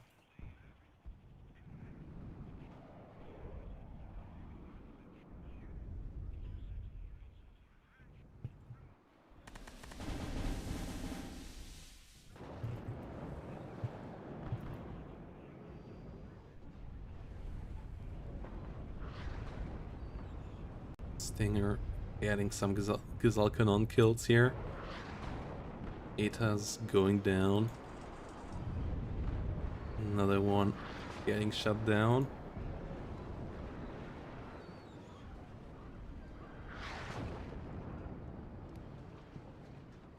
We see artillery trying to get the M35 killed here.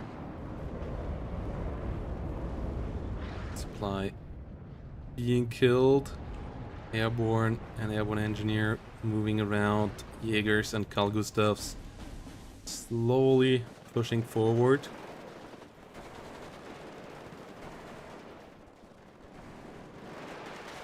Airborne engineers trying to get the fight here, but yeah, without air, this is going to be tough to push back. The infantry on both sides is relatively similar. The fire support is better on the right side with tanks and co. So you need to get your helicopters, your airplanes in there. What M110s obviously can be quite helpful as well, but yeah, they got one Ihawk killed, one more is still around. The Avengers and Stingers are pretty numerous here now as well. So trying to deal with this is tough, and they already lost a good couple of planes here throughout this as well, so it's not gonna be easy for Mix-90 and Mr. Berlin, Yuki Paw, and Blitzwar doing a really good game here. Like, this is the right push to do right now. And yeah, absolutely fantastic infantry micro down here from Blitzwar. The airplay of theirs, just in the air, was okay. They got some nice kills early on here.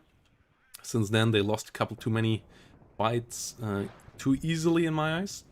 But the AA setup is nice, and the infantry is good. The slow push, the slow grind that they do in the north is really working out for them as well.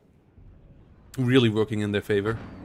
And yeah, M48s and co here holding out quite nicely as well. Whilst infantry here pushes around in the south.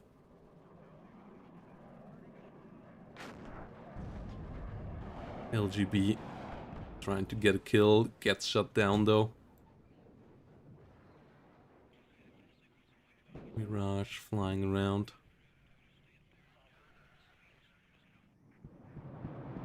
Ultramega B1 slowly pushing forward. Fliegerfausts to get some kills against the Cobras.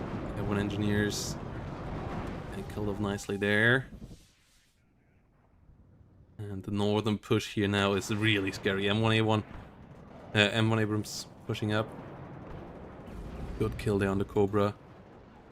Avengers trying to get some kills. Humvee, Toe has to be careful there. But the artillery tries to come around from the flank.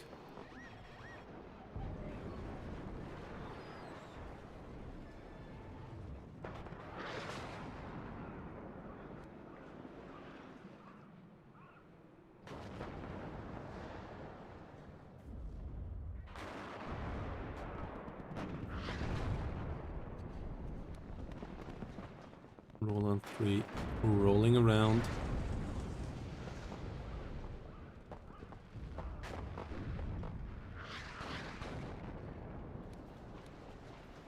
Unknown Jagdpanzer trying to get a kill. Airborne engineers getting overrun here.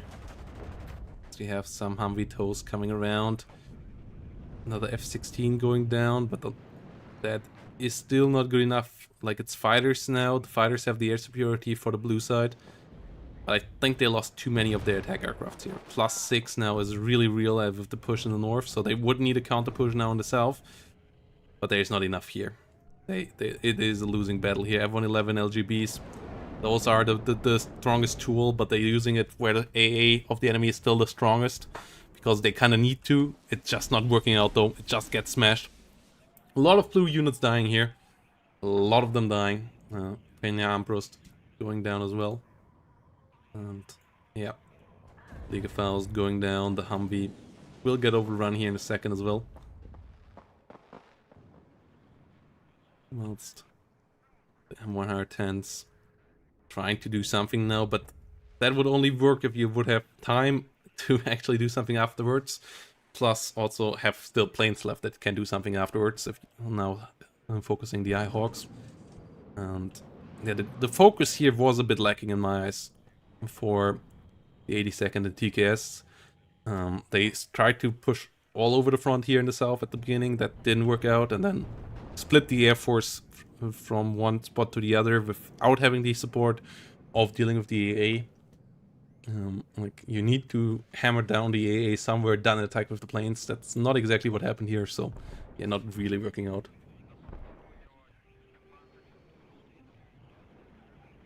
F-15 Eagles going around, mech rifle laws and scouts pushing forward.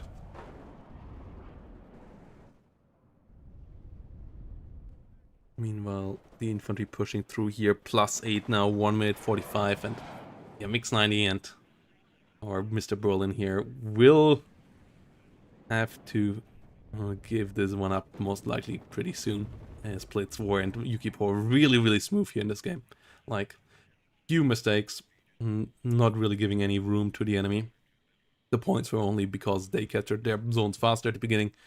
Also, of that, the push here was stopped. The counter push in north was eliminated quickly as well. Airfight was taken decently, and yeah, just a strong show from the team that was coming in as the favorite most likely, and they're really showing the status here. Blitz 4 and Yuki, the league champion, doing really well here once more. And it's gonna be interesting to see who they will face on the other side. If Tiberius and Hippie can get through there, or if Cheech and Stanak will do better. With Cheech and Stanak playing packed formations, I believe, and so it's a packed versus packed game over there right now. Apache being hit, Rolands and Avengers getting a kill there. So we will have a packed versus NATO final no matter what, which is pretty exciting. Final map is going to be Urban Assault. Seed going down, which could be really quick, could be a long game. I have seen both on Urban Assault. Has usually a long one. And yeah, we're pushing forward over here. And GGVP. We have Yuki and Blitz War moving on here. Mix 90 and Mr. Berlin doing a solid run so far, but this one was just a bit too hard here, and a weird it's a hard combo to play. I don't think it was a bad combo for the map. It's a weird combo to play. If you mess up with 82nd and Berlin, you're kind of in the dumpster. So, and yeah, that's kind of what happened here. And yeah, then they just got dunked on by the heavier equipment. You need to have it swift and smooth and going around, and it just never got into that grind. And then it backfired, and yeah, Yuki and Blitz War winning this one. And yeah, has a like, first of I think it's there's a couple of reasons why these games here right now take quite long. Faustian Pact game 4. Bomber Swiss. Who's that? Blood and Cookie pre-fire Axel.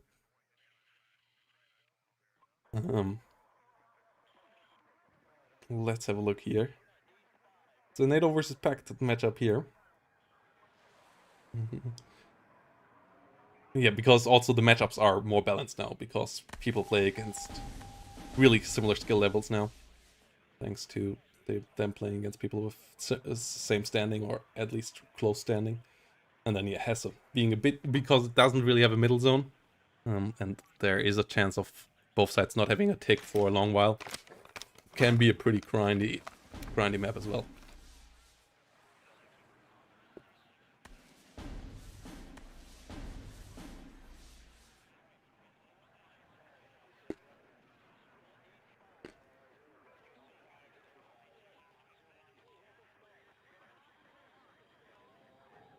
KSK is coming up over here. Richard Gassapari starting into the action as well.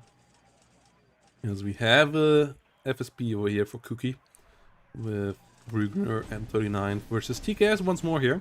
Who's really strong in this town, so I understand that.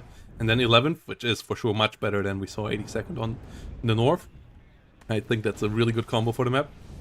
Embrace and Co pushing forward. in the south here. The really big 20mm AAP blob. I'm not sure if that's quite necessary, but the Green Berets here pushing forward. And the cluster bomber coming in, getting the ACAF. 20mm still not really capable of dealing with aircraft. Only really good against helicopters. I think they could have been better investments in this, and yeah, this shows it here right now. Oh no! Yeah, a lot of TKS losses there, in really quick succession. T-72 under fire.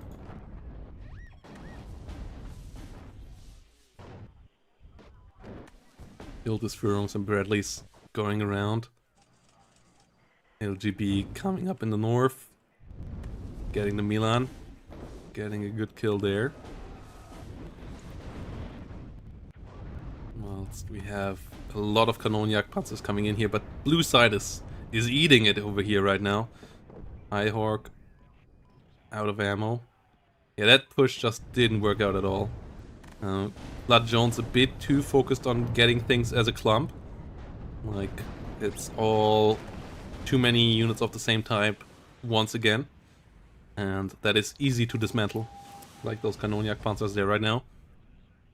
You want to have combined arms. WARNO is a combined arms game. And that got punished there. Good defensive setup here now. The enemy investing a bit too much into aircraft when the A8 setup is already pretty good. The over warrior and a bit of more of a defensive setup here. Yeah, this is the first time that we see blue side getting some decent KD here for a couple of minutes in a row. Getting a good couple of kills here. LGB gets an Abrams but gets killed off afterwards, so that's fine as well. You have a lot of Abrams as 11th. That's not the issue replacement-wise. MR10s and M109s here. Come around. So Paris under fire. Good position for Bradley. Getting a double kill as well, and it's red side now. That is a bit suicidal. The planes, for sure. Yeah, good AA setup here on the blue side, and red not respecting that enough. So that worked out, and a couple of vehicles running into stronger positions as well. Blue side now starting to lose units once more again here though. Another F-16 cluster going down, ADBV going down. The other side, two Hawks getting overrun now in the south though. But I believe red side might not have any real attack planes left anymore. So the Hawks might already have finished here after 15 minutes into the game. Yuki Paw and Blitzwar did win in the other one.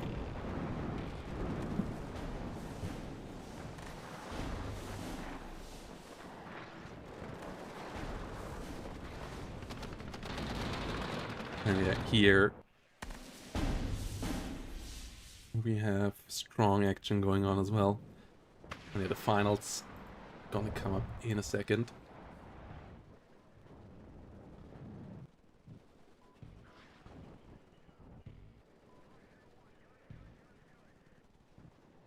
As we get other games going on as well. Getting finished now as well. Rocket artillery hitting around the pivots, getting some nice kills there. See some Heimatschützen moving around. Pull my Cheeki. Ooh, not quite getting there.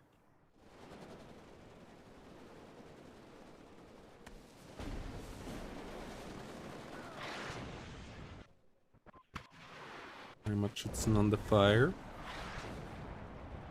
Heimatschützen getting hit. Good shots back here. Reservisten getting demolished. Good hits from the other side here from the SPW. And 109s. Get some kills here. Quick Fix is around. Getting damaged as well, though red side is the one with the pressure. They have to be careful to not overextend, but currently they're just getting kills. Ihawks getting killed off as well. Yeah, and these town fights, these Puratinos, the coffin launchers, can be really strong.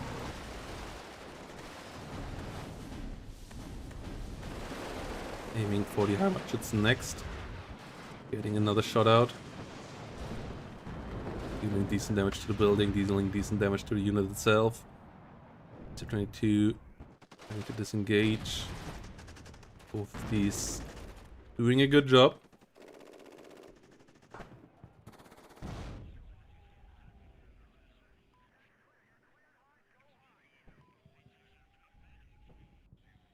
Yes.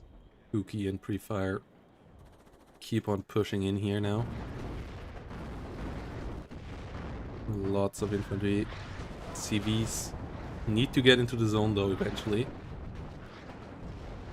And the artillery on the other side now starts to do some damage as well. Like the pushing forward here is not for free right now. M1 Abrams under fire. Getting stunned down. Malyutka P gets a good hit. Watchitson, BTRs moving forward. P55 Merida being pushed back, being hit, being killed. Ooh, double kill on the Merida. M1's obviously a good bit better. T80BVs now coming around the flank. Artillery still landing. Red units going down in numbers now, T80BVs included. BMP2s going down over here as well. Whilst AA tries to deal with the Mi-8. As I've visto eine Mutter Watchitson though holding the line pretty decently. Mi-14 PL here. Gary on the flank as well. So without ammo right now. Another Merida going down. Whilst the M48 slowly rolls south. F104 AT coming up, getting kills. And yeah, red side needs to get somewhere here now. Red side just needs a bit of a tick. 14 minutes remaining, that's fine. Mi-14 PL though getting shut down, and blue side is bunkering. It would be a win for blue side if it stays exactly at this right now. It's hard to believe that it will though.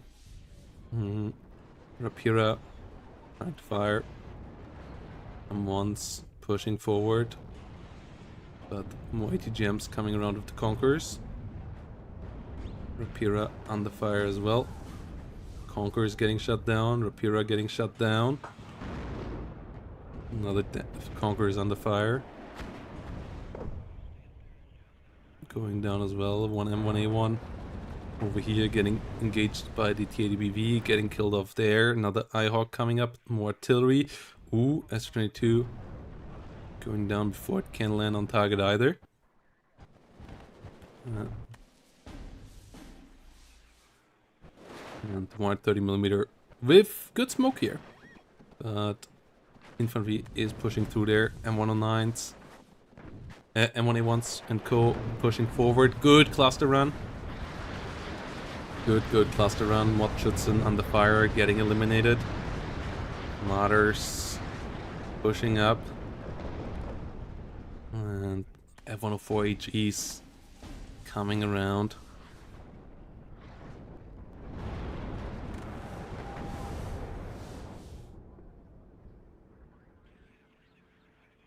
And 109s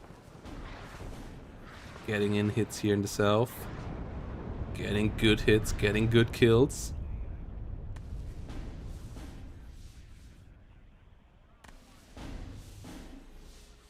That's the T-72 is disengaging here once more.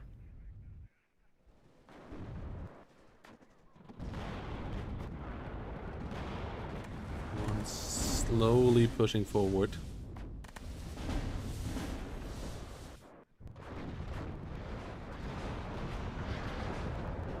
Good kills all around. The red side has more points now.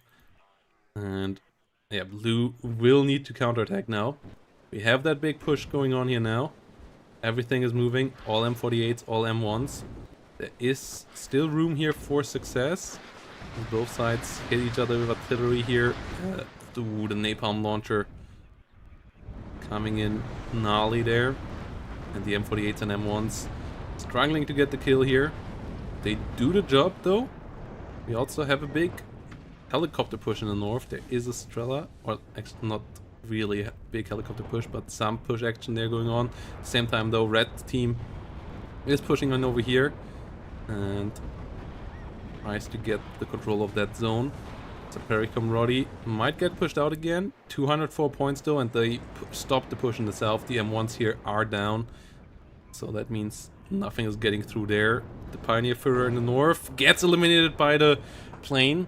Really strong play there, and that secures the 200 point advantage here, or 100 something point advantage over the last couple of minutes. Yeah, real quiet match here, but they get it done in the end, getting it over the finish line here, as the other games have all started to be finished off as well. Tiberius and Hippie winning the other one. Oh, yeah, that means we are basically through with this round again, I think, or at least next to. Let's have a look here. Yeah, only one game missing, or 2 games missing actually. Gun versus Hatred, and Bit TT versus Atla and Cheeki. And that one is still going on. I think those are the 2 ones over here. And really, really good games. Now, this whole situation looks as follows. We will have the final Yuki versus Tiberius and Hippie. Yuki and Blitz War. That's what we're gonna cover, obviously, being the grand finals. And then, yeah, we have. Do we have a clean 3rd place match? No, we have actually a lot of teams that are 3-1 right now. So, yeah, those teams have to fight. It might actually be the loser here might not get 2nd place.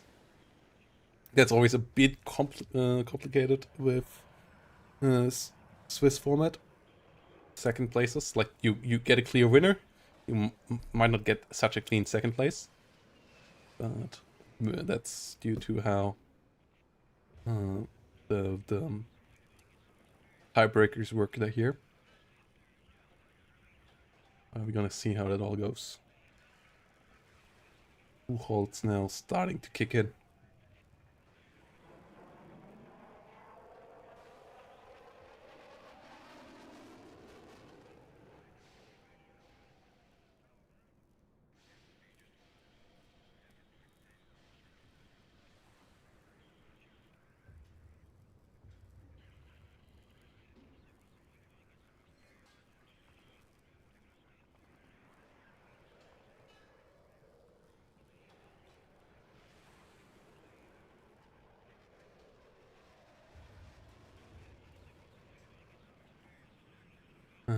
Yeah, we are just missing for the last ones. I will go into a short break, guys, and we're gonna go back. And yeah, if you guys have a second, check out Match Arena, click that claim code button, and then right after, go to the WARNO League, sign up for that as well. And so yeah, quick break, guys. Then we're gonna be back with the finals. Oh yeah, let's see how that all goes.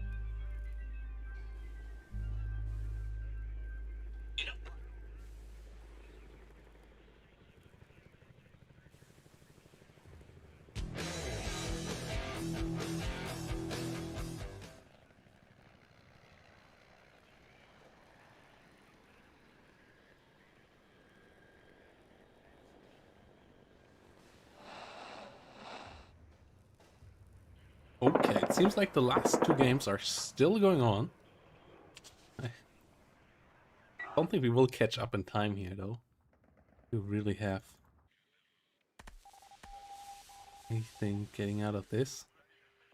Cheeky Preeky versus TTNR. Fifth and second versus fifth Glinde at the US, okay.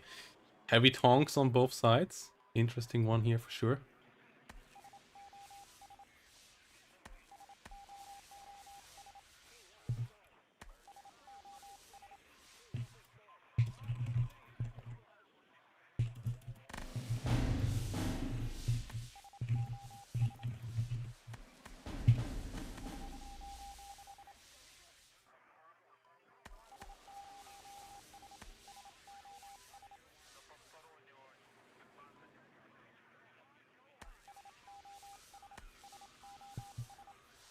And yeah, this is still setup time. I will have an eye on when we will get the next round going.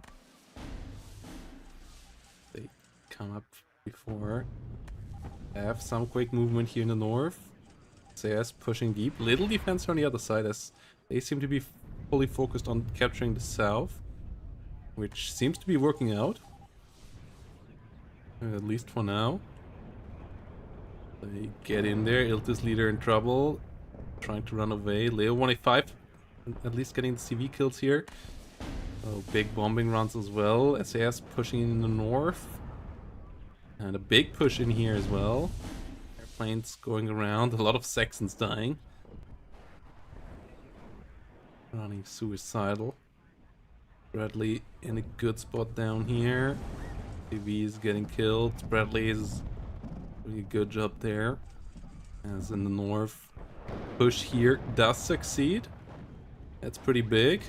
One up north does succeed as well for now. Brennis and Co are trying to push this back here. They have the faster reinforcement route now, so yeah, this is not stable right now. Good pushback on the vehicles here. Good formation to kill that off. It could have worked out way better here for Cheeki and Atla. That was a bit too easy. Whilst we have good kills down here. On the airplanes as well. F-15 goes down in the skies, but F4F going down right after. Mistral's getting another plane killed. So the 5th and the 2nd here running out of aircraft to throw at the enemy. But we have a +2 for the Blues now. Red trying to get control over the north here. A really active one this game. I'm surprised that it went on for so long. Always still going on. Whilst we're catching up here. First 12 minutes played. Bradley's trying its best here, holding off. Really well positioned. +2 here still going on as well. We have a big push coming up north now with some Bradleys. Planes still getting good kills though. Getting out of... at least one getting out alive. The Harrier actually went down. As to Mistrals and Stingers still do good jobs. SAS getting overwhelmed here now. Escort PCs and AMX-10s coming in. ATGMs flying around. M1s and AMX-30s going down. Also we have another push up for the push through the south. Set up. CV in the north going down immediately again. AMX-30. And the planes do continue. F4F goes down this time though. Another one coming in. Atla and Cheeki really focused on getting as many airplanes spammed around there as possible, it seems. And it's working okay-ish, though the other side, with the take here, with being a bit closer to all of this non-stop, holding out in the south pretty decently as well, though should be breakable now with the Leos. 2 Leo 2A4s, 2 Leo 1A5s. Should be able to break through here if you play it right. CV's going down in the south and the north now again. So the take is once more stopped. As AMX-10's coming around. Ilta's leader goes down in the south, I believe. Yeah. And the layout push actually didn't work out. Defensive position here holds. M1A1 still alive. Strong defense here by A and a bit of a lackluster push here from the other side. As we zoom through it all.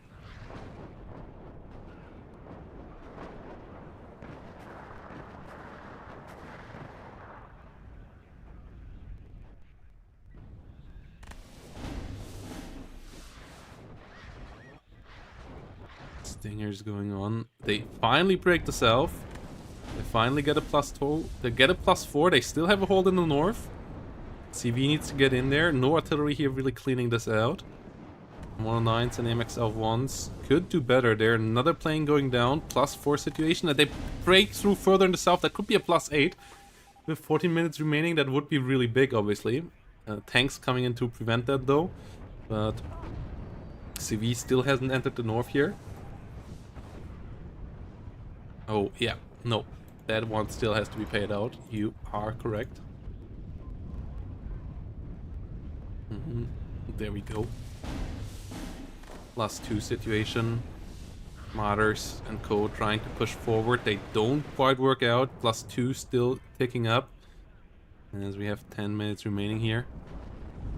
And things pushing forward. Really, really good game. I'm sorry that we have to rush through it so quickly now, but we are maybe completely ready even now again. Let me have a look.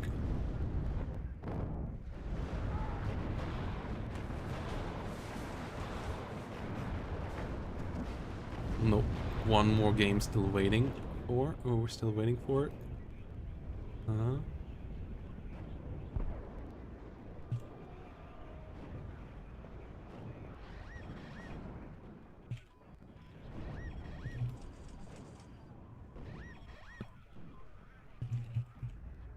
Okay.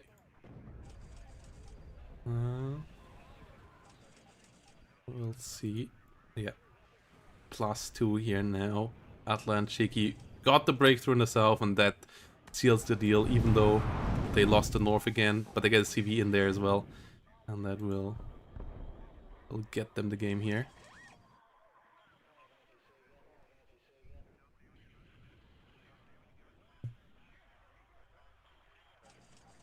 And 1A1 pushing up.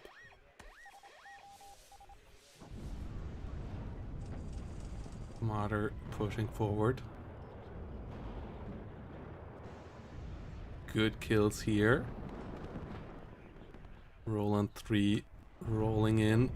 Nice try here with the recapture, but yeah, the push through in the south did finish it off. And that got them the W here. And that means we only have one game remaining, but I'm not even sure if it's played. Pinchmaster, Penguin, and Bubblegun. Is that one still going on? Because that would be weird. Is it this one? Like, how long is that game? I think it is. But why is it so slow? Oh yeah, it is being played. Okay.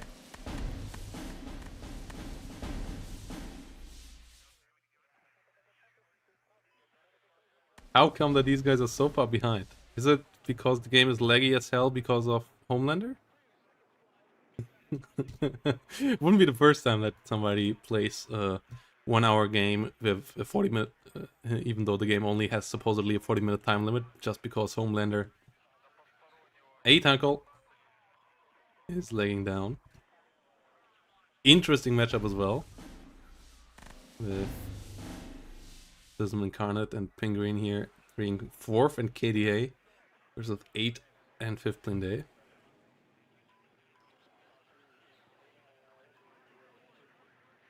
As we're trying to catch up here as fast as possible. To at least get into the game. Whilst, yeah, we're gonna go immediately into the next round if I see that their replay pops up.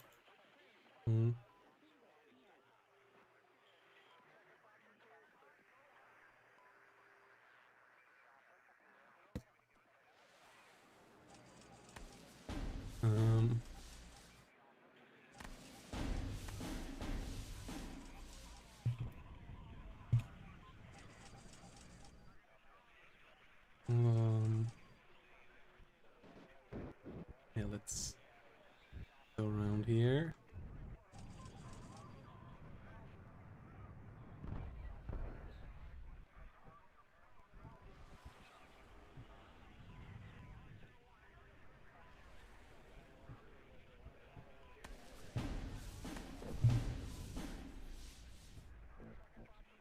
Okay, 200 point advantage, big push in here as KDA and 4th not the strongest open field divs, so yeah, trying to push them out of the open zone makes sense. Slow engagement in the north. T62's pushing forward.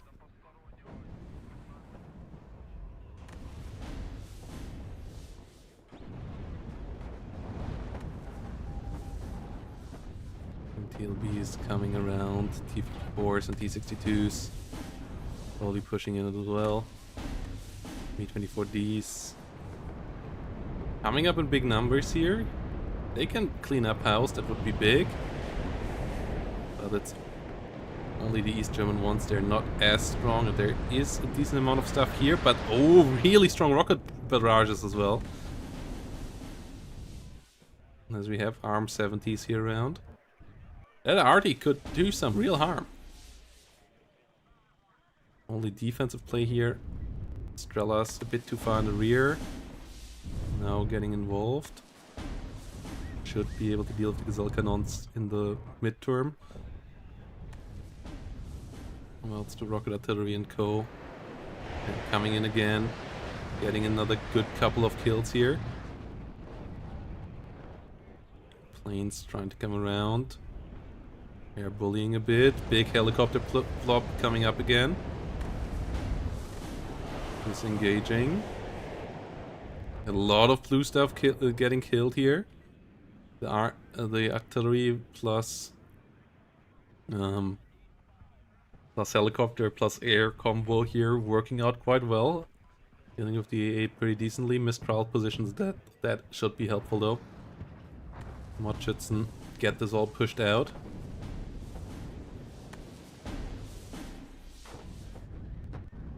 Motschützen, BTR and co. Getting around. We are already nearly at the halfway point. Good couple more kills here with artillery. As everything is firing, 152mm really can be helpful as well.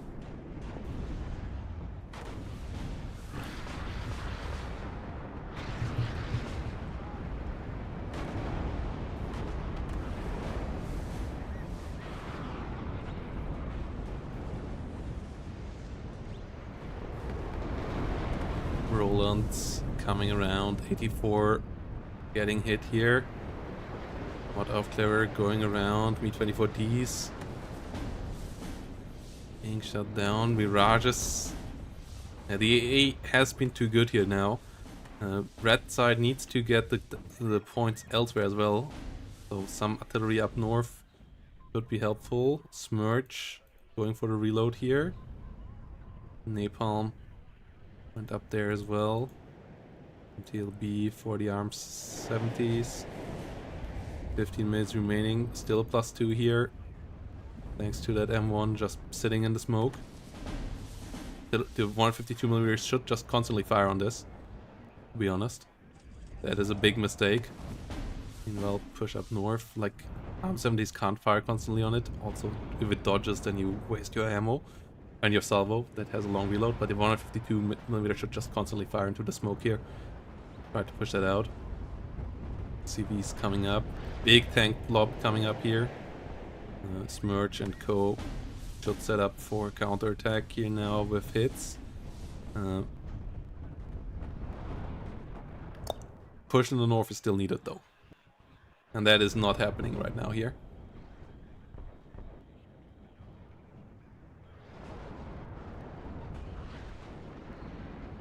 As 1000 points, you don't catch up to that easily.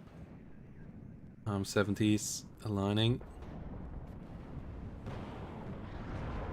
Going in for some real good hits, as we are at normal speed now. This is where the game is at right now.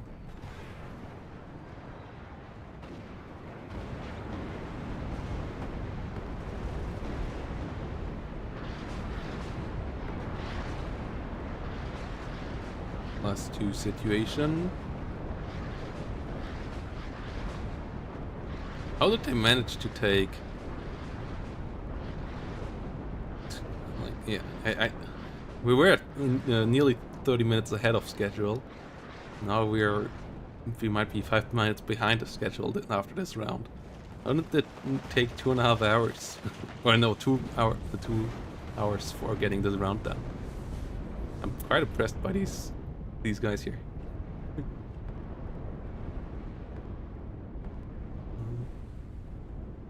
Merge. Maybe it was another disconnect rehost situation thing. Not sure. Arm 70s could potentially come around here for some more fire.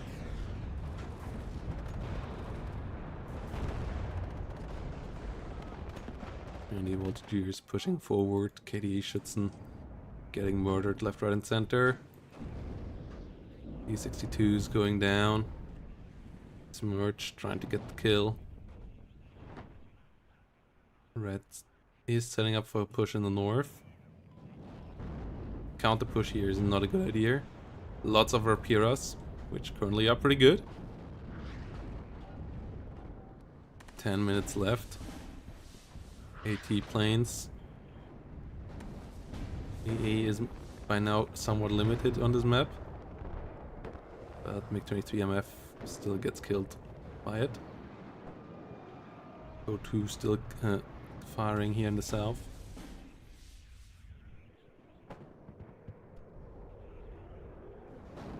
Cav going down.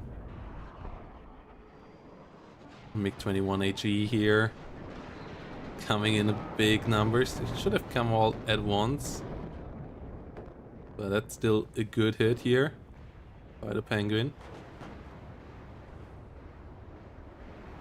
Let's hear another ARM 70 push here. Trying to get rid of the Rolands, trying to get rid of another M1A1.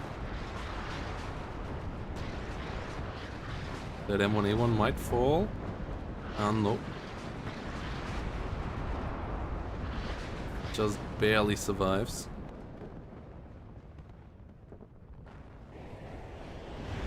Smirch. Just murdering shit.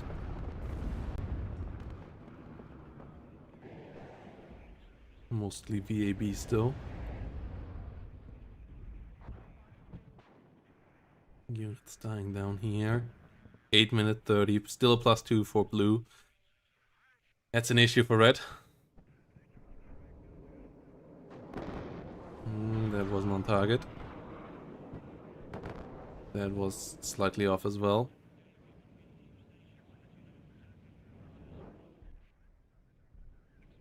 And the napalm is still reloading. The rest of the artillery is holding for the big push up north.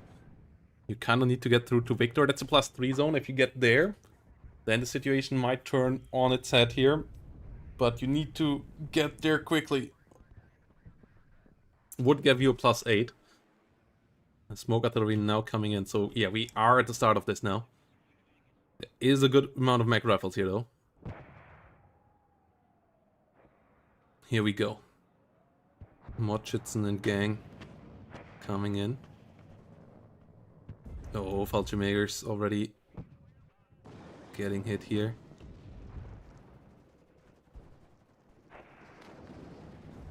No, the leader already getting hit as well.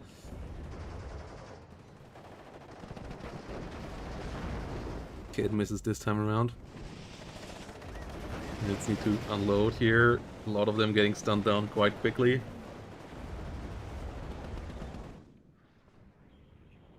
TV moving around. Artillery hitting this spot here would be big. ARM 70s could hit it here right now.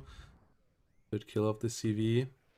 Is there another one on the way? No. So that would at least help out with that. CV goes down in the north.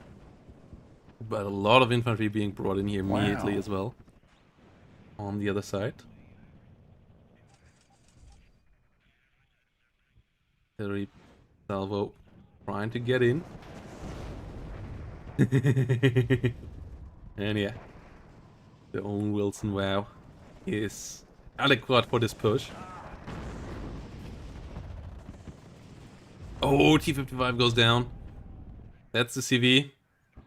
There is no other CV in the north. That's a problem. A massive problem. There is one over here. Everything should move. It's 6 minutes. It's 6 minutes. It doesn't matter. Get another CV immediately ordered.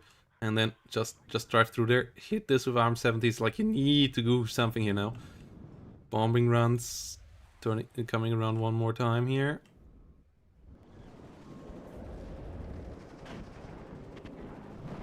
Trying to hit all the spots. Good hits here. Decent hits here. A lot of KDA still dying. ARM 70s is ready. The APM here right now not quite high enough for our players on the right side here. And they need another CV here. They could just roll through here right now. They just need CVs. Like, there's not that much in the north. But they don't have the CVs right now.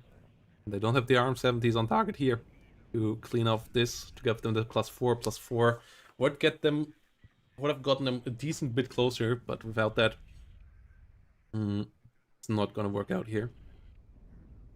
5 minutes remaining. This reservist leader is under fire as well. CV is gonna come in here, and then we're gonna have a GG here. So yeah, Gaff and Hatred, aka Homelander, and Bubblegun doing a good job here. Doing a really solid job. And yeah, with this constant contest down here, winning the game, which is the right area to contest if you're the heavy tank division against formations that don't have any. Good plays there with the artillery and so on. I think the ARM 70, the 70s could have fired more here. Thorpe still has a bit of supply, so it's used up pretty decently. ARM 70s coming in now. Not really the spot. You want to capture this in whole, but you wouldn't need CVs elsewhere as well, and that's not happening. It's only BMP1s right now. Only without CVs, there's no CV on the battlefield here right now, outside of this one in the northern area, and that one is not moving. So yeah, it's over. It is over here. +2 currently for blue. Good hits here with the napalm, with the Smirch coming in a second as well. ARM 70 got some kills too. Seed plane trying to get some kills. Cluster trying to come around. Good kills here in the end once more. Burning down the units over here as well now with the napalm crowd. But it doesn't have enough rounds to set it all on fire. So it stays to +2. And it gets us the W here for Scuff and Hatred.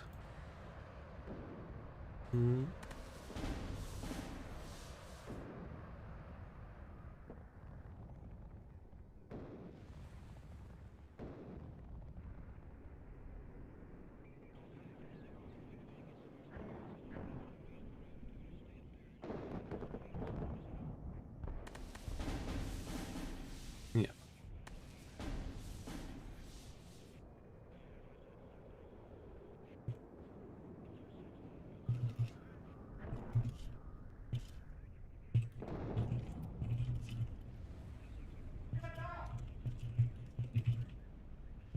And yeah, we have a big push here now.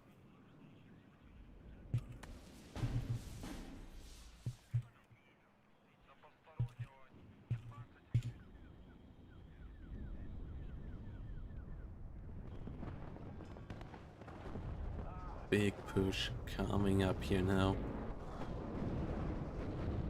Yeah, 1 minute something. +2 situation happening.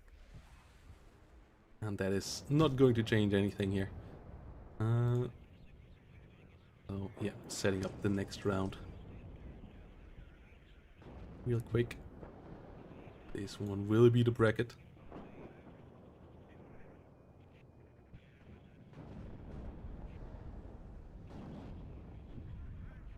As we see the artillery getting the kill.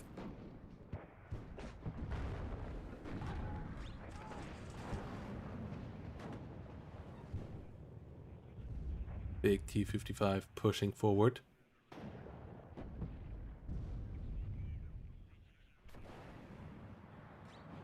More infantry pushing in as well. SPW going down, +4 coming up.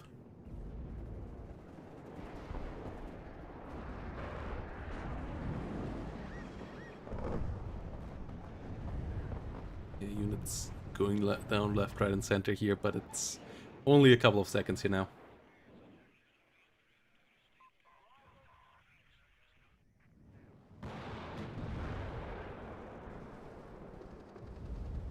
Good kill there. 55 pushing forward. SPW coming in as well.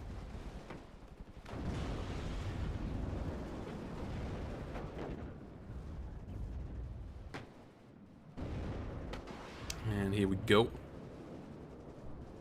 And the voltage here under heavy fire should go down in a second. AT's coming up here. Ah, not quite finding the kill there.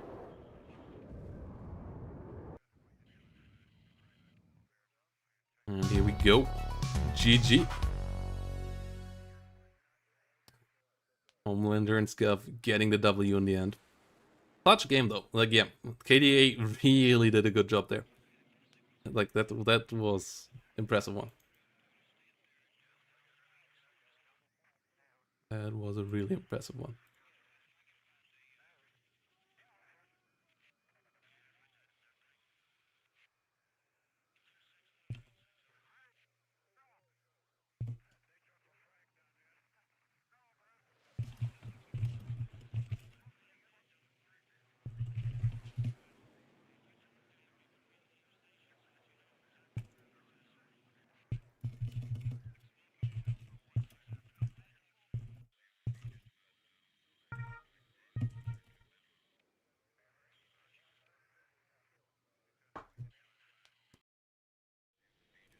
Okay.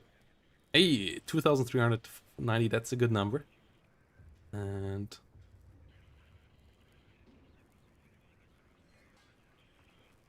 yeah, we're gonna jump into the grand finals in a second.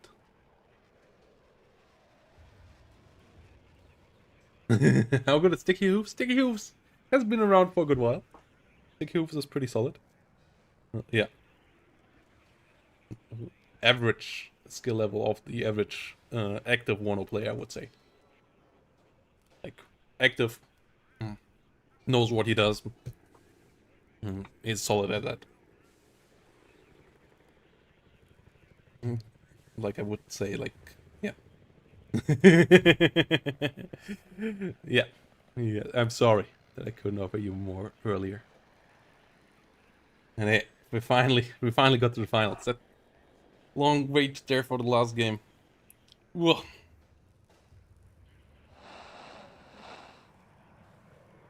Couple minutes behind schedule now. But it's okay. It's okay. Gonna get through it.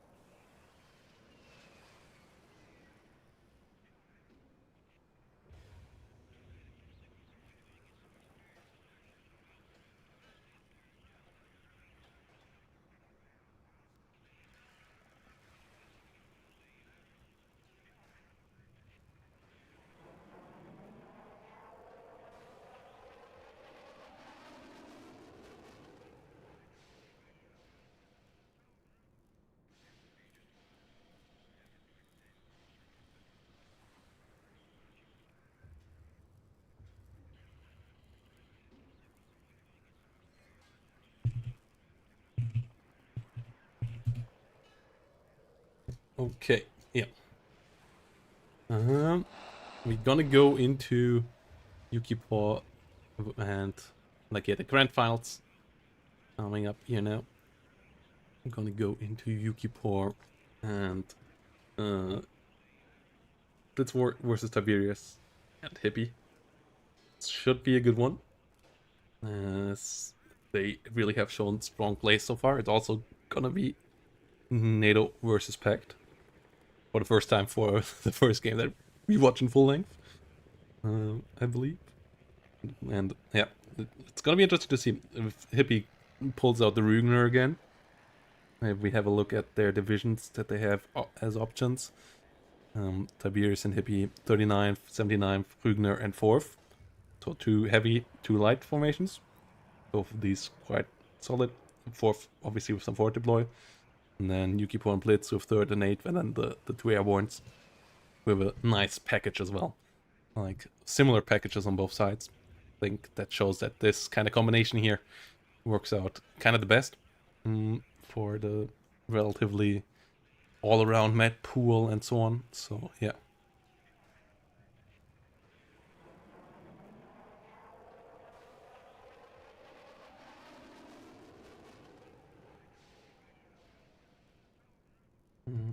Should be interesting.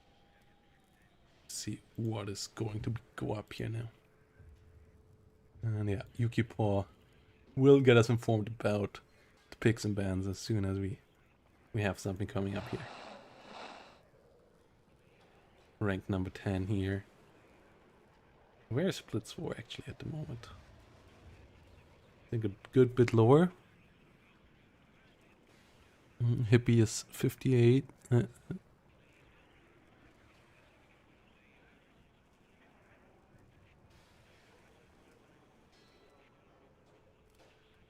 Yeah, 81. Blitzwar. We have a current 88 to 42. 66% win rate.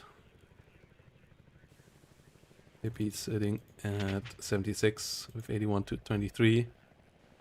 And then Tiberius, I think, is somewhere around first page as well. Did Tiberius change his name? I don't think so. Tiberius is here. Oh, 32 only at the moment. What happened, Tiberius? 83% win rate though. So, high win rate nonetheless. Just, I guess, not quite as many games as the other guys up top. Yuki having 87% win rate here. With 249 to 33. A 2073 rating. Mix here. With the 92% win rate at 2170. Really, really high level there.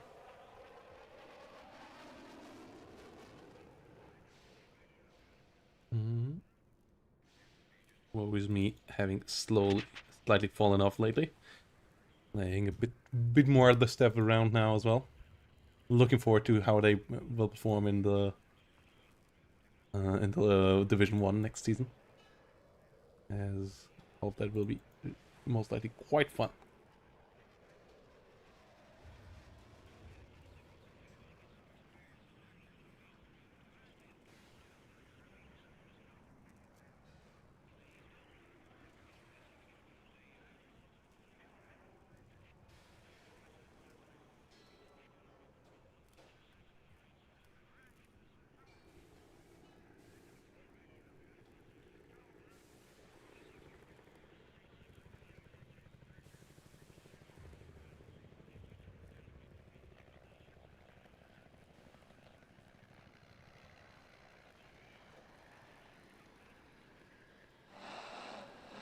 Other guys already coming up here. We have the first couple of urban frontline games already coming up. That's beautiful.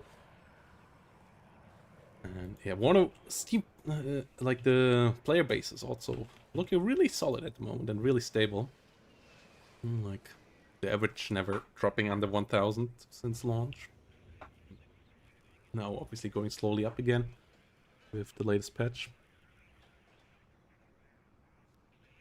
And also in general drop being like never really below 500, which is nice as well at any given time of the day, which is like was for some long time like the peaks of Steel Division.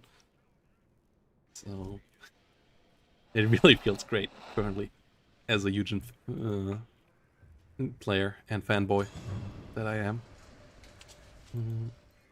Though I hope they push it further forward, like sandbox campaigns and all of that stuff, all the things that you can do. Yeah, there's a lot of room here for improvement.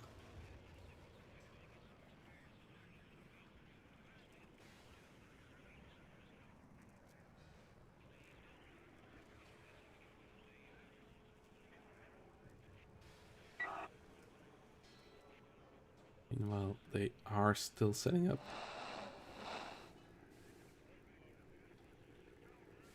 They are in session now. That's good.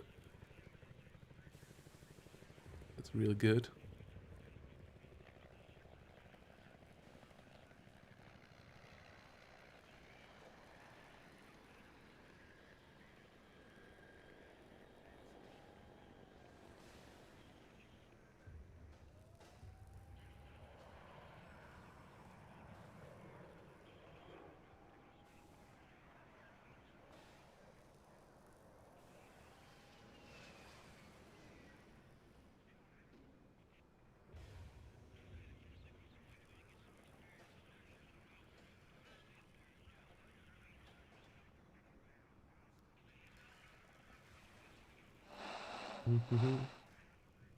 Actually going up at this time of the day? Okay. As we're waiting for Yuki to get back to us here. Yeah. Sorry, not the highest energy day. Last week was quite exhausting. We got down to 22 codes redeemed. Let's see if we can push that further, as there's still a couple codes to be claimed to add to the prize pool. Just a couple more cents, as we are in the prize pool range now. We're at $18.77 in here now. And yeah, thanks for all the supporters helping out with this.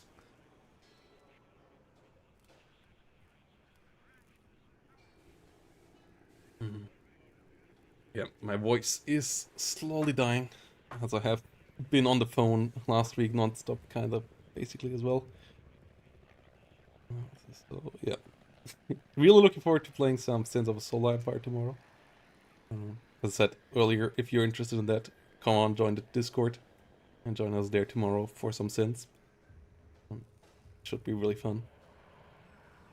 And yeah, also really excited for Season 2. League Season 1 was some of the best tournament action that we had on this in the SDL so far, and I'm optimistic Season 2 will be just as good, if not better. So, like, yeah, some great storylines there in Season 1 as well, with the Birthex upsets and so on. And there is some really good stuff to be played here now with the current patch. I feel, for me, this might be the most enjoyable WARNO patch so far.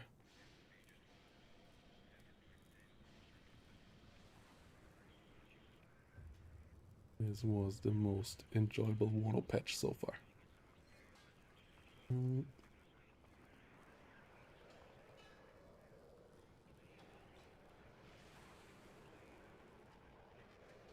Okay.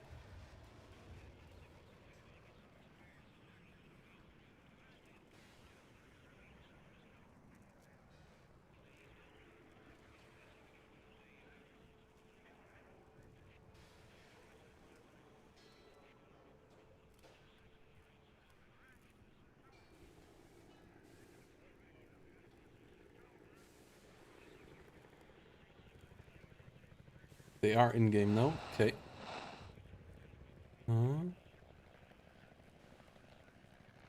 Which one is it? I think it's this one. No. Did they not turn on spectator? Please tell me.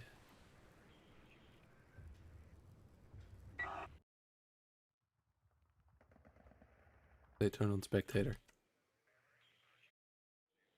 What the fuck?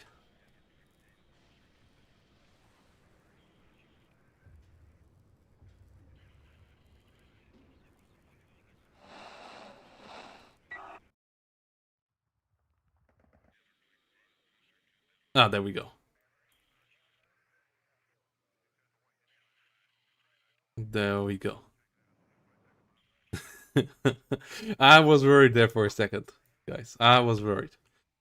And yeah, we have this. Oh, what? Oh, it's double airborne. Whilst we're waiting that the buildings load in here, because currently we have a really, really flat version of this map.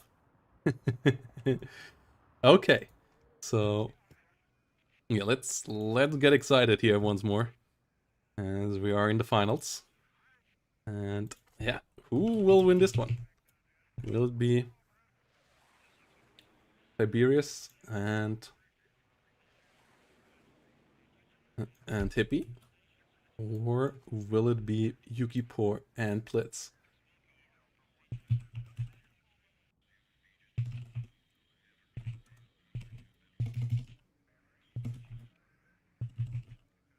It should be a pretty interesting one. For sure, with Rugner still being such a dark horse. Like, it should be pretty decent. All I've played with it so far worked out nicely. But is it really up there with the top divisions? It's hard to say. Yeah, we have a lot of pings coming in from Hippie immediately on the buildings here. First, second. Tiberius going around there. ASK. Do they actually want to go that deep? No. I was like, how are they supposed to go that deep? As we have only airborne on the other side. So yeah, with this being the aggressive one, with the India, Charlie, and Alpha points, it's gonna be interesting to see how the people play this.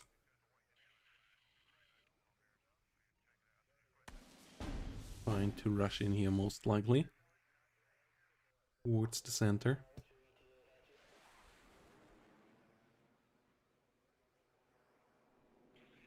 Nice.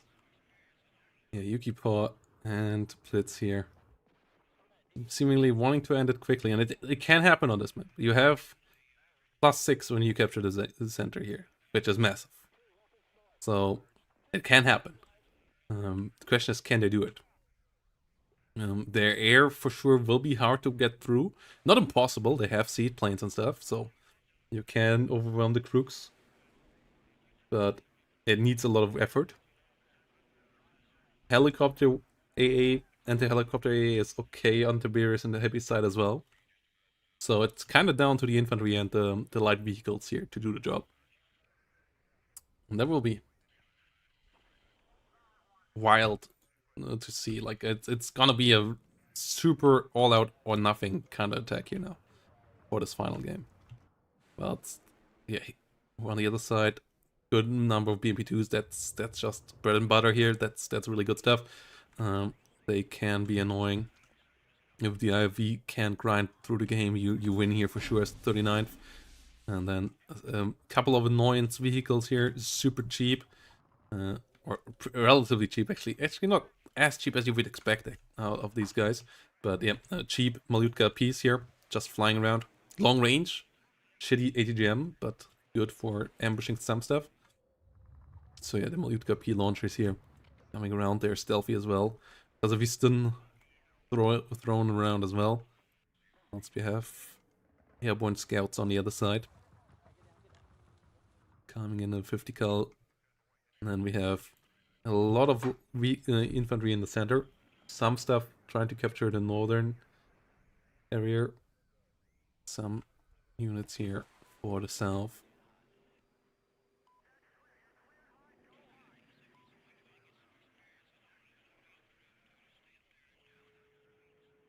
.107mm mortar.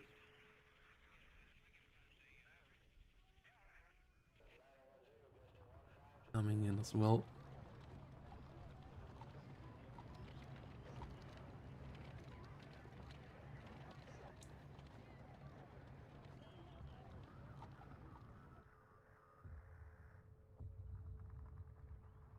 Must we have a lot of PKMs here. Flying in as well. Yeah, the KSK is gonna be really important. That's the only forward deploy they got. It's a really good forward deploy. Oh, this one is not on a road. This is not a road. Mistake. That SD and Normandy 44 players did often in Steel Division 2 because their railways were roads. Though Morgan Retracting, I don't think they were. So this is just a mistake that hopefully gets rectified with this thing being set here. Obviously, it looks like it's something that you should be fast moving on, but yeah, I mean, trying to race over tracks is not that easy. So it makes sense that it is not fast movable in my book, but yeah, that would be a shame here if Hippie leaves it there, and then it just needs to move all the way over here and arrives too late, gets shot or something like that. Could be painful. Could be painful. Very RPOs in the north. India seems to be given up completely. It doesn't seem to be contested. So it's Alpha being contested and Charlie being contested here. So yeah, India is also slightly in favor of the left side, so it makes sense. Combined with the forward deployment, that it is the point that is being given up here. Whilst, yeah, the air paramarine here coming around, the guy coming up. All of that should be pretty hot. Good couple of trucks here moving around as well, bringing up some forces to the front line.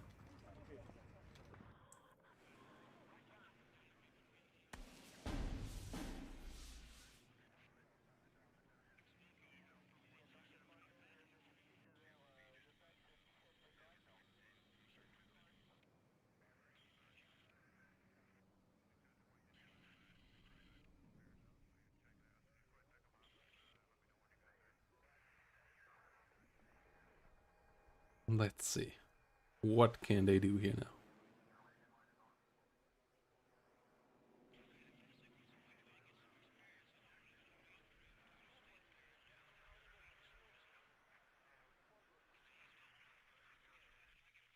Perry. Pinks are all ready. Everything is ready over here. There might be room for some aircraft here, point-wise. This doesn't quite look like 3,000 points. It looks like 2k? Don't think it's quite 3k. Like, sure, the infantry is not the cheapest, but still. What's on the other side? This is 3k. Like, you have some artillery and stuff as well. The coffin launcher coming in from the get-go. Strela 10M. Crook. Only one Crook here. Only one Strela 10. Single Crook is risky. Can do some, can not do some, potentially. It's just risking it all.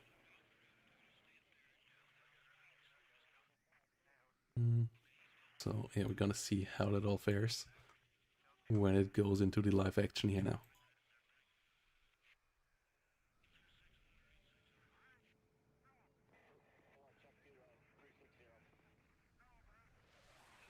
I wonder what they're waiting on right now, because I don't see anything changed anymore.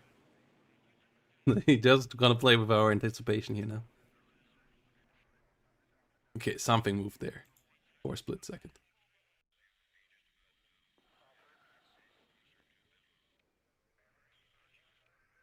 And here we go. Grand finals time. Who will make it? Will the rush work here? Will the rush work, or will it get stopped by the Rügners, by the Badejungen? And it's the BMP2 power of the 39th. Lots of movement here towards the center. Redka Saperi moving around as well. More pinks are coming up.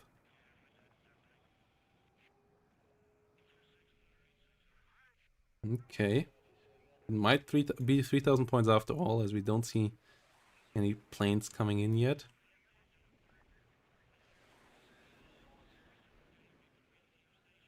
Or they're waiting for first contact. Yeah, easy conquest down here. No contest. Question is, can they get some stuff done in the north? Casca being pushed out. Being stunned, being hit here already. Dropping a couple of hit points already. Getting hit by TNT. Oh, this Casca is dead before it can do anything. And yeah, the other Casca, really the issue arises. Did arose that it had to move off. That's why it's so late here.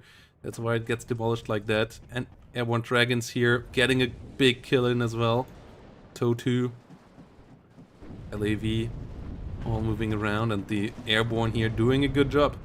Getting into a good position, BRM and BTR in solid spots as well. Reservistan under fire, Reservistan getting demolished. And Reservistan in the south trying to come around. +3 situation here right now for Blitz 4 and Yuki. And they're gonna get into the center here in a second as well. Yeah, reduced to a +2. Blank. TDBVK is trying to get there. So guy has to be careful. Should smoke off. Smokes off too late.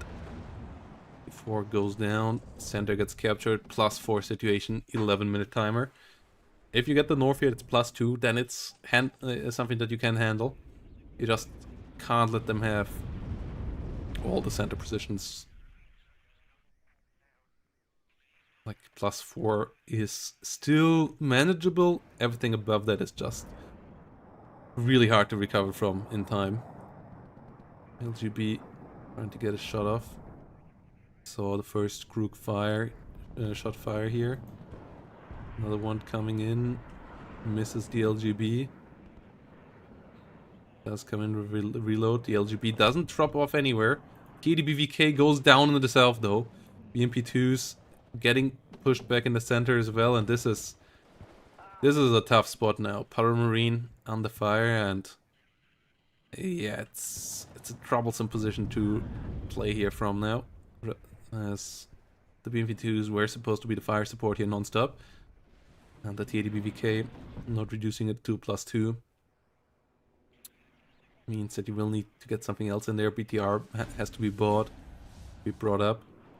The KSK losses early on are pretty painful as well. Maybe should have been a slight bit more offensive in the setup. Obviously, you don't want to give up too much space. That's why I tried to rush there, but then they were overwhelmed a bit too easily. Oh no, Crook going down as well. Oh, this is going from bad to worse here. This game is unraveling really quickly here. Yuki and Blitz with some really strong kills here. And Tiberius and Hippie will have to find a footing here and fast. It's not gonna be easy. Coffin launchers are a bit the attempt here, I guess. LAVs just rolling by the side here now. One Dragons going down at least in the south. VLRA going in down here as well. The Para Command trying to get in here. That would be the +6. That would be hitting up the timer even faster. And at that point, it would be really problematic to try to get back from. At the same time, Reservistan and Love here doing a bit of a cat and mouse game. SU-22 trying to find the kill. Doesn't find the kill. What exactly happened there? Speed plane coming around. LGB coming around. Getting the kill into the Motostrelkis. Disengaging right after. So 2 at least gets killed before it can do more harm from that really strong position. We have a lot of BMPs coming in, but yeah, this is going to be a clean victory here for Yuki and Blitz 4. DDBK coming in. This is currently a really clean game for them. This is strong with smoke.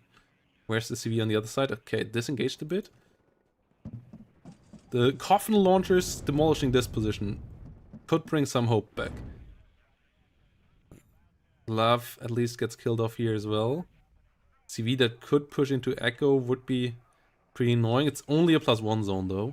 The rear zones being +1 zones and the center ones being +2 zones in general is quite weird about this map. As we go back to a +4 situation now. The CV in the middle that actually might just capture the whole zone. Zavisten and Motos coming around. Weapon launcher missing its shot. There was no unit in there anymore. TAD BVK coming in on the other side. Engineers slowly pushing forward. SU in the north. Mistral missing actually against the Mi-24. Now under attack by the Mi-24s. This is a good cleanup operation here by Tiberius. Really good idea. Su-27 in a fantastic spot as well. Tiberius with a really good setup here in the north. But the SU... Okay, no, it gets the kill there. Loses one hind anyways. But that is still pretty helpful. As we see a Phantom now coming in. That is a risky duel against the Su-27 though. Yeah, Su-27 gets the kill there. This is important. This is really, really key here. Getting those victories. As that might allow them to get back in here. That could stop the take already. The kills in the center. Still in favor of blue. They need to get the long game going. The BMP2 deaths and so on are all annoying. They still should have a better late game though than the division without any IFVs on the other side and any heavy tanks. So could be pretty big. Humvee needs to be careful. Oh! Airborne gets killed off before it can get close enough. We still have an air dominance here on the side of Yuki Po and Blitz War, but Krooks now coming around the number again. Running out of ammo. F-15 there. Eating up the ammo for them. BTR not being killed by the LGB actually. It's the other unit that gets hit. So that will stop the take here most likely. The center might bring it back to a +2, but that is a lot of time. That is a lot of time here for our team in red. Okay, Grud with some fire here. That can be quite strong. +4 here for a second, but only till this zone north is captured. LGB gets the TADBK though. This is a brutal one. The air dominance here is real right now. The Krooks out of ammo. They need to be reloaded. Tiberius with another Grud run here against the Toes, as they have been pretty devastating as well. Well, it's the Mi-24V versus the Para Commander. Is an interesting match as well. Only the NF can fire right now. The Phantom should try help out there. Or the Seaplane. Okay, Seaplane is what does the job right now. So the Hind is going down. And then the Para, yeah, is on the way already to try to recapture this. That would bring back a +6 here right now. That would bring the +6, so that's something that the other team, that Tiberius and Hippie, need to prevent. LGB's coming in with another run here. The Krooks not having ammo right now is just so devastating. This is a massive, massive issue. Whilst more units push forward over here, the Humvee actually could potentially even find this zone, and this is a really, really tough spot. Another Krook coming up, but that is a misinvestment. The investment should have been into reloading the ones in the front line. Another one doesn't really help you right now. It's as the one of the front line gets hit by the LGB. Oh no! Yeah, it's... As long as they can hold the +2, there is some hope here. The Para Commander gets pushed back. That was pretty important. Else, the second Krook gets hit by the LGB. This is the nightmare scenario. Getting your units, buying AA, and then not having the supply for the AA so that they just get bombed. Well, it's seats moving around. VLRA and BMPs moving in here. Popos and Foss going around. Slowly moving forward. PK coming around.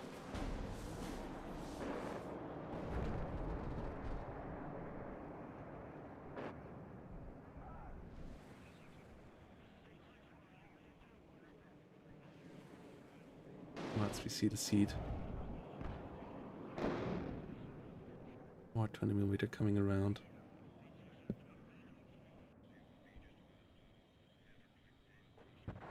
We see the airmobiles coming around here as well now. Chasseur Paras under fire. EAT getting some hits. Winston on the fire here. Milan 2 trying to hold the line. +3 situation now. This is big. This is really big by Yuki right now here, as that will give them a 4-minute timer now for the other team. Plus they have another position on the map that they have to worry about whilst they're already stretched thin, and every time they move out they will get hit by air because the AA network is not up there right now. They have Stralas in the center now, but that's all there is with one Krug.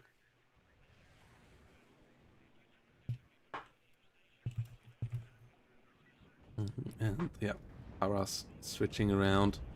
SU-27 on the hunt. SU-27 getting the kill at least onto the LGB. BTR-60 going down in the north though. And there's so much infantry plus the leader here that I don't think they can prevent this from entering. CV needs to come down here in the south as well. There is some SPWs on the way. There are some SPWs on the way, but it's only 3 minutes here now till the end. And I don't think they can stop this. Piochota Smash moving in here. Airborne Dragons and Airbornes coming up as well. Mistral moving around. ULRA and Co coming in as well. Paracommand slowly moving in here.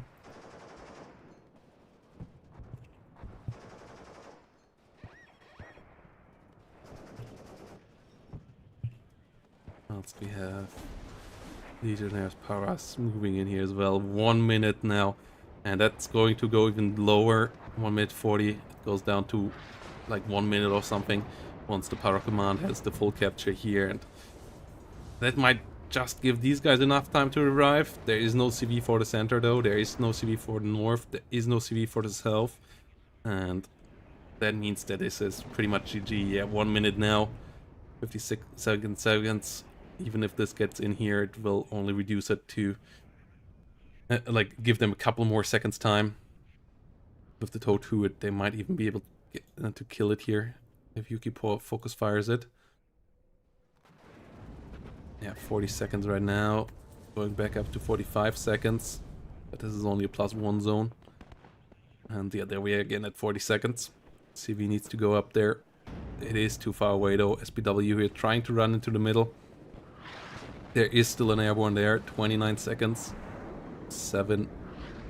And +7 still going on. 24 seconds here, and the LGB coming around with the kill onto the SPW even. That's not gonna go anywhere. Seed coming around. More LGBs coming in. More Krugs going down. The Krug wall did not hold this time around. The quick mobile air rush here did its job. 5 seconds remaining, and yeah, then we're gonna go. Gotta get the kill here, and yeah, 2 seconds, 1 second, GG. And well played by Yuki and Blitzwar, getting the title here. And yeah, I just realized the bitrate was actually lower because I switched back to restream again from just streaming on Twitch, and I forgot, or I didn't know that that resets the bitrate from the setting that I had before, so that's why the bitrate was so low. Yeah, just check that. Sorry for that. Yeah. If you had any issues visually, I'm sorry. Yeah. So yeah, well played here by Yuki and Blitzwar. Really clean game. The Rügener Propiron got dismantled this time around.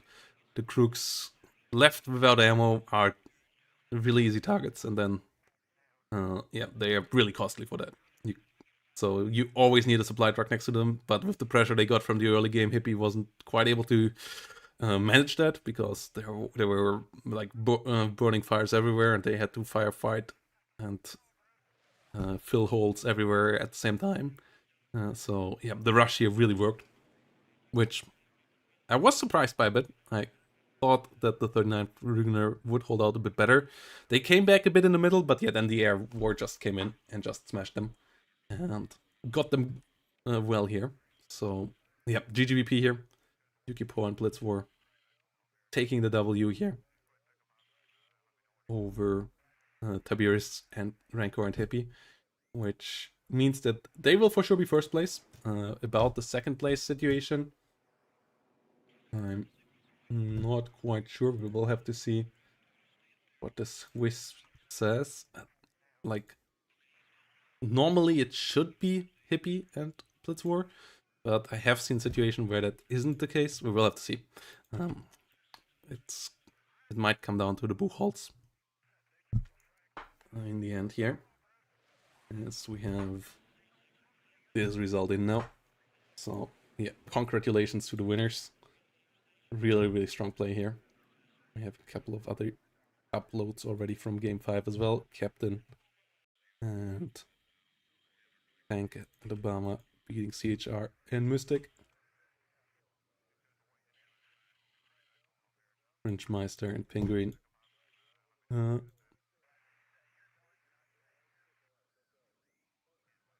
Beating Atla and Cheeki Bricky.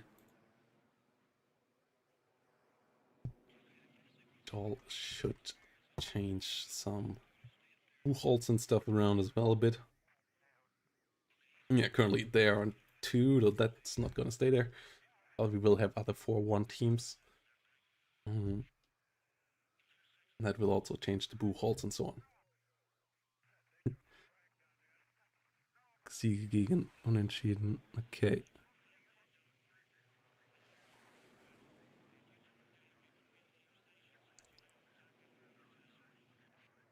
Yeah, that Buchholz will come in hot soon. Jasp and Trisko beating TD and Edbit.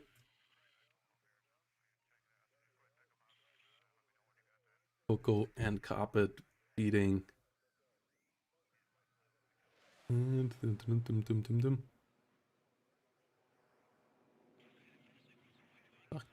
yeah, there we go. Let's get us a step closer here for sure, as everybody is just finishing their games right now here.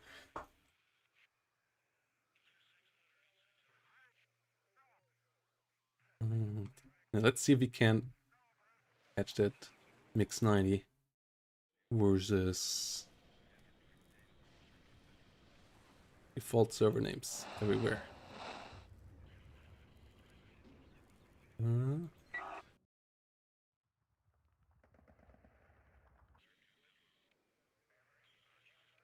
No, that's Cheech and Stang versus Hatred and yeah, so that's could be interesting as well.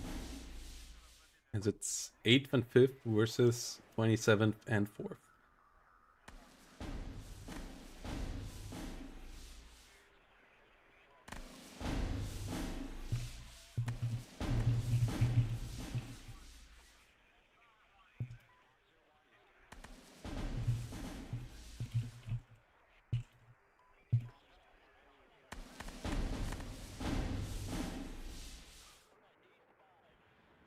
MP3s coming around. 27th being allowed here for once.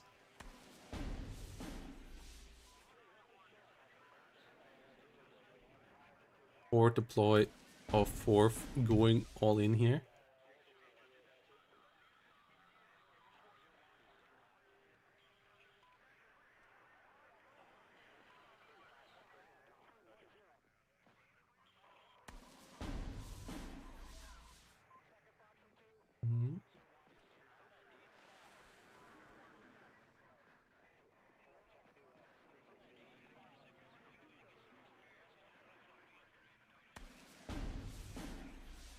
Yeah, here we go.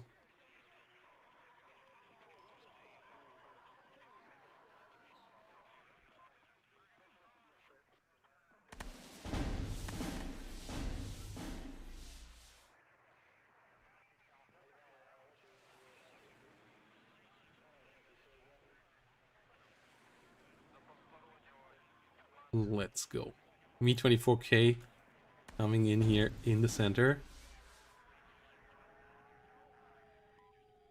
versus Gazelle Cannons and Strellas. Not that many Falchimer here units. A couple of them coming around here now. A lot of Gazelle Cannons, which is an interesting start here. Whilst we have a +1. And then yeah, the Gazelle Cannons getting murdered. Me-24K coming in with some nice damage as well. HE Bomber coming around. Me-24 able to disengage. MiG-21 Bomber able to get out as well. So it's a lot of IFVs and CAFs here now. You have BMP-3s on the other side. So they could work quite nicely against that. Let's Falchimer guys, let's Coco here. Try to hold the ground. MX-10P in the fire.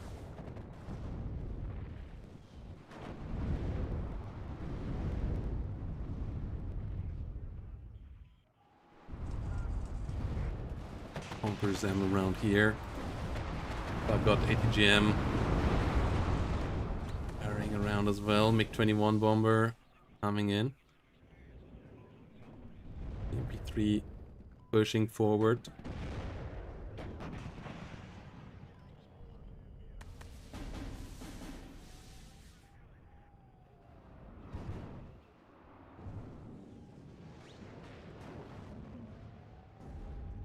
But good +2 here for the blue side now. BMP3 is dying like flies. That's pretty expensive. Like they're basically tank price cost for you if you lose them, so.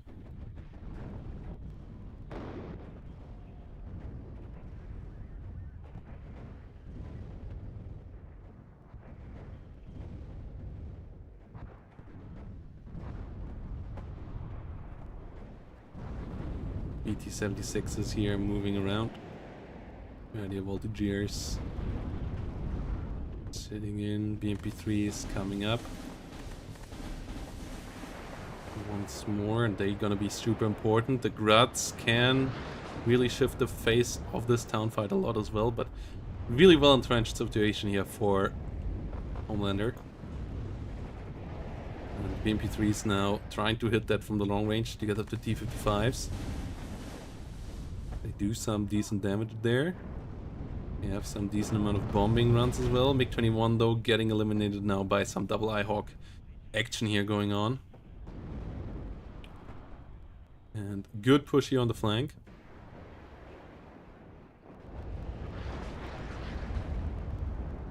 Rat trying its best here to get some hits.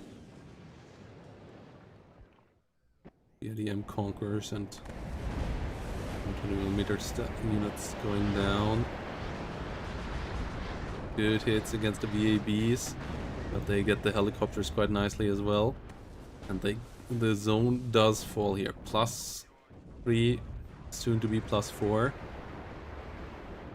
As the Gruds hit the Reservisten around as well. MiG-21 Bis on the fire. Tanks coming around. A good amount of kills here. T-55 getting demolished. MP3s, MX-10s, and MX-30s. M1s though, those are hard to beat. Like the rest can be beaten by the T-55s, and for the rest you need, for the M1s you need the T-80Bs though, and BVs, and those are pretty expensive. It's T-55s and BMP-3s all the way here at the moment between Sheesh and Stanag. Whilst the Gruds get reloaded time and again. Oh no, actually they only now get reloaded. Slight push in the north, but there's too much infantry there in the way. +4 has a 7-minute timer.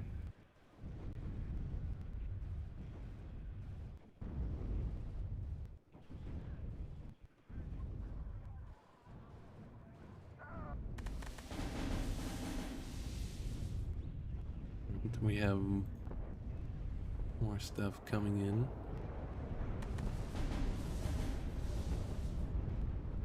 They finally get this back here. 8-minute timer. The BMPs pushing forward. M1s do fall.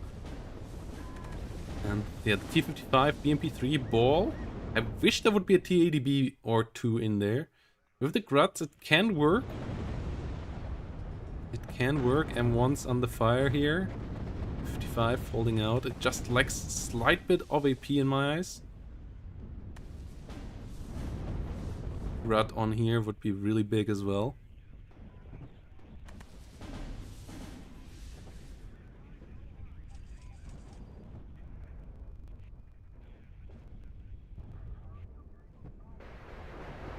Once we have the artillery coming in here now.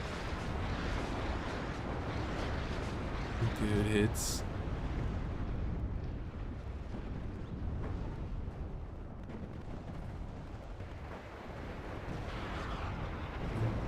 It's pushing forward.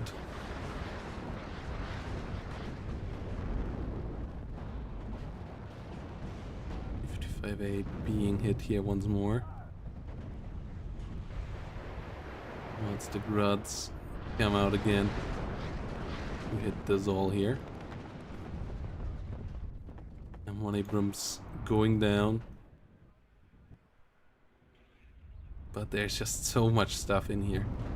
There is so many 50 cults. Like, infantries just don't get through those 50 cult spots. They just get immediately deleted. It needs to be artillery and vehicles, but they are not quite strong enough to deal with the rest. Like, really, not having any T80s is weird. It's just more BMPs now. There's a T80BV. But all the rest just went down beforehand. Big smoke push now. There's decent enough AA there, though, to deal with the helicopters, and there's so much firepower here that the +2. Yeah, the AA, the bombers are all suicide right now. Especially as they come in piecemeal like this. I have 111 LGB on the other side trying to come in. We'll have to reset that run before it can come in. MP3s getting shot, getting killed.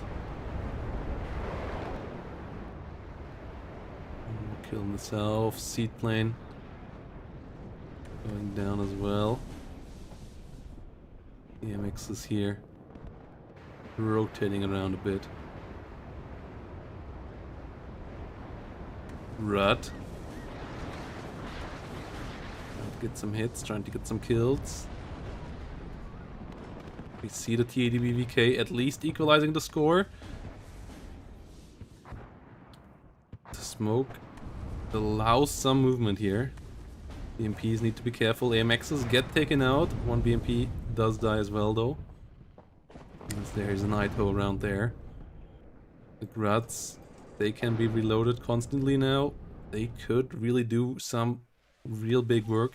We have another quadruple stack of T55As. BMP3s and T55s here. Getting more kills. 50 cults. Are good against infantry, not so great against vehicles. The vehicles come just around in big plops now. M1s under fire. Infantry getting demolished. There is still some ATGM power here. But the Gruts coming around quite strongly as well. Gruts could find all of this in a second here. As we're catching up pretty nicely to life here in a second.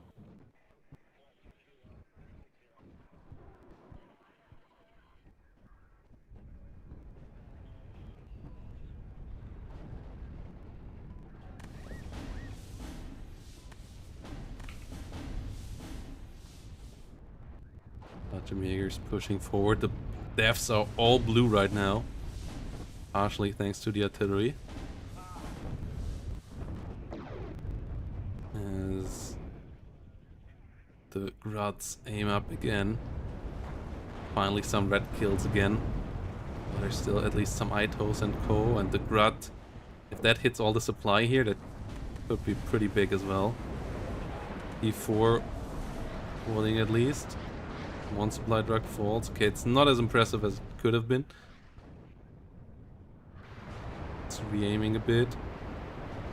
M1 getting damaged, getting stunned, but will not be killed. Let's see. Push through all of this here now. P52FA pushing forward. M2 pushing up as well.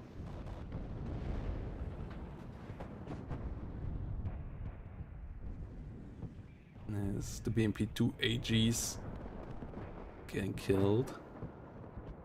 Water's constantly smoking. +2 situation here still. Is only 4 minutes away, so yeah, they need...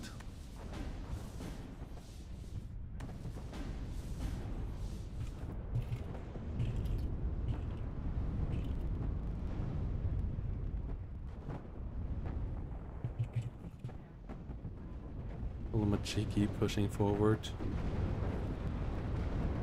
Ultramega Maddie's attacking, engineers getting killed. Rud trying to come in, trying to deal some damage. Machutson on the fire. One going through TADP. But it only stops the take right now. They need more than that. 14 minutes remaining, and Cheech and Stanak basically need a breakthrough here, and that's tough. Like, they get a nice sneak around the side here. That's a +2.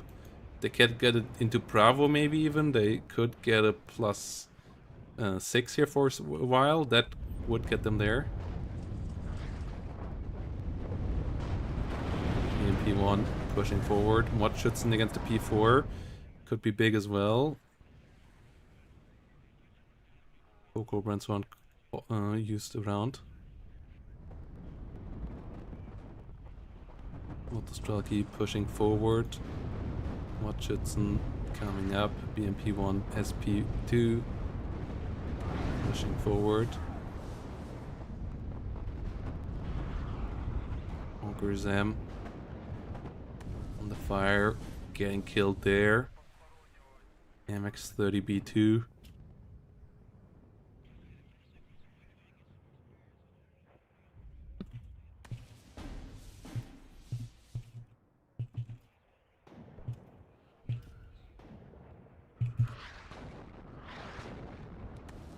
ADBV getting repaired.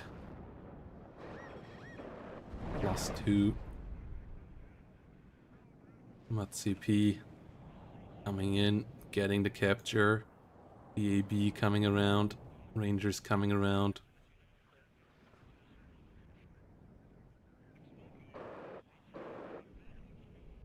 Me-24 VAA getting shut down by the Mirage, and yeah, this is it here, I think. The +2 even returning. 3-minute timer, but it's more importantly 1,500 points difference, even if the game still goes another 11 minutes here. They won't get there.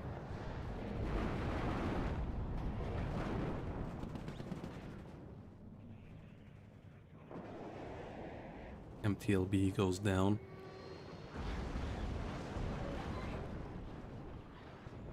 Artillery getting hits. AMX Elf once getting hits as well.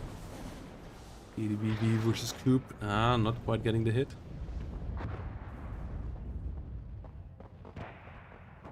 FM2 disengaging. Me-24V getting the mech rifles. And then we go here. Gruts coming along. Be some good hits. They get stopped. Rud will fire here in a second.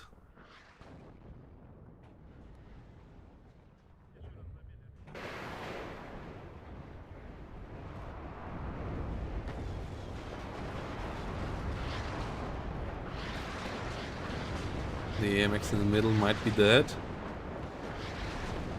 The rest seems to be able to survive. No, one more going down. So that is quite nice. Artillery hitting the BTR 80 BK over here already though, and pushes it out again. Gets shocked, gets routed. We have protection for the south now. It's about to go to a +2 situation again.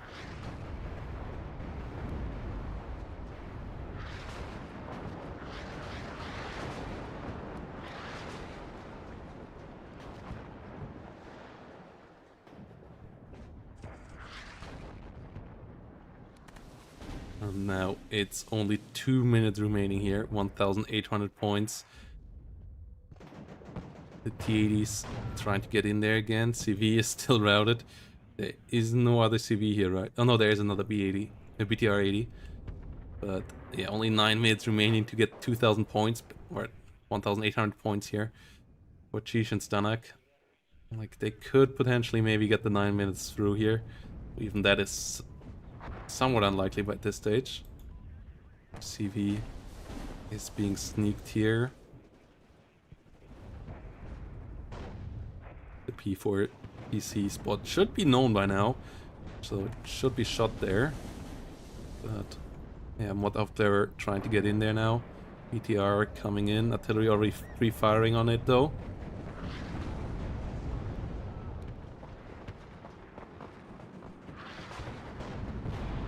Needing to be careful there. P55 against the mech rifles. Idea voltageers all getting stunned down here. Mech rifles. OHE bomber. Dealing good damage, not getting the kill though. But yeah, there's protection everywhere. SPW once more trying to be sneaky, but will get killed off there. The Mod Aufklärer will see this now. Will immediately get stunned down though.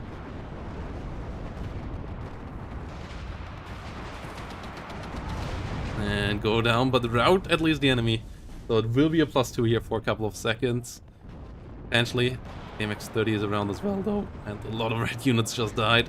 So the VABs and co will come in here in a second as well. AMX out 1 just constantly firing. Constantly using the autoloader.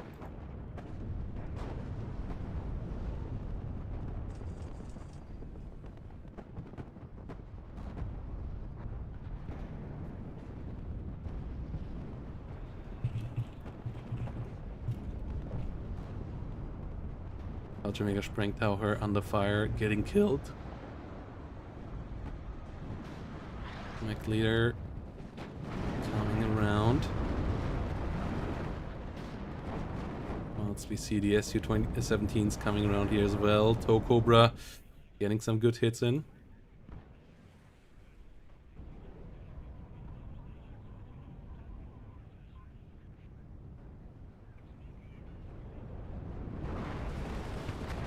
Cheeki and Motostrelki.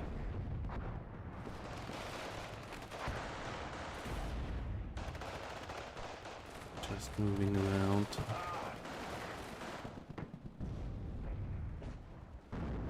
P55 AM2 pushing forward.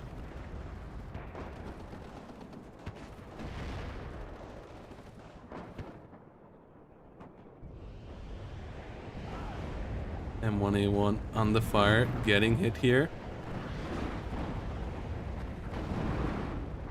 Getting pushed back. So Perry will try to clean this out here.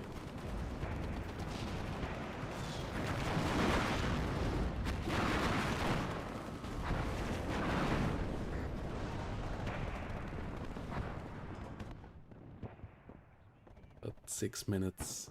This is pretty over.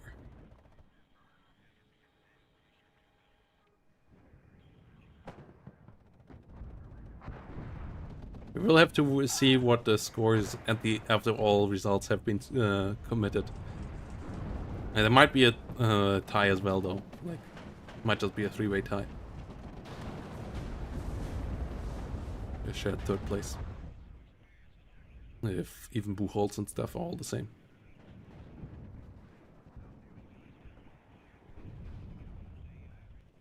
Falchamega Maddie's moving around.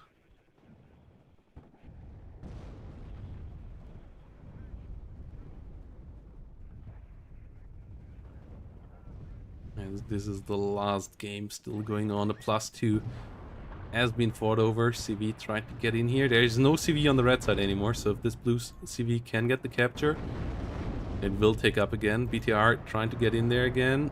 AT coming around, but yeah, it's about getting something on the flank here as well, and that's not happening. That is just not happening. BTR still coming in here once more. But red side is completely bled dry. The T80BVs, in my eyes, coming too late. T55s. A bit too numerous. It's same issue that Stanak already had in my eyes when he played against me and Stahlbrecher on this map in the DEFCON tournament.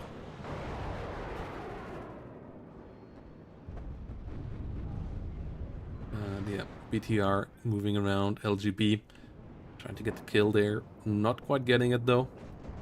And the Mech Rifle CV will get in here, will get the capture, will get the point. Brennis moving forward.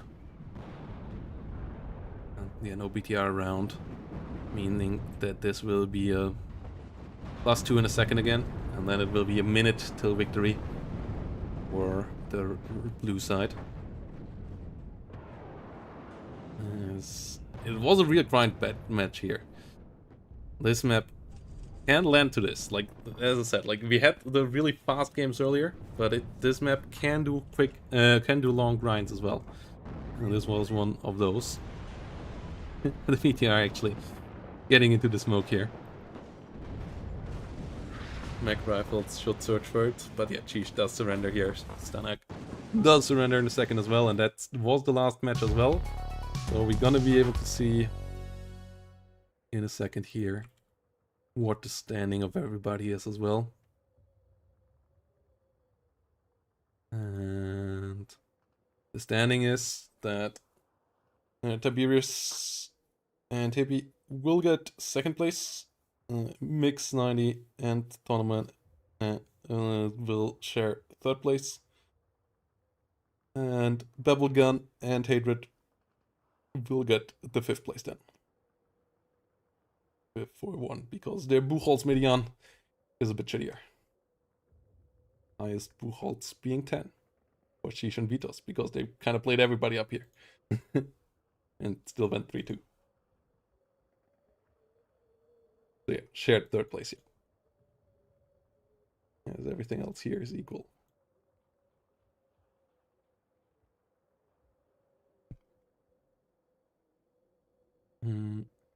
I don't think it will say that though. Yeah, no. But that's just a limitation here. Yeah. 8th place here. Thanks everybody for joining. It was an amazing tournament. Sorry if there was any performance issues. And yeah, I was not at my peak today, but you guys carried me through it. So yeah, thanks all of you for watching. We will figure out the payout with the players as well. And